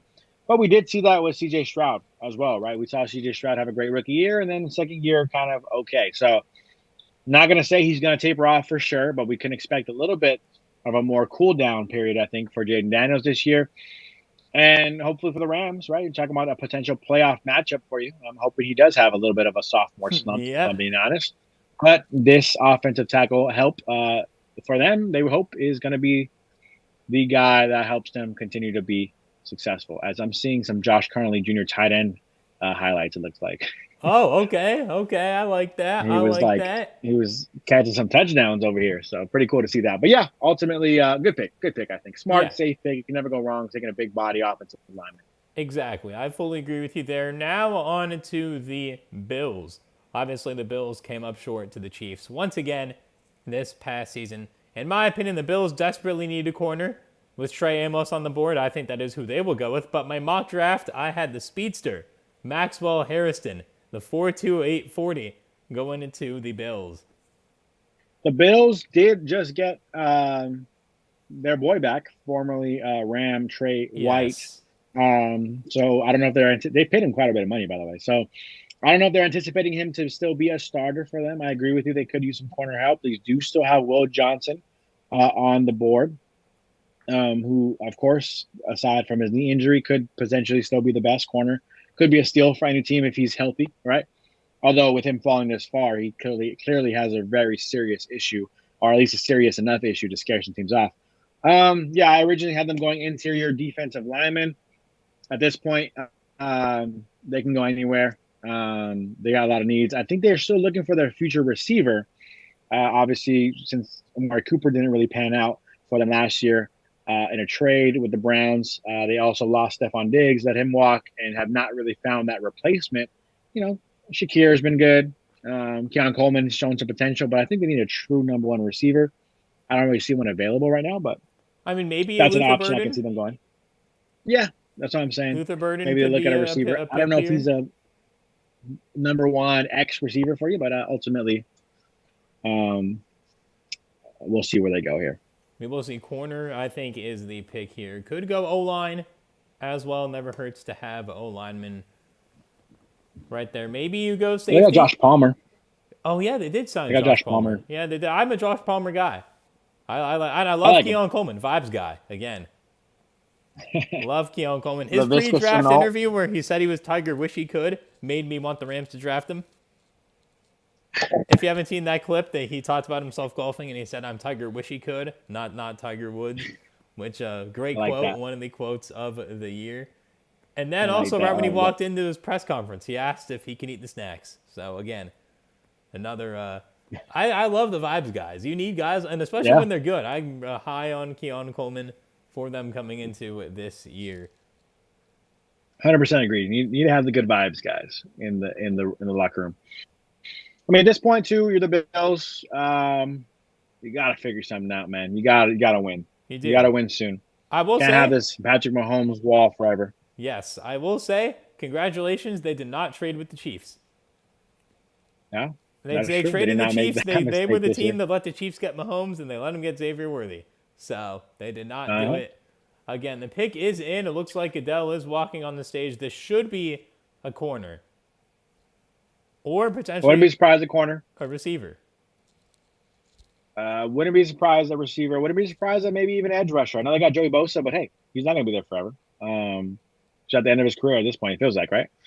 Yeah, he's looks like Goodell's still decently young, too. He's not like super old. Just those injuries over the last couple of years have really slowed him down. Goodell walking on the stage. Looks like with the gentleman in a wheelchair. I love those Bills shoes, by the way. Incredibly dripped out. He's got a turtleneck on. Love the fit. Yeah, the shoes. Looks like he's going to be the I'm one loving the announcing shoes. Are this. those custom Air Force Ones? Look like it. Looks like it, yeah. Bills custom. I like that. Let's see who this pick. See if anyone in the chat. No in the chat. Nothing. If you guys are still watching, still tuning in, let us know what you guys are thinking here. Hit us up in the chat. Let us know something, anything. Throw something random out there. Yeah, throw something random out there. Throw it out there. Why not? We did favorite TV show. Why not favorite music artist? Put that in the chat. I have an unpopular one on that one. We have a trade, by the way, after this Bills pick. Philadelphia Eagles are on the clock after the Bills. Oh, the Chiefs and the Eagles traded. Super Bowl champs. Looks like they made a trade with the Chiefs. We'll see here. We have Tommy, Make-A-Wish recipient. I don't want to make a shot at his last name. It's a little tough to pronounce, but Tommy P announcing the pick here. He says they are taking cornerback Maxwell Harrison out of Kentucky. There we go. Very, very confident in himself that he is there at the draft. The guy who I thought could have easily went in the second round of this year's draft. He's there. He's dressed up. He's fitted up. And he is excited to be drafted by the Buffalo Bills. 1 interception, 4 pass breakups in 2024. He did miss 5 games with a shoulder injury, according to the draft center here. Yeah, I predicted Maxwell Harrison to the Bills. Honestly, he was a name I was thinking could be there at 46. With how this draft was going for the Rams, again, the 4.2840 is what really, really sold me on Harrison. Bills needed. I'm surprised no Trey Amos or Will Johnson. Both of those picks really kind of felt like the pick that they needed to make there. But Maxwell Harrison fits in, has that amazing speed. Kind of the Xavier Worthy stopper, I think, is really what they're thinking. And then I just got the notification now that the Chiefs have traded the pick to the Eagles. Now what SEC player are the Eagles going to take? I have some weird feeling it's about to be Jahad Campbell. But let's see. Yeah, it could be. They do need linebacker. They've always need linebacker help. I think the one thing about Philly that I've noticed, they seem to take guys in the draft that I like. They seem to take guys that I'm like, oh, I want this guy to fall in the Rams or whatever. And for some reason, they take that guy. So they've taken quite a few of those in recent memory. And I think this could be a situation where they take the Jahad Campbell guy. I think they need a linebacker. I thought the same thing about a couple years ago with Nakobe Dean. I like Nakobe Dean out of the draft, even with his injury history. They did go ahead and go that route. He has not necessarily panned out. I mean, they're Super Bowl champs, so they can't really be too sad about it. Yeah. But he hasn't been ideally the best linebacker. He was good last year before he got hurt. He's been better than they've had as well. I think that's really important to note. They've had a lot of really bad linebacker play in recent years. Jahad Campbell could easily be the pick here, and which is why I could see them trading up to make sure they lock in their linebacker of the future out of Bama. That'd be intriguing to see. Originally, I had Philly taking edge rusher just because he was there, Nick Sorton. I don't think he's even going to be a first-round pick this year. So, yeah, I can really see it happening. But going back to Maxwell Harrison real quick, as he's celebrating with fans, Bills fans, very excited. One thing to note, you said he's quick. I mean, showing some of the highlights there, there's times where he's beat and turns around and just turns it on. Yeah. Turns that speed on. You see him catch up to receivers without hesitation, with no misstep. It's very incredible to see him with those pass breakups, catching up to receivers that kind of beat him a little bit. So that could be the thought process for the Bills, trying to find a guy who can kind of slow down Patrick Mahomes and any kind of speedster they got on the offensive side of the ball, and I can see that being their mindset. Solid pick. I like this pick quite a bit. And here's the full trade for the Eagles. The Eagles trade number 32 and 164 to the Chiefs. The Chiefs trade number 31 to the Eagles. Oscar Flores in the chat said, what did I miss? What did the Rams get for the draft trade? So the Rams got pick 46, a first-round pick in 2026, and a seventh-round pick. And the Falcons got one of the Rams' third-round picks and pick 26. Yeah, Oscar, not really ideal, not something that we are super ecstatic about in the now. When we're talking about this year, this was a draft trade, I think, for the Rams, where they say, you know what, there's quite a few names that we like later. We don't really care for who's there now. Let's trade back. Think about the future. They get a first-round pick next year. Great for us. great for future Rams, right? But a little bit sad for us who wanted to see them make a pick tonight. Ultimately, not a bad move. It'll ultimately pay off, I think, for the Rams. But in the now, they get less picks now, right? They get the 46th pick in the draft this year. They trade back 20 picks, and they get another 7th-round pick. So not super ideal for the now, but it's fine. They know what they're doing, I think. I think they do a good job drafting on day 2 and 3. Anyways, we discussed all that, Oscar, so you missed all that, but it's all good. And so I have an announcement to make. What? Rams Digest. We are at 2.99 thousand subscribers. We are one subscriber away from hitting 3K. So if you have not subscribed, our goal is to hit 3K before the end of the draft.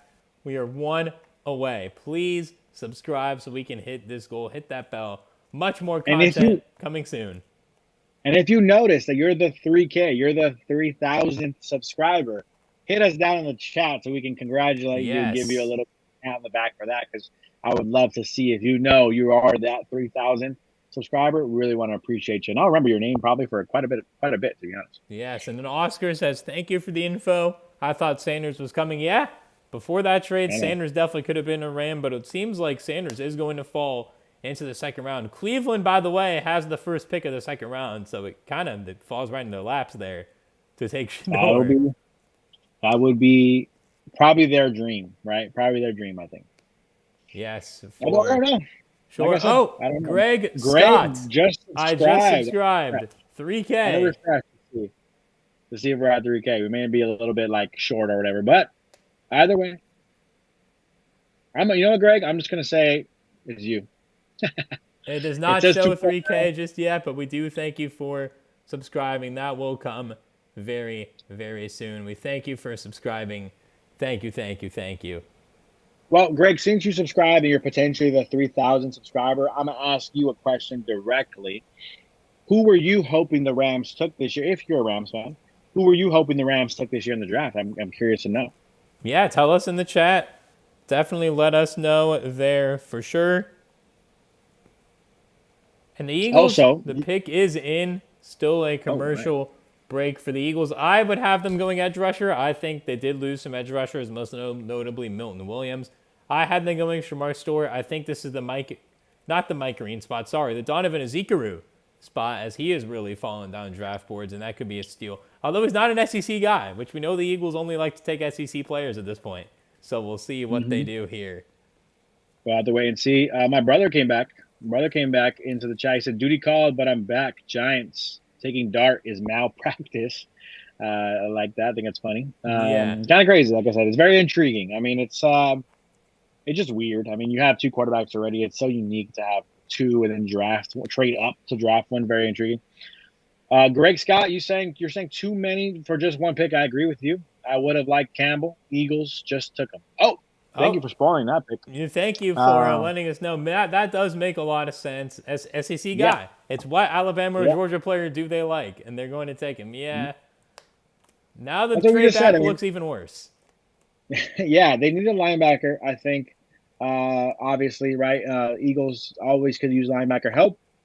Super Bowl champs, even without that help, yet I feel like this makes the most sense. Take the best linebacker in the draft. They know that's a weak point on their defense. Typically, most years, again, when you win a Super Bowl, I guess you don't have that many weak points, but they knew that was kind of always their weak point, and so they went with a linebacker, Jihad Campbell. I'm definitely rooting against them now. Unfortunately, our Jihad Campbell, but I was a big fan. I thought it would have been an ideal pick for the Rams. I'm not really that surprised he fell this far though. Linebacker 1, kind of not really. Just in general, right? Not really valued by teams. But 2, I think it was kind of expected. I had told you, right? I was telling you, Josh, when I first started doing the mock drafts a couple of months ago, it was like he was going almost, like you said, almost out of the first round, right? So he, for some reason, had a surge. They were saying top 15, top 12, top 11, and then he all of a sudden fell down again. So makes some sense. I'm not really too surprised. Yeah, makes a lot of sense here. If this does end up being the pick, which it looks like it is going to be, the pick here for the Eagles. Greg wouldn't lie to us. Greg Scott wouldn't lie. Greg Scott was on it. I don't think he would either. I don't think he would either, but we just have to be sure. And your brother just called Jackson Dart Daniel Jones 2.0. and it is I wouldn't Jihad go that Campbell. far. I wouldn't go that far, Jake. I wouldn't go that far. Say he's Daniel Jones 2.0. But, I mean, very similar guys, I guess you can kind of say. In the Definitely sense of you can move and, Yeah. I did hear Colin Cowherd say that Jackson Dart has some Zach Wilson in his game. I don't know what you think about that one. Who? Yeah, who in his game? Colin Cowherd said that Jackson Dart has some Zach Wilson in his game. I can see that. I know that's not ideal for any Giants fans out there. I can see what he's saying. But, yeah, I mean, that's not really what you want, right, out of your first round quarterback. But we'll have to wait and see. I think Jackson Dart's confidence is nice, but it scares me. It almost comes off as cockiness. Yeah. It almost comes off as that to me at times when it comes to Jackson Dart, and so that's what scares me. I think if I was a Giants fan, but we'll wait and see on that. And they're showing him getting highlights of an interception. Great thing. I trust Greg in my life. I appreciate that because we do too. As he's probably the 3,000th subscriber. Yes, Again, appreciate you, Greg. See. Yeah, but yeah, Joe Campbell. Looking at the highlights: 5 sacks, 11.5 tackles for loss in 2024, career highs in both. He can blitz the quarterback. He can run downfield or downhill, going after the quarterback, going after running back, slowing down the run. 15.5 tackles for loss in his career is mighty impressive. As a linebacker, he's good, man. Yeah, he is quite good. Not much you can do except say the Eagles did it again. Yeah, they did it again. Although they did take Jalen Reagor. That one's still that one hurts. What a battle. Just saw him drop back in coverage and have a nasty interception. Yep. So he can do it all. He can do it all for you. I really thought the Rams should have stepped back and taken J.I. Campbell, but we'll have to wait and see what he ends up doing in the NFL. Last but not least, right? We're coming out to the end of the stream here. I appreciate all of you guys for tuning in. By the way, if you guys have been here the entire time, let us know. What time did you tune in here? What pick were you when you tuned in? If you guys have been here the whole time, I'll give you a little shout out. Appreciate you for staying with us the whole time. Hope you guys enjoyed the stream as I had some fun here with Josh. Our first stream together, we haven't even made a video together. So no, we have not. We are going to be doing some duo videos, obviously, once the season gets kicked off. Mm-hmm. For sure, I'm excited for that. But yeah, let us know if you guys have been watching for a while. I want to shout you out and appreciate you.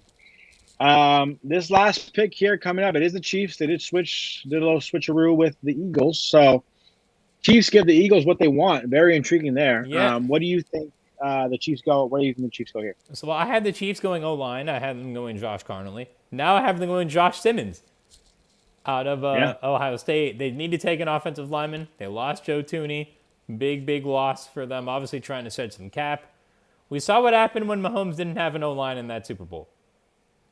And they got crushed. Yeah. As almost any team would have got crushed with that defensive line of the Bucs coming at him that season. But I do think OL is the only way that they could go here. I think so. I mean, we just saw also they couldn't do anything, right? They couldn't do anything in the Super Bowl last year. It was kind of embarrassing, right? Yeah. Came with the football, couldn't do anything down the field, couldn't run the ball. And so with that being said, let's try to continue, if you're the Chiefs, to continue to build upon the offensive line, protect Patrick Mahomes the best you can, and let him work his magic as much as you can, as we know he can do and has done in the past. Yeah, definitely. I fully agree here. But now as we look kind of more toward day 2, who are some players outside of Shador, because obviously that's the biggest shocker, that are still available? Shador being available, of course, is the biggest. But I think when we're talking about Will Johnson, I'm shocked that he just completely fell out of the first round. We're talking top 15 easily, but I was thinking more like top 10, 9. I said 8, maybe Carolina goes. They don't. He ultimately is out of the first round. That is a very intriguing name. Trey Amos, I'm not surprised he's out of the first round, but it's an intriguing name I want to keep an eye on. Jalen Milroe, want to see where he goes. Luther Burden, I thought, is a very talented receiver that I thought that maybe it was all kind of a little bit, unfair to him, I guess. Is the best way I could say, that he fell completely down draft boards. But at the same time, He's off the board. It looks like he may not even go in the first round at all unless Chiefs sneaking and snag him right here. So, yeah, Luther Burden's very intriguing to see where he goes. Siobhan Revel. Yeah. Interesting names, though. We'll see what this pick means for the Rams. We will get into some predictions right after this pick on who the Rams could take on day 2 as Roger Goodell is coming back up on to the stage here. Yeah. Offensive tackle. Josh Simmons, you were nailed it on there. You did that a few times tonight, by the way. I'll definitely give you some credit. Well, I originally had Josh Connerly, so I nailed it the second time. Sure.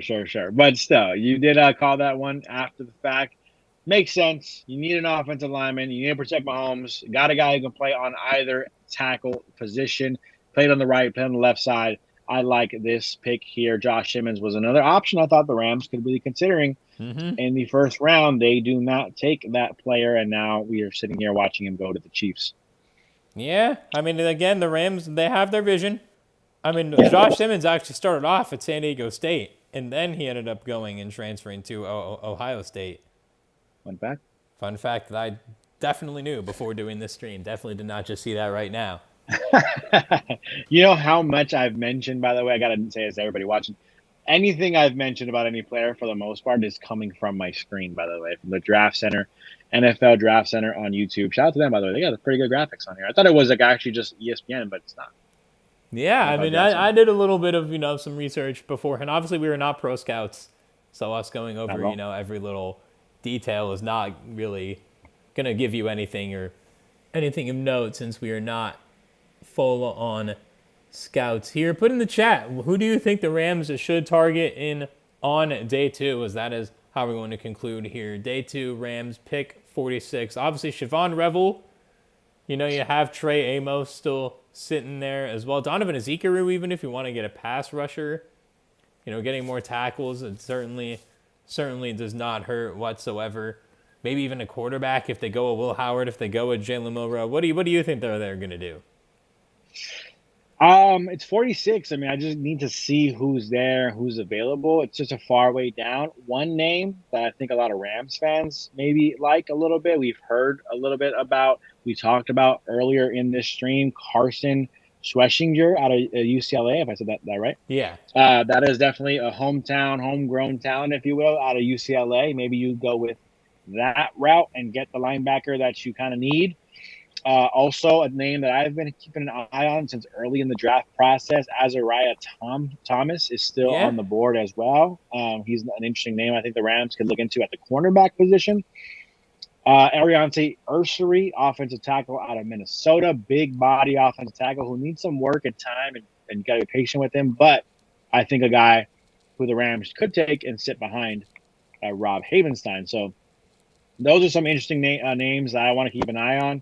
Ultimately, I need the Rams to take a guy who's going to help now. That's really all I ask. Yes. Take a guy who's going to help now. Take a guy who's going to play now. And that's what I kind of want in their first pick, which is now going to be the second round, 46. Yes, pick. We have a chat of Jacob, of your brother. All round one proved is that teams are bad at finding QBs and continue to do so. Depending on the team, totally agree. Depending on the team, the Titans, I don't think did a bad job whatsoever. But I do believe the Giants did make a bit of a mistake. Optics in the chat said I wanted Jackson Dart, but I'm content with Shador Sanders. I mean, Shador is going to go to 33. Like, I just think that's kind of set already, that Shador is not going past 33. And if he does, I don't know what's happening.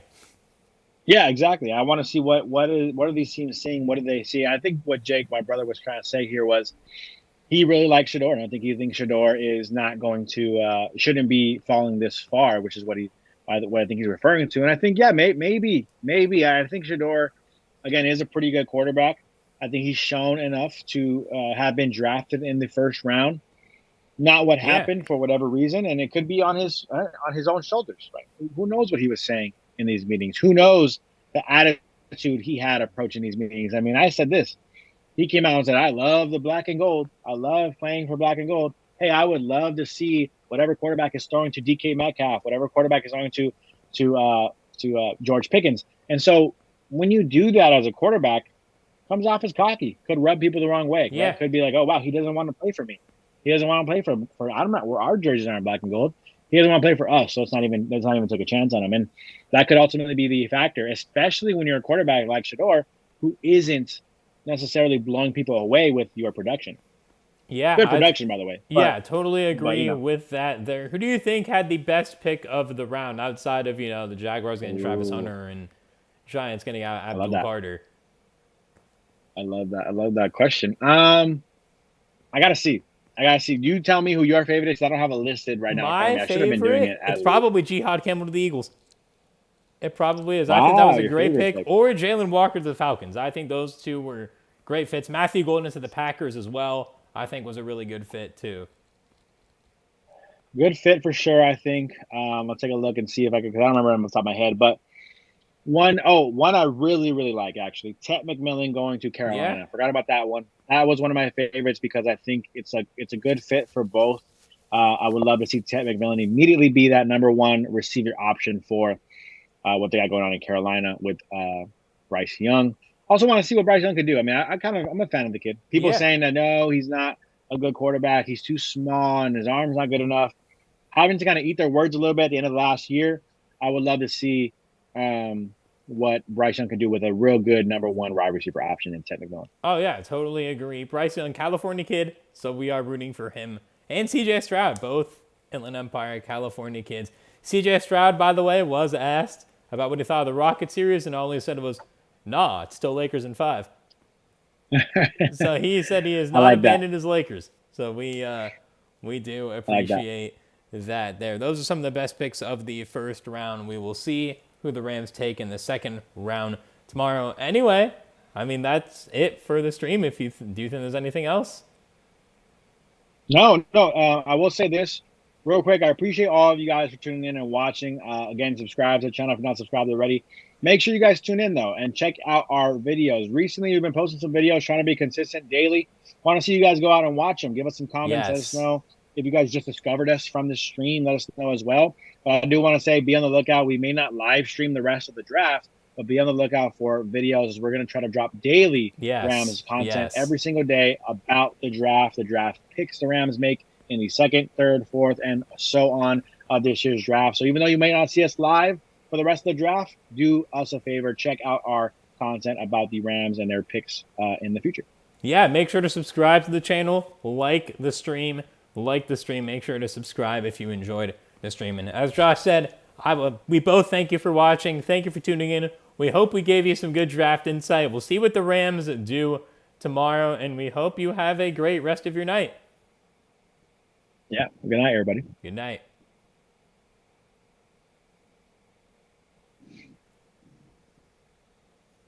All right, stream.